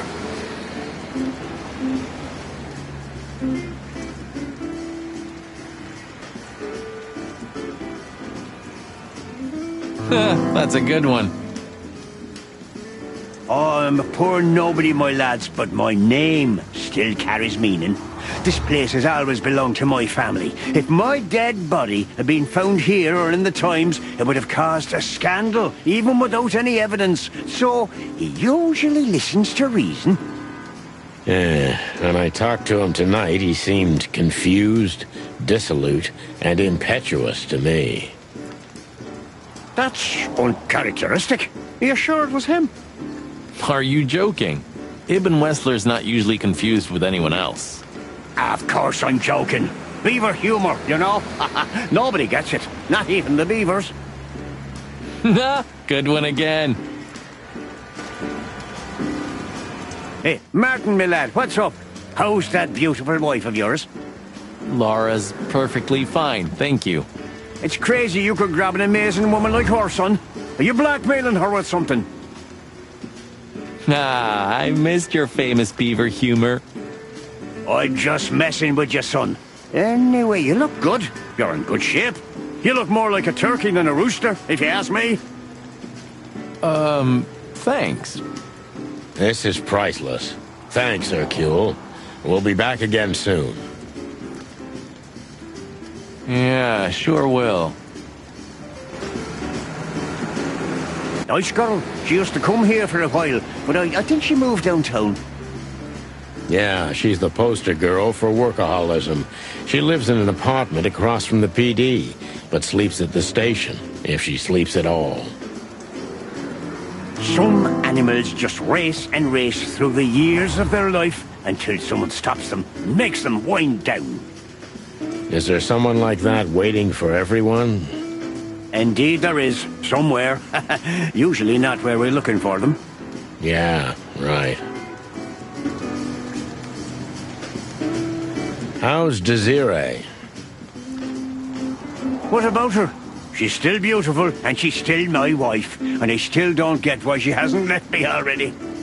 Because she's too much like you stubborn old dam builder. You see, you're right about that, sonny boy. And, the cubs? Cubs? More like jumbo cubs.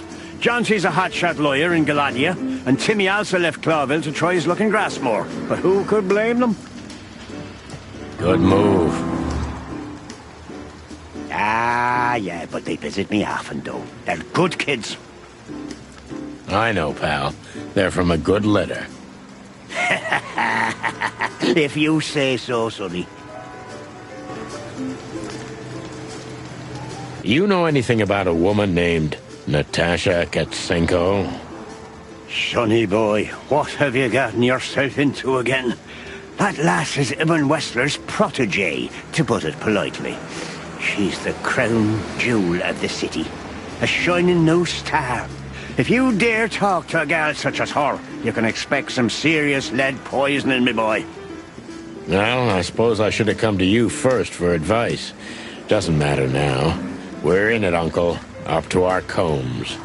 If you'll accept the advice of an old shaggy beaver, get to the end of it as quickly as you can, and try to make it out with all your feathers. Yeah, that's the plan. But do you know anything about her? Anything, interesting? As I've heard, Natasha is quite a mysterious lass. She came from the Stavonian Tsardom and fled to Clawville. But from what? No one knows. Some years of her life are shrouded in mystery, and that rarely means good. You're right about that. So, that's your advice? Be careful? At least, sonny boy. And one more thing. What's that? Never fall in love with a woman like her. Thanks, Hercule. I wasn't planning to. Nobody plans to, sonny. Just take care of each other, okay? And always carry a good gun in your pocket. Oh, I always have one in every pocket, old-timer. I know, Martin. I know. So, what is it you want to know? Thanks, old pal.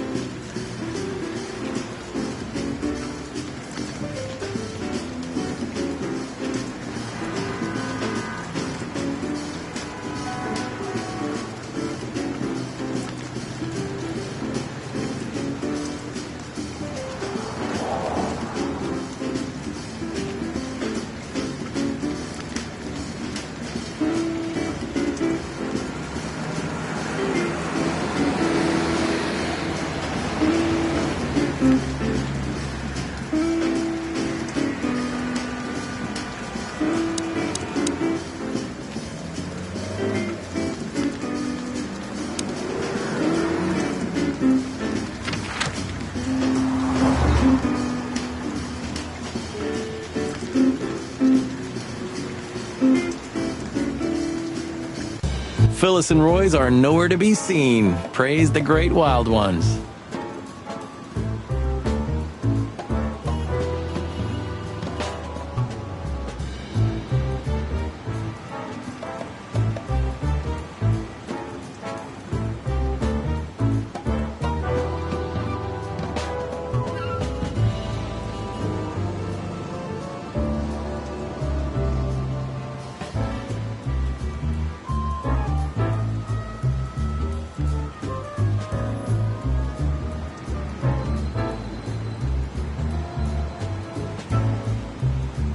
Well, let's hope this is a good omen. Maybe finally the pincushions have started to do something with themselves. And maybe it's not a coincidence, since we've just found a dead body, Marty. Yeah. What can I say? The night's starting to get off, huh? Just like the good old days. Well, let's just hope there won't be any more surprises tonight. You don't believe that, do you, boss?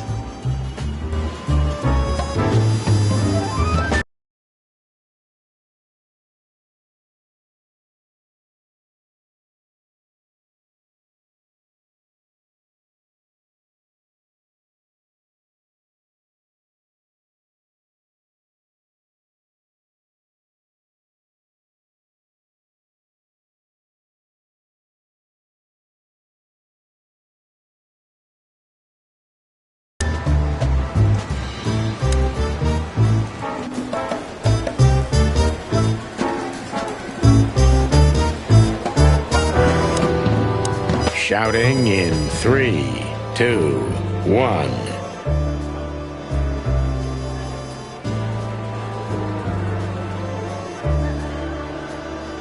And action. Martin, what the hell do you think you're doing? We're just patrolling, sir. At the station? No, we're here for something else, sir. You missed me, huh? No, sir. I mean, yes, sir. I mean...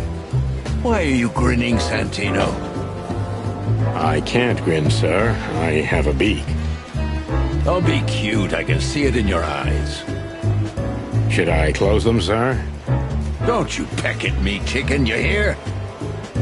We're not even here anymore, Chief. We just quickly stopped by for something. Get out of my sight. Yes, sir. Damn it, Sonny. Why do we have to do this? You'll survive, Marty. If he hasn't chomped your head off before, he's not going to do it tonight. I'm not so sure about that. Damn it, Sonny. Why do we... You're on duty. Am I right, Martin? Yes, sir. Then why the hell are you standing here? Don't you have something to do? I do, sir. Then fuck off. And you, Sonny, don't even think about saying anything. I can already see you're dying to say something funny. I wouldn't think about it, sir. You're on duty. Am I right, Martin?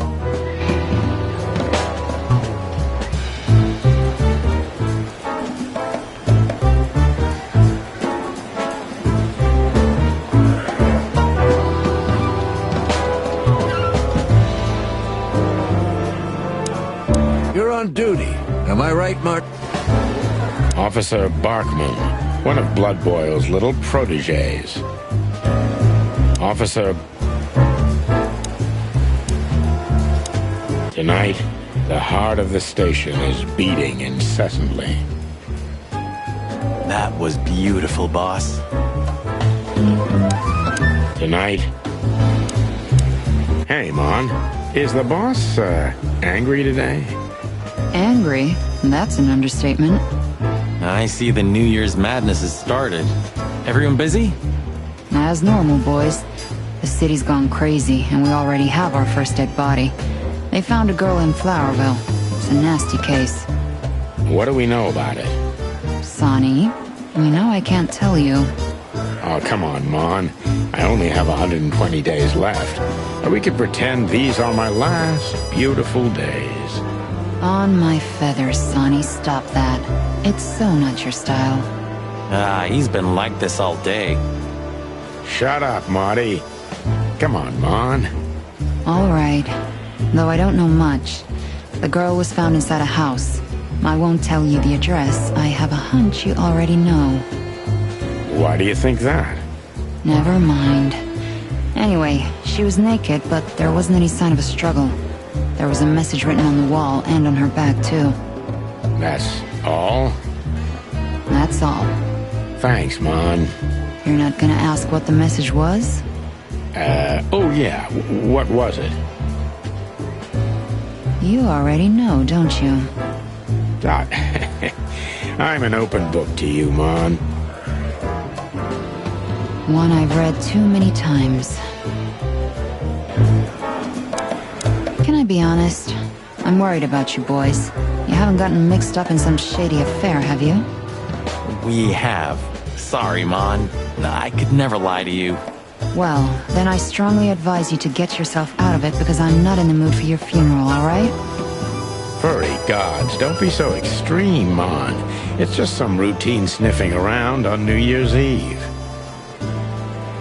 You don't do routine, boys. When you're sniffing around, fire and chaos follow. Hey, you're not Meredith H. Marble, the author of the Chicken Police books, by any chance? That would have been a great blurb. I'm not joking, boys. Okay, Mon. We'll be careful. I hope so. Don't do anything crazy, alright? Okay, Mon. No promises, though. Don't do anything...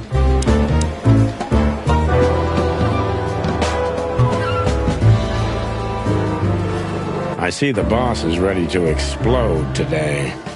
What did you expect? The madness kicked in and he's gotta be at the PD. Deputy Malloy's blind drunk. What's the name of the old man's wife again? Poor lady. Marcia. She was waiting here for a while too, hoping it'll only take a few minutes. But as soon as they saw the state Malloy was in, she got into a taxi and went home. So that's why the old hound's so angry. Please, boys, don't make him more so, alright? Unfortunately, I can't promise that, doll. As usual. Look what we found, Mon. Does this mean anything to you? It's beautiful. Embossed, gilded. These are rare. But I've never seen anything like this one before. Where's it from? I'm afraid that's a secret, at least for now. You haven't taken vital evidence from a crime scene, I hope. Oh, what are you thinking? On my feathers. You're gonna be in trouble, boys.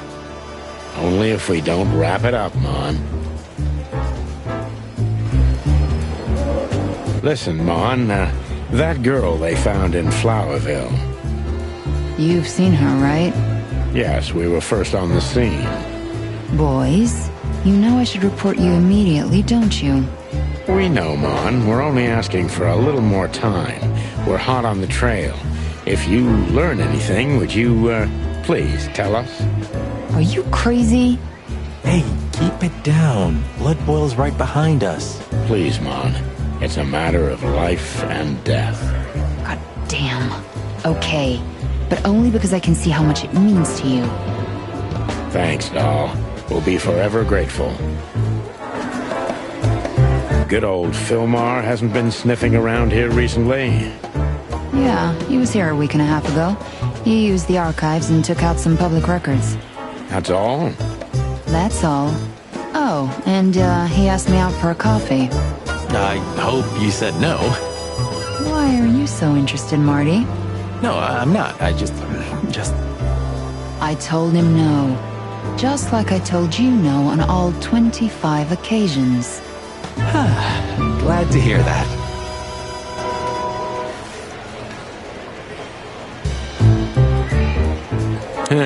Maybe next time. I'm not in the mood to meet any of my ex-colleagues right now.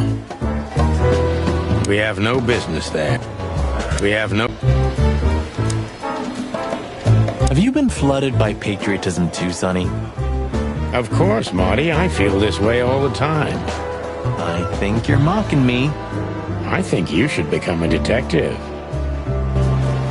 All it takes is one look, and...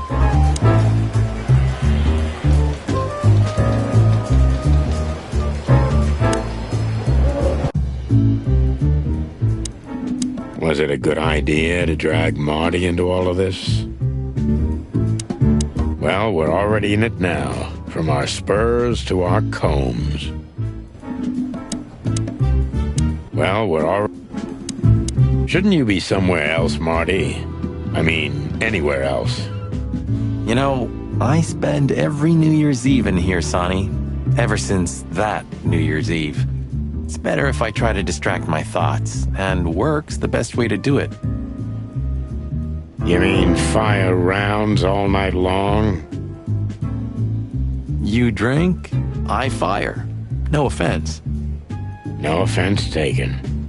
And you, boss? Do you still think about the Bloody New Year's? Almost every day, Marty. Almost every goddamn rust-eaten day.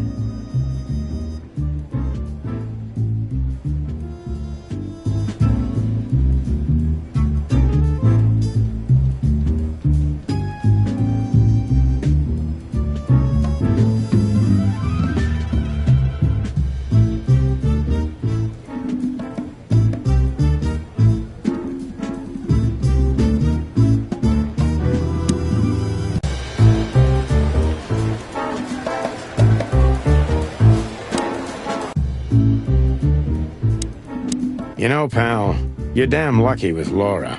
A woman like her. With a feathery loser like me? I didn't mean it that way.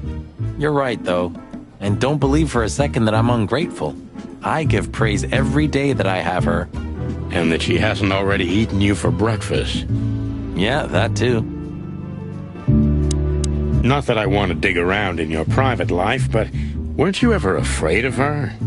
Of Laura? Why, because she's a predator? Yes, and because you're a chicken. And because you work for the predatory division. Nope, boss, never. Not for a second.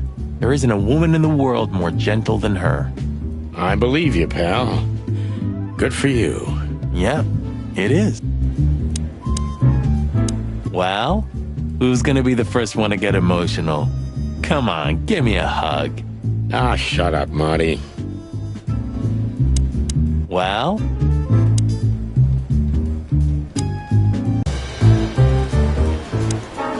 You're on duty, am I right? Yes, sir. Then why the hell are you... I do, sir. Then fuck off. I wouldn't think about it, sir.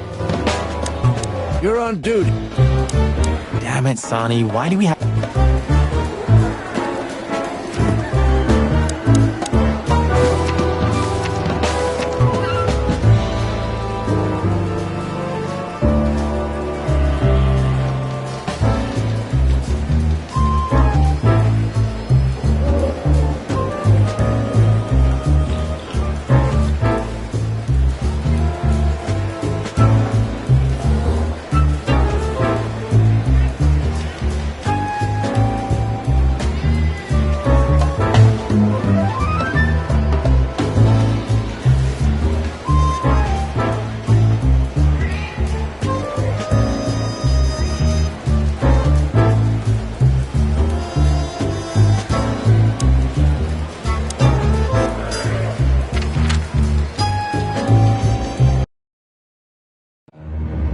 We had no choice but to continue the investigation where it started. In that shady little apartment I called home. The only lead was the list Fillmore gave us, with all those imposing names on it. But what could it mean? And why did Natasha keep it secret from us? But most importantly, what did all this have to do with Deborah's death? The trail started to get cold, and so did the air outside. There was something unsettling in the black clouds, hiding all the stars. I prayed that they didn't bring an early snowfall. The night was already painful enough.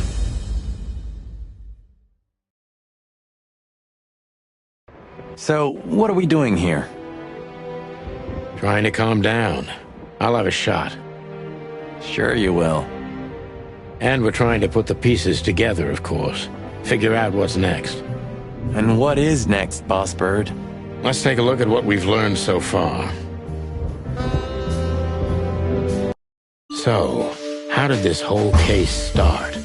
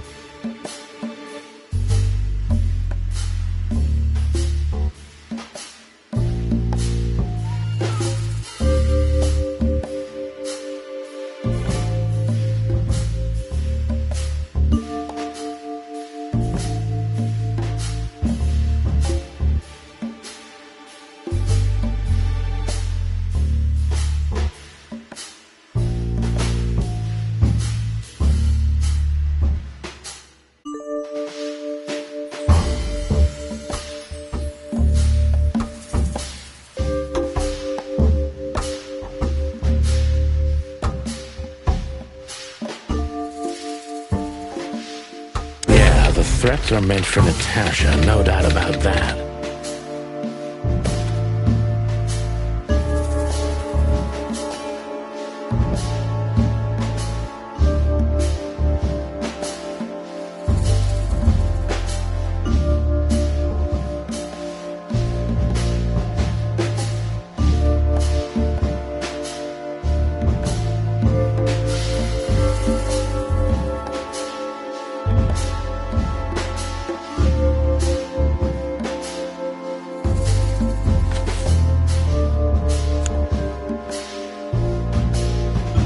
There was something Natasha didn't speak about.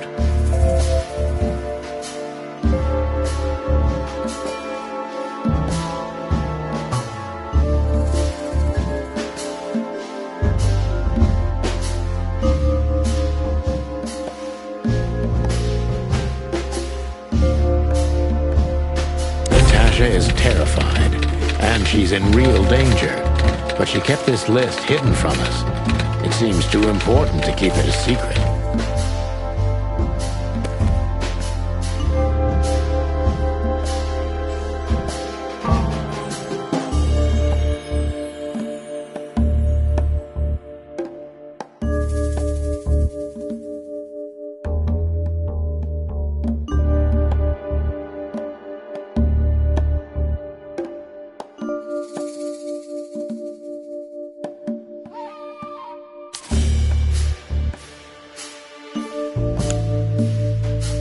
What could we do with this list?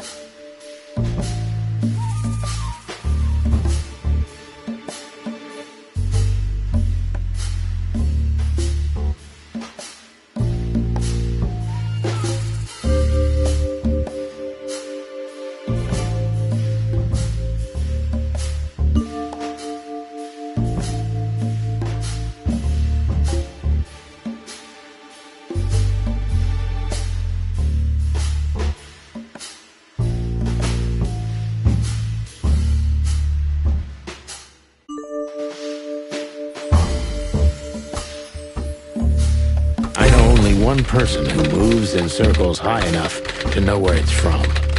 Lewis. We must ask him if we want to get out of this dead end.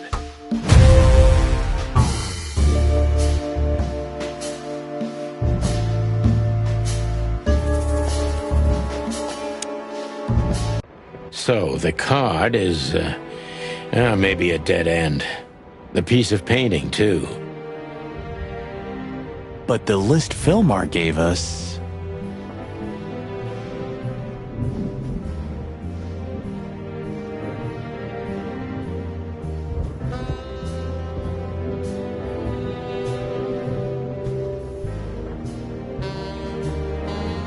Exactly. Full of those imposing names.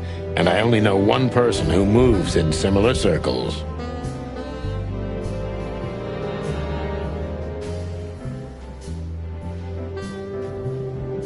Lamar! Yes, Marty. It's Lewis. Exactly.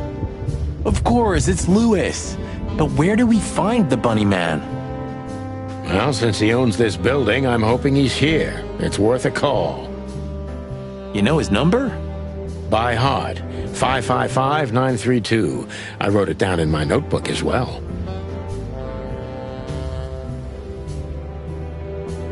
Oh, you are a professional, Boss Bird.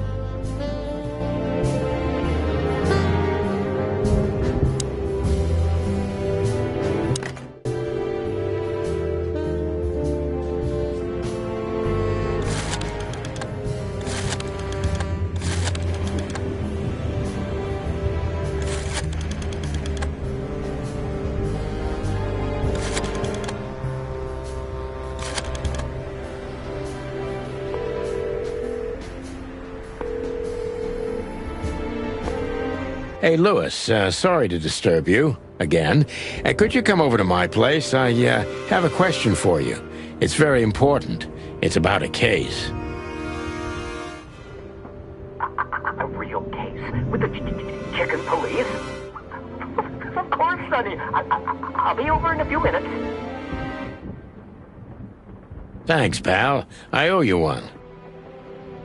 One? Just a second.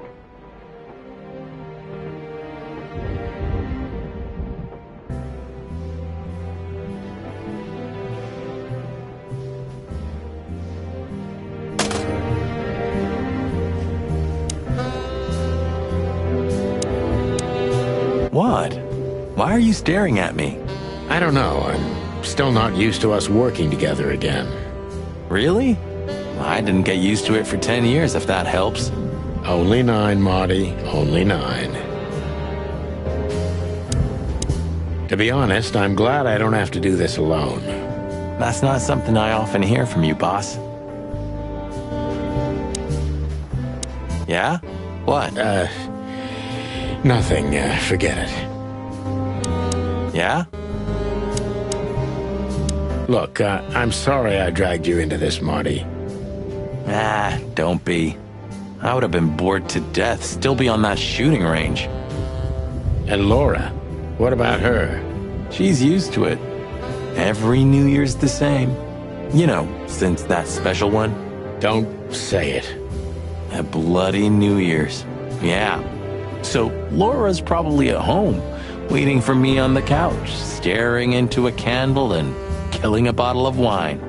Or 2. You can get out of this any time. You know that, don't you?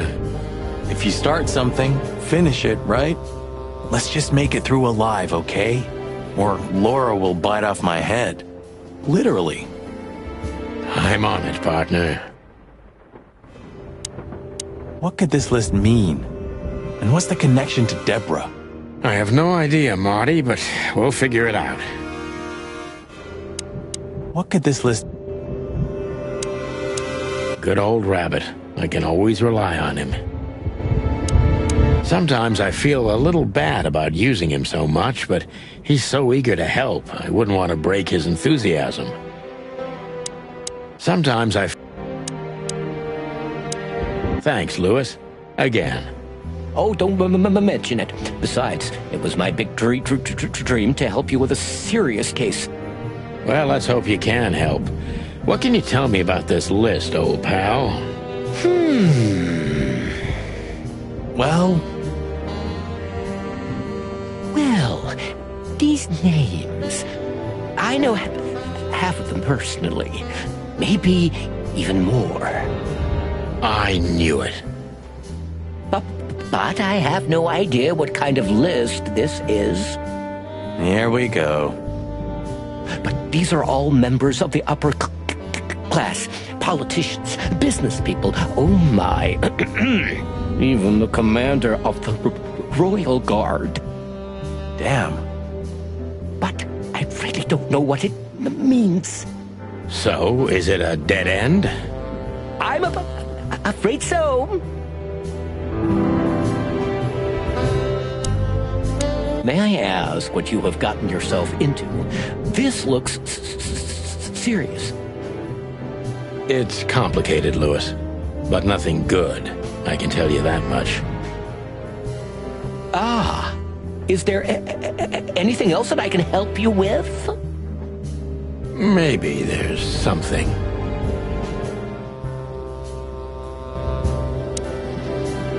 Maybe I should ask something specific from him. Maybe...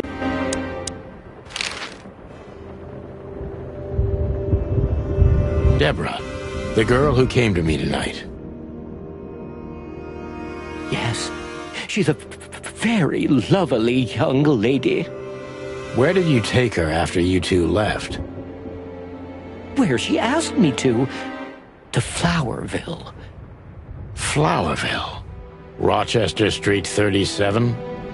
Yes, exactly. Why? Luck. Did something happen? Nothing good, Lewis. Nothing good.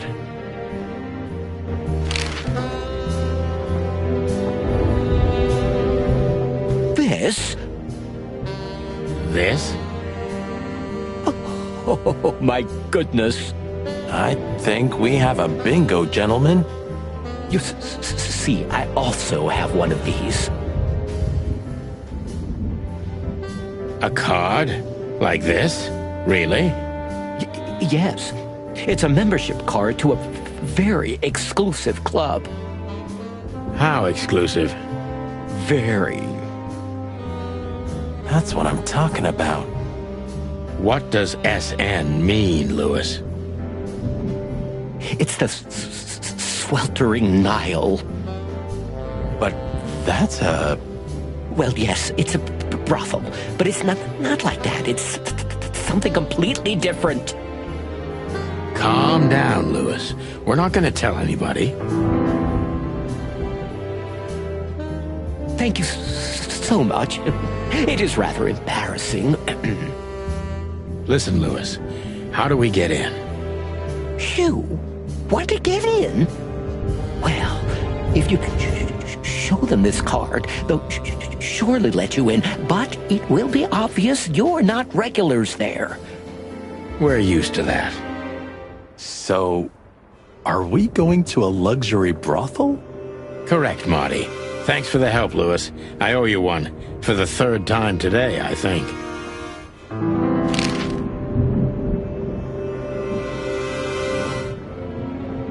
I don't know what you said to him, but after you finished, he almost immediately van disappeared. Really? That's suspicious. Or he had business elsewhere. It's New Year's Eve. Everybody's going somewhere. I didn't see her after the show.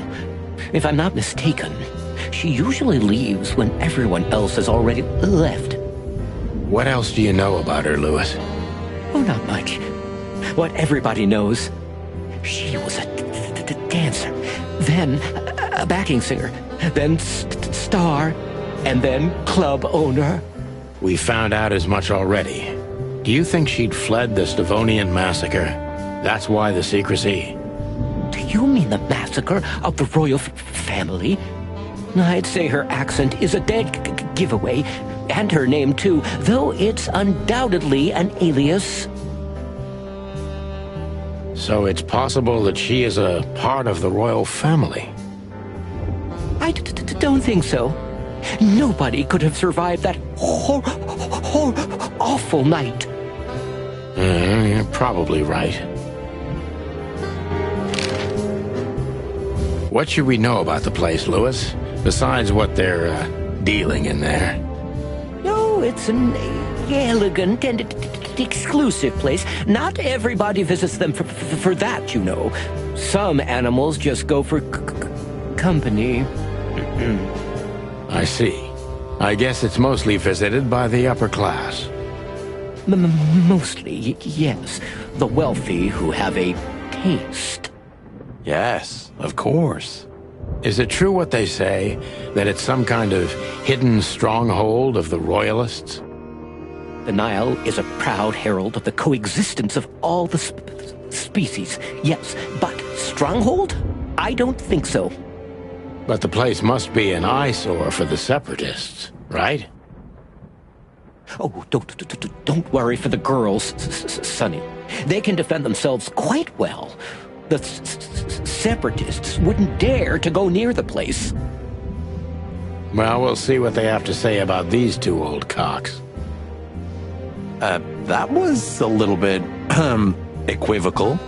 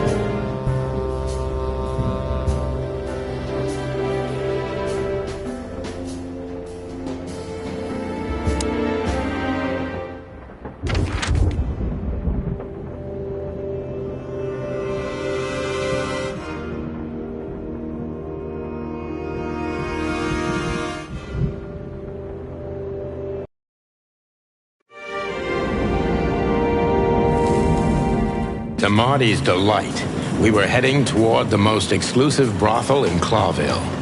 The separatists and those opposing the monarchy hated the place, just like they hated everything that supported interracial relations and peaceful coexistence of all species.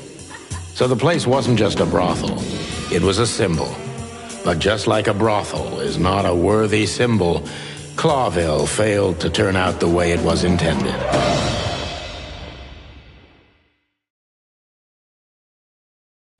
Well, here we are.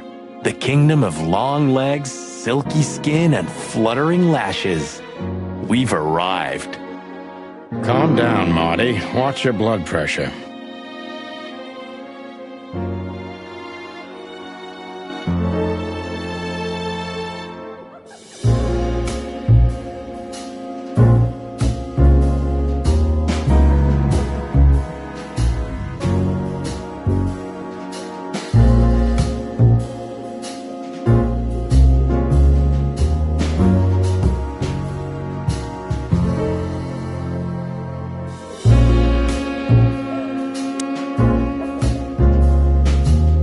Woman, she's familiar. Do you think it's her? The broad from the Bloody New Year's?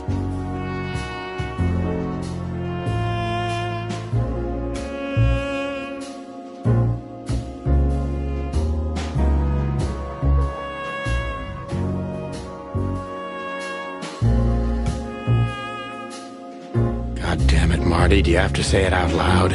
It gives me goosebumps. Chicken bumps, more like. Anyway, I don't know if it's really her. I always get confused by the exotic ones, but yeah, maybe. Honestly, it gives me the creeps. Yeah, me too. Anyway, she's a very attractive gal, huh? And this photo is really something. Very, artistic. You call that art? This is what real art is about, Sonny. It's beautiful and mysterious. Well, you should have seen the picture on Natasha's wall. Your heart would have skipped a beat for sure.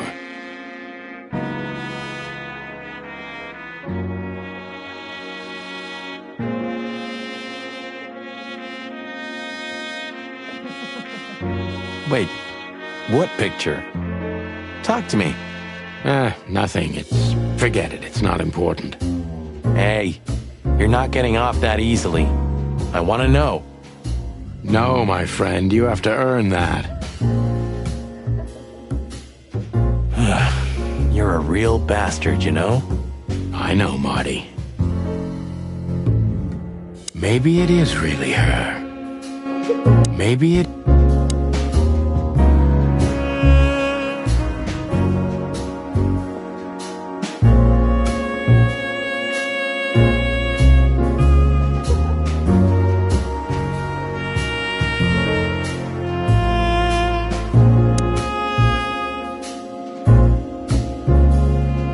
Holy fur. You swallowed so hard, the whole place shook. Are you kidding me? I've never seen anything like this before. Is this even legal? Why wouldn't it be? I don't know. Vice? You really must be joking. Vice in Clawville? Okay, I was pulling your leg. But still, it's a little hot in here. Oh, cool down, Marty. Don't even look over there. Remember Laura, your wonderful girlfriend, whom you love more than anything. You don't need to tell me. All I'm thinking about is her. With a hatchet in her hand. More like my nuggets. That's...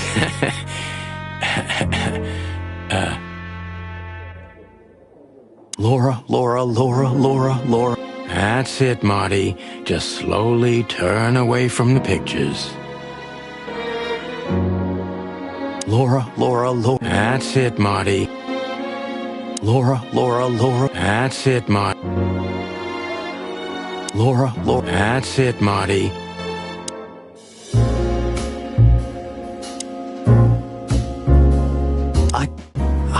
don't even know. Good gods! Hey, keep it down, Marty. I see it now. Of all that's furry. Yes, it's very furry. Or more like, shaggy. This picture, this one's really artistic for a change. This picture. Excuse me, gentlemen. Would you be so kind as to help me? With pleasure, ma'am. The zipper always comes down on my dress. Would you kindly zip it back up? Can I, Sonny? What am I, your mother? Do what you want, for God's sake. Happy to help, ma'am. Oh, what a gallant young man. Clucking lords.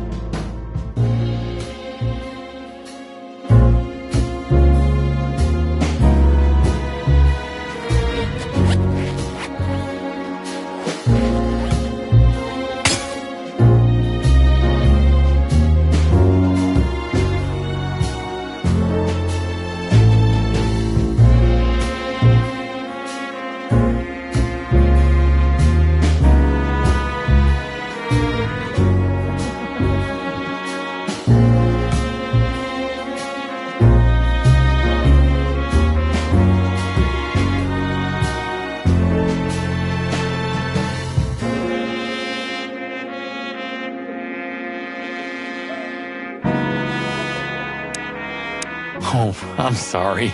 Can I try again? If you'd really like to. Please be more careful this time. I will be, ma'am.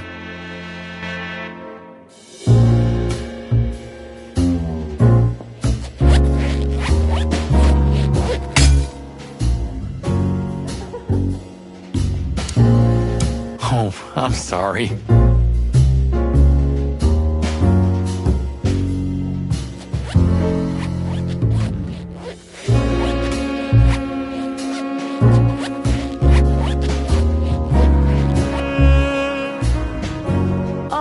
Thank you, honey. Marty, ma'am. Marty McChicken. Thank you, darling Marty. I'm much obliged. Anytime, ma'am. Anytime.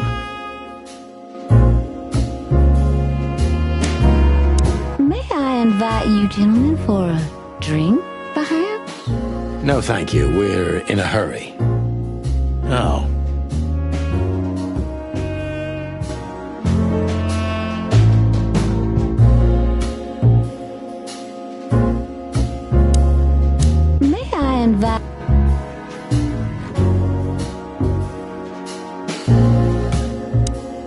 I think she must be the receptionist.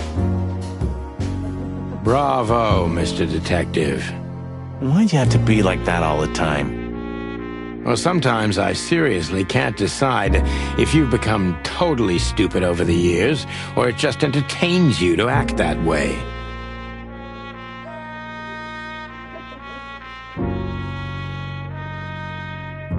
Well, you know, that's a good question. That's exactly what I mean. Maybe she knows something about Deborah, or the card that brought us here. These brides are elegant, just like Laszlo said. Lewis. What do you think could be the old rabbit's type? Fluffy tails? Furry ears? A raspy tongue? Oh, for the love of all the gods, stop it. But just think about it. Please shut up, Marty. How young is this girl? Damn. This place is clucked up. Do you think they're forced to do this? Marty, we're not here for that. Just for the information we need. Yeah, but you know what, Sonny? We're fortunate to be able to choose what we do with our lives, huh? You are, Marty. You have the chance to work with Santino Featherland. Me, on the other hand. Aha. A fine young gal, that's for sure. She's what I call an exotic beauty. Well, that's one way to put it. Hey, every animal's the most beautiful thing in the world to someone. Yeah, you're right. Oof, I don't know about you, but I go weak in the knees for Stripes. Please, Marty, I don't want to know. And I don't care. Keep it to yourself. And let's get out of here quickly. Can't I even talk to you anymore? You can. Ask about the weather, or how's my lower back. Those two are even connected if you want to know. Yeah, old fart. Beauty is relative.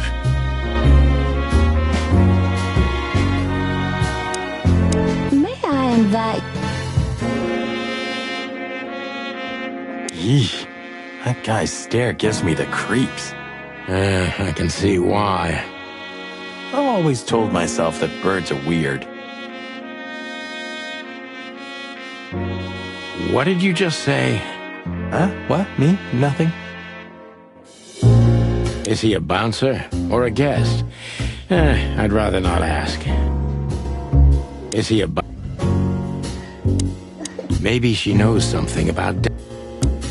My name is Day-Night Diamond. Welcome to the sweltering Nile, gentlemen. Miss Diamond, I'm Sonny, and this is my partner, Marty. If I may, miss, you have a beautiful name and exceptionally wonderful stripes. Marty, not now. Oh, thank you very much.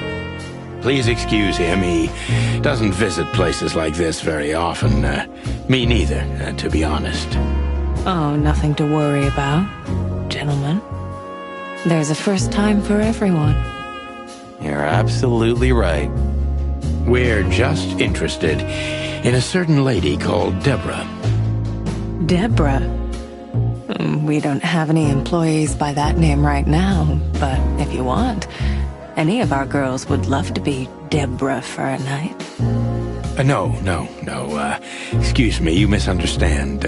She doesn't work here. I'm afraid I don't follow. It's kind of confusing, but let me try to explain. Please, I'm at your service. I'll gladly answer any of your questions. You hear that, Sonny? Any questions? Shut up, Marty.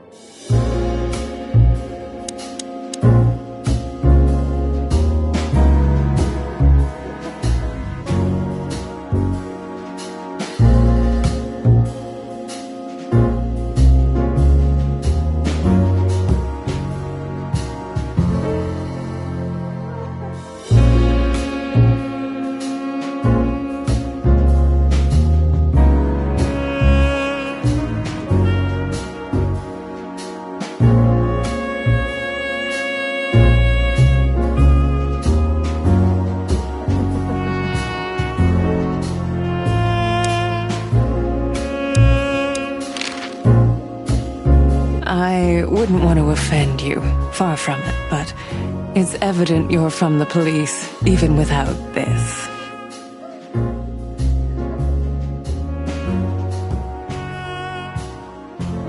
Is it that obvious? No, it isn't, but, you know, here in the Nile, we have a keen eye for this kind of thing. Right. I understand, ma'am.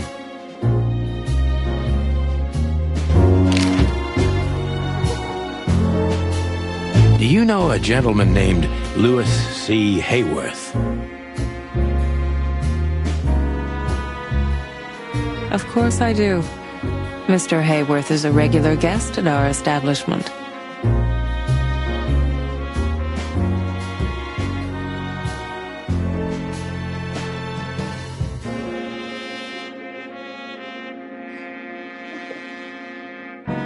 I see. How regular, if I may ask? I can't give you any information about that. House policy. We have that too. It's called the law, ma'am.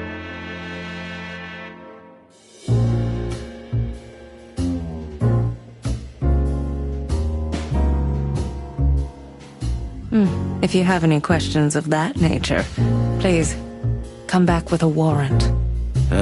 Touche.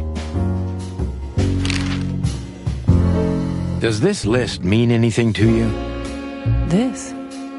I'm not sure. No. Don't you see some familiar names on there? I do, but everybody knows those animals. Personally, I have no contact with any of them. I see. Oh, thank you. Look, she gave this to us. The girl named Deborah, the one we asked you about.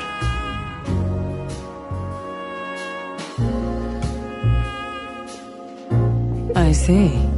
Do you know what this is? Of course. It's a membership card. Was this person a regular here? If this belonged to her, then yes. I can check for you. Please, the ladies will entertain you while you wait. I'll be right back. Thank you. Much obliged.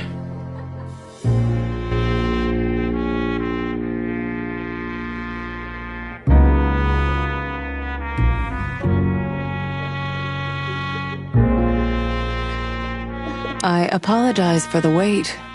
Please, come with me, gentlemen. So you were successful? My mistress, Madame Zavas, would like to meet you.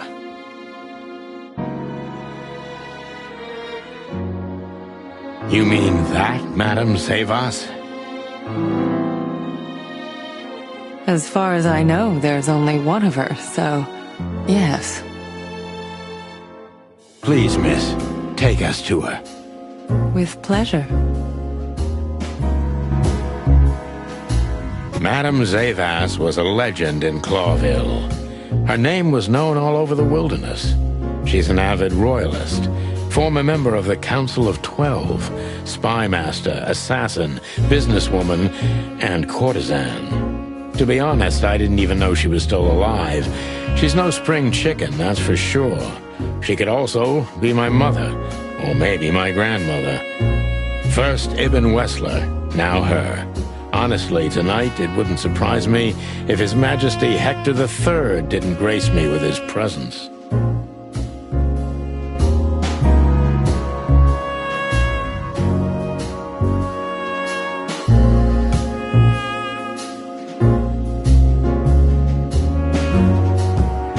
Interesting pieces. Do you think so? It's the art of my people.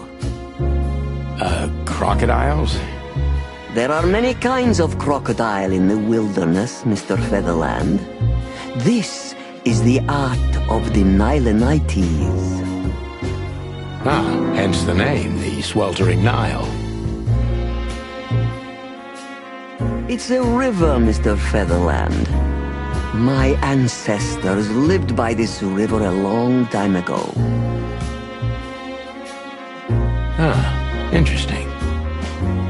Thank you. Beautiful pieces for sure. They must be worth a fortune. Beautiful piece. Is that the time already? Have you noticed your clock's not working? How observant you are. That clock isn't meant to show the time. It's a decoration. A memento. It's beautiful. Indeed. There's something weird about that clock. There's something...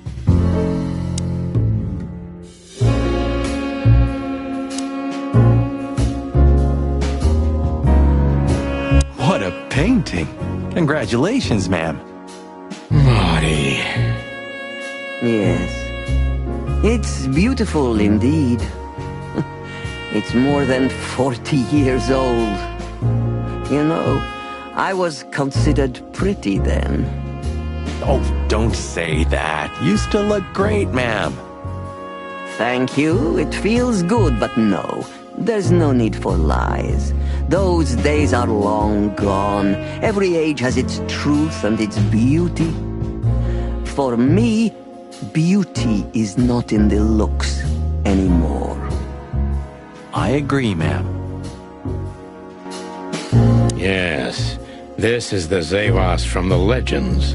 Beautiful and deadly. Yeah.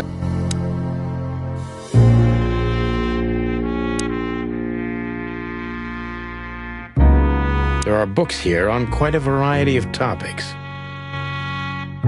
That's quite a wide range of interests. That's quite a...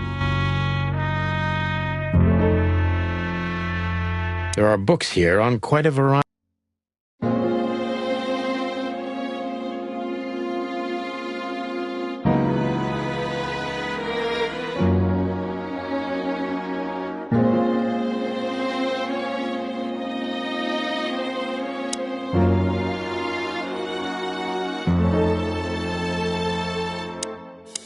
So she is the legendary Madame Zavas.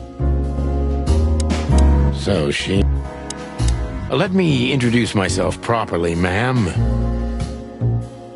Mr. Santino, I know who you are. And I also know your partner. The legend of the Chicken Police is always one step ahead of the Chicken Police. Thank you. That's flattering. May I ask what you are looking for exactly? Here, on this night? You know, that's an interesting question. The card we've shown your lovely colleague belongs to an old friend of ours, whom we haven't seen for a long time here. And the name? Unfortunately, no, Mr. Santino. That's confidential information. In my line of work, discretion is everything. Well, you know, in our line of work, the law is above everything. Oh, do you think so?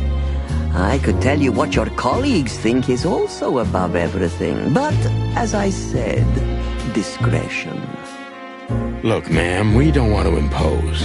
We're conducting a private investigation, which started off as harmless, but now it's murder. That sounds serious. It is serious. That's why we'd be grateful for your help. In that case, I'm at your service. Ask your questions, and I'm going to answer to the best of my knowledge.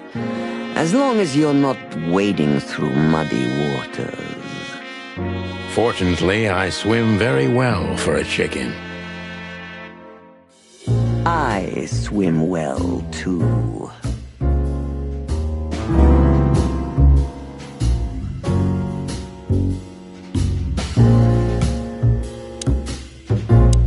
So, gentlemen, what do you want to know?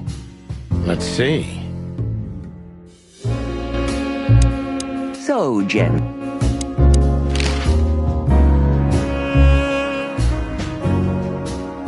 as I was saying, it belongs to us. Only our most valuable guests have one of these. And our employees, of course. The employees, too. Good to know. Can you tell me if this card belonged to a guest or an employee? No. I thought so. Yes, thank you.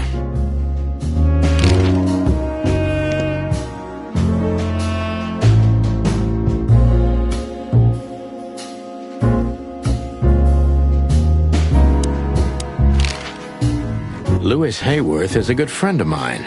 It surprises me that he's a regular here. You wouldn't believe our clientele. You would be shocked. No doubt. Louis, does he come here often? Not so often. Thank you for the vague answer, ma'am. The mystery is thrilling. The thrill is life itself. That was beautiful, ma'am. Tell me, have you ever seen this list? I have. Am I right to assume it has something to do with the sweltering Nile? It does, yes, but I can't tell you more about it. No. Discretion is key. Absolutely. Do you know Natasha Katsenko personally? Yes, I do. Tell me about her. Warm-hearted, protective, quick-tempered, fierce. Yes, fierce.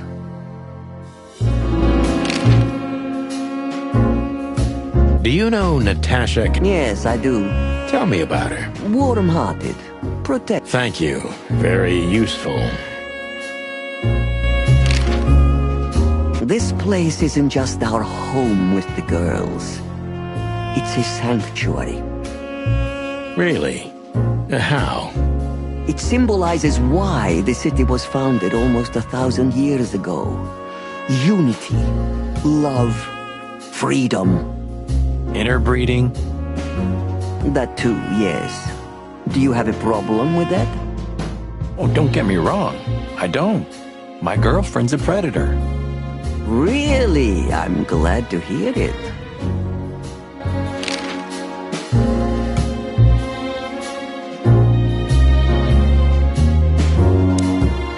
Deceit is everything to Zavas.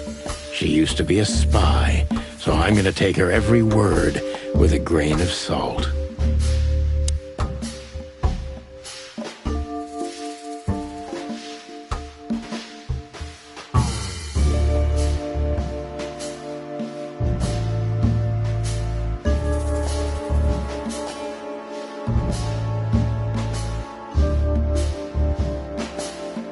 Who's behind the legend, Miss Zavas?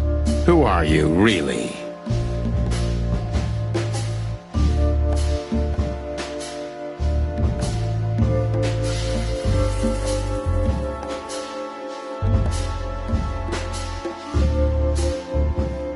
Just an animal raised to survive, Mr. Featherland.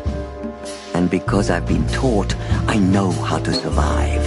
I always was what I had to be. And you managed to dodge my question. Clever. Well, you see, this is one of the typical elements of survival. The way of dodging a delicate question and still making the questioner believe he got the answer. But you're too cunning and experienced, aren't you? You're not an easy one to fool. I'm trying to maintain appearances, ma'am. You should. Appearances, most of the time, are stronger and more dangerous than the truth.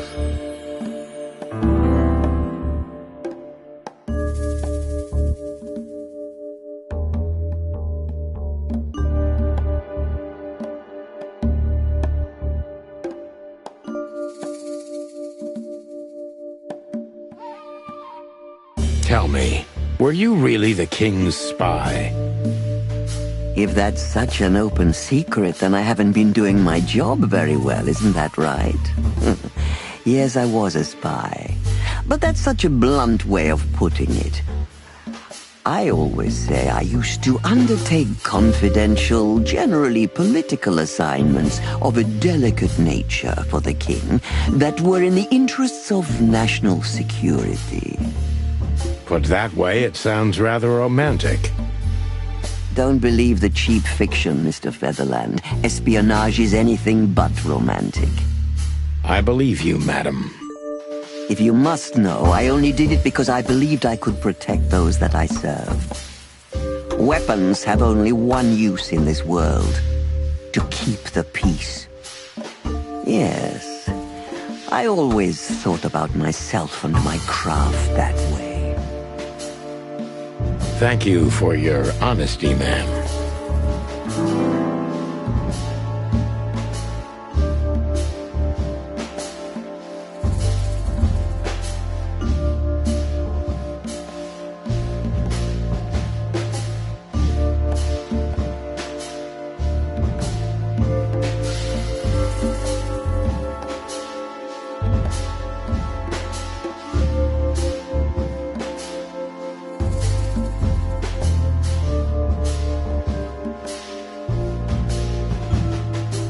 Why did you decide to open a brothel? You know, this place used to be an orphanage. Then after the Great Avian Plague, a hatchery.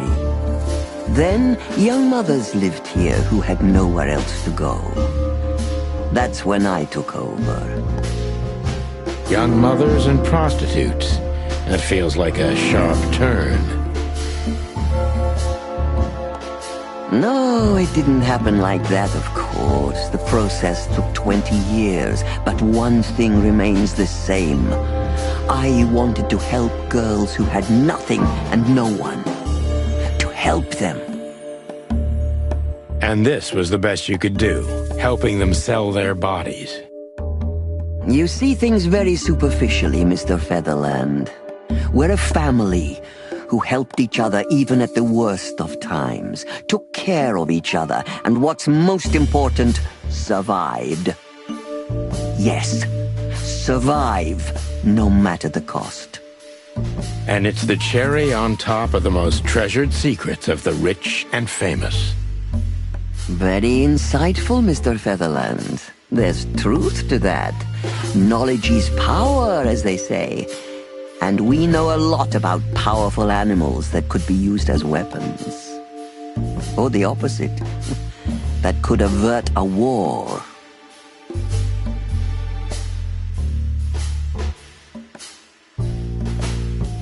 If I guess who the card belongs to, will you tell me?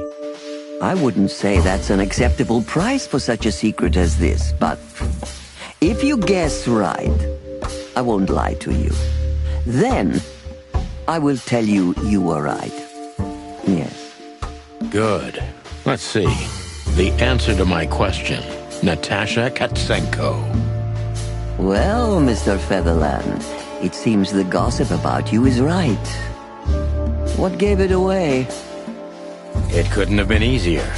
There's a beautiful woman with a mysterious past, trying to keep it a secret, while someone's threatening her with the exact same thing, leaving rather unmistakable messages behind. Plus, we found the card on Deborah, who was her best friend and confidant, so she was either trying to hide it or destroy it forever, so no one could find out the truth.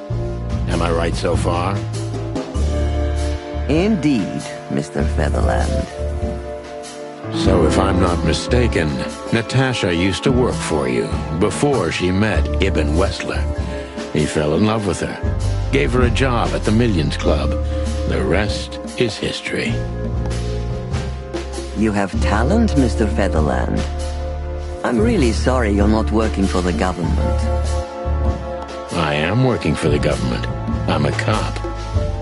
Are you sure, Mr. Featherland? Touché. Indeed. Natasha used to work here. We can put it that way, but you know, this isn't just a workplace. She also lived here. She was part of our family, and we still love her very much. Right. That puts everything in a different light.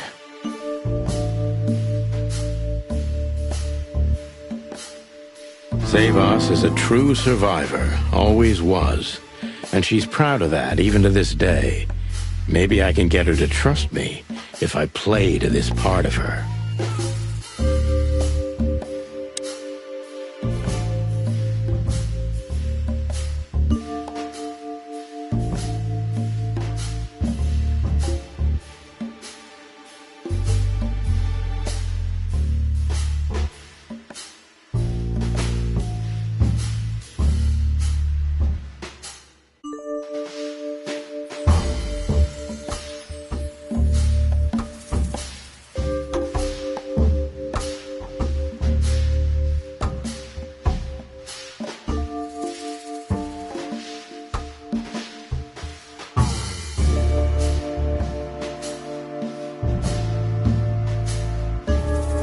Why did you take her in?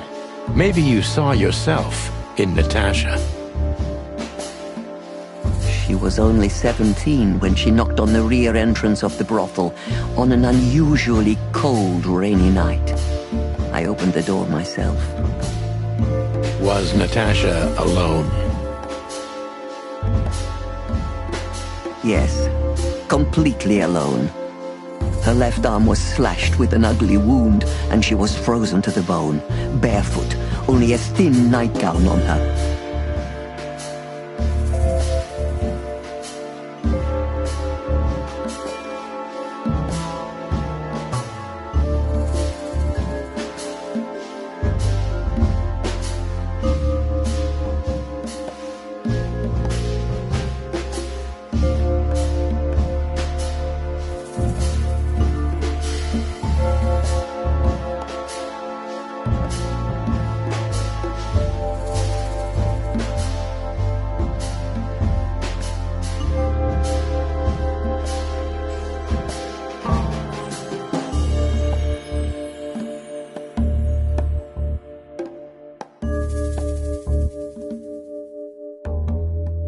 Did she tell you what happened to her?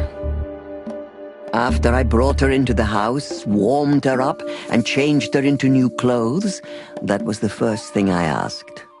But no, she didn't tell me. We became very good friends, but I still don't know what happened to her and where she came from, or how she knew about this place and the rear entrance. And you weren't bothered by all those secrets? That would have been very hypocritical of me, don't you think? No, it didn't bother me. I make a living out of secrets, Mr. Featherland. I see.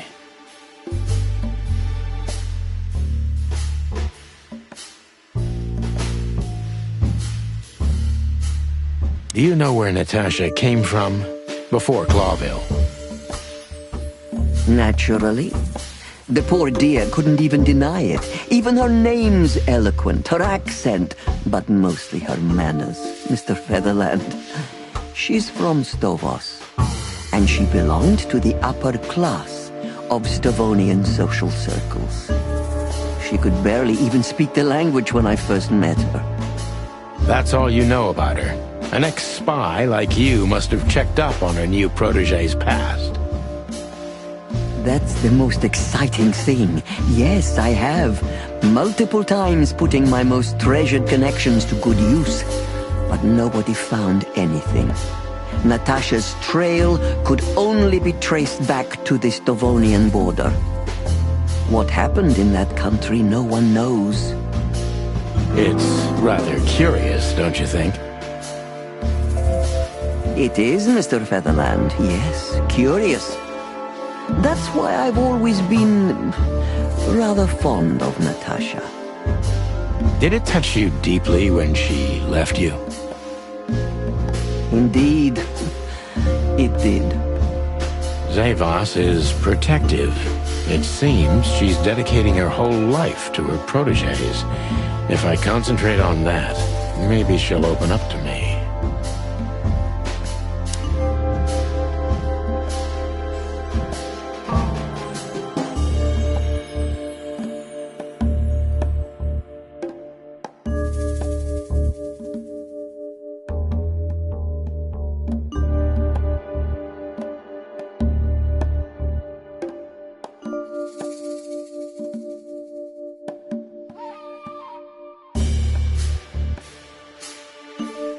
Have you kept in touch?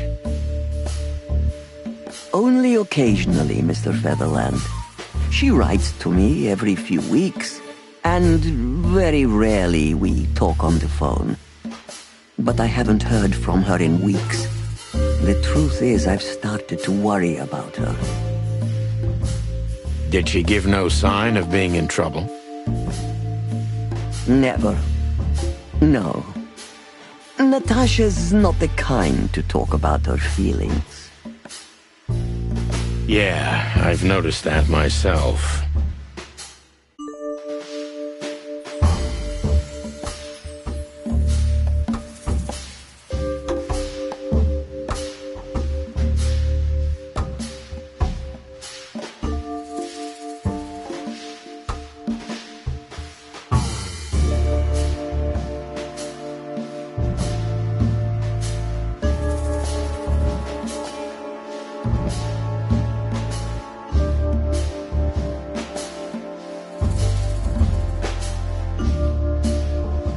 When was the last time you saw her, Madame Zavas?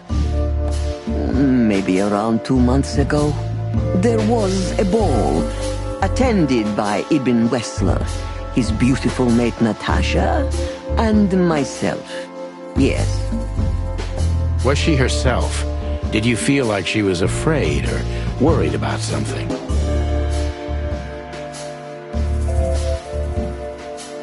On the contrary, she was unrestrained, free, radiant. She was in love. Yes, in her own unique way.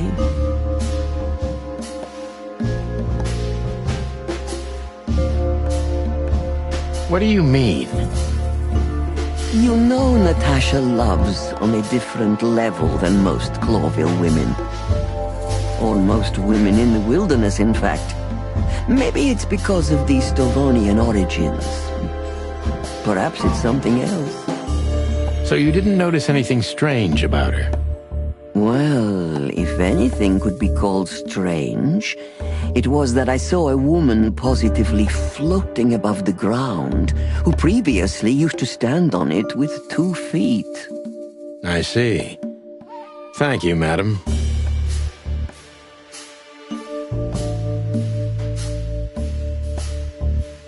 How did you feel when you learned Natasha was going to leave? Honestly, I was very hurt. I loved her as a daughter. How would you have felt? I couldn't say. And I still couldn't stop her, and you know why?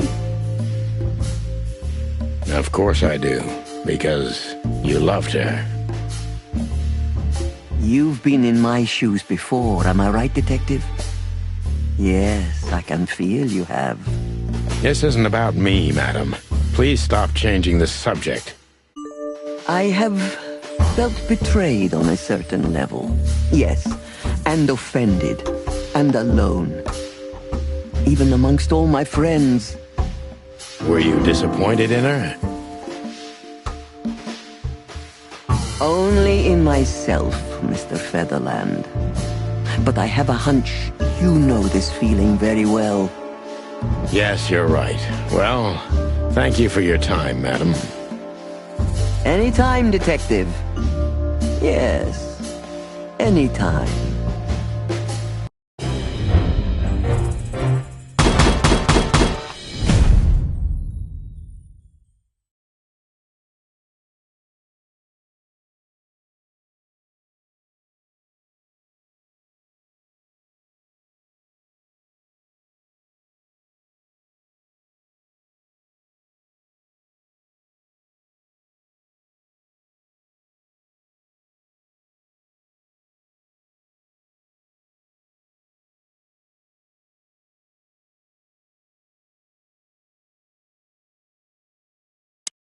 Please, gentlemen, wait here a moment.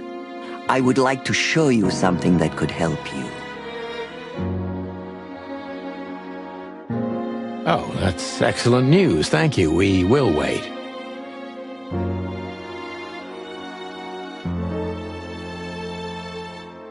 Do you trust her? Not in the slightest. Even her smile is fake. This woman wallowed in other animals' secrets until she became one too. That's exactly how I feel.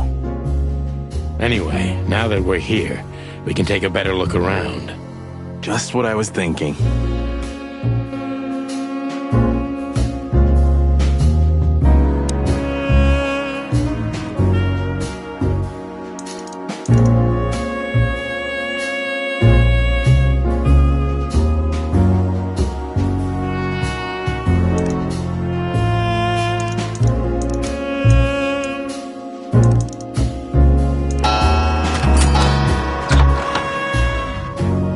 Hidden door.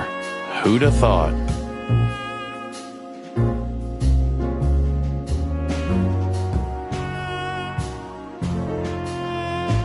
She is a legendary ex-spy. Well, this is something I've never understood. Why isn't a key good enough? I mean, you can take that with you, but riddles can be solved by anyone. I don't think many animals get to be in this room, Marty. And the other thing is, Maybe she wanted us to find it. Exactly what I'm thinking. Who knows? Anyway, we're going in.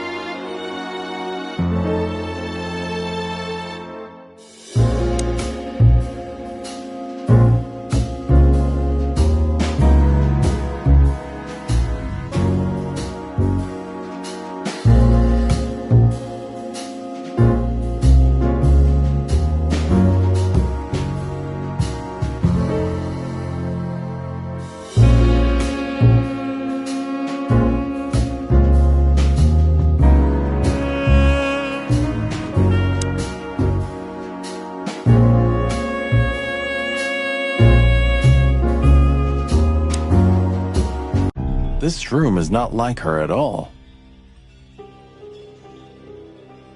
The other must have been for show. Marty, this is the reality. We're talking about a professional spy.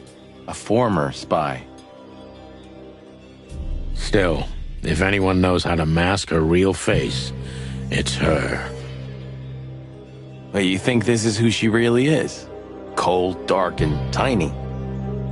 And full of secrets.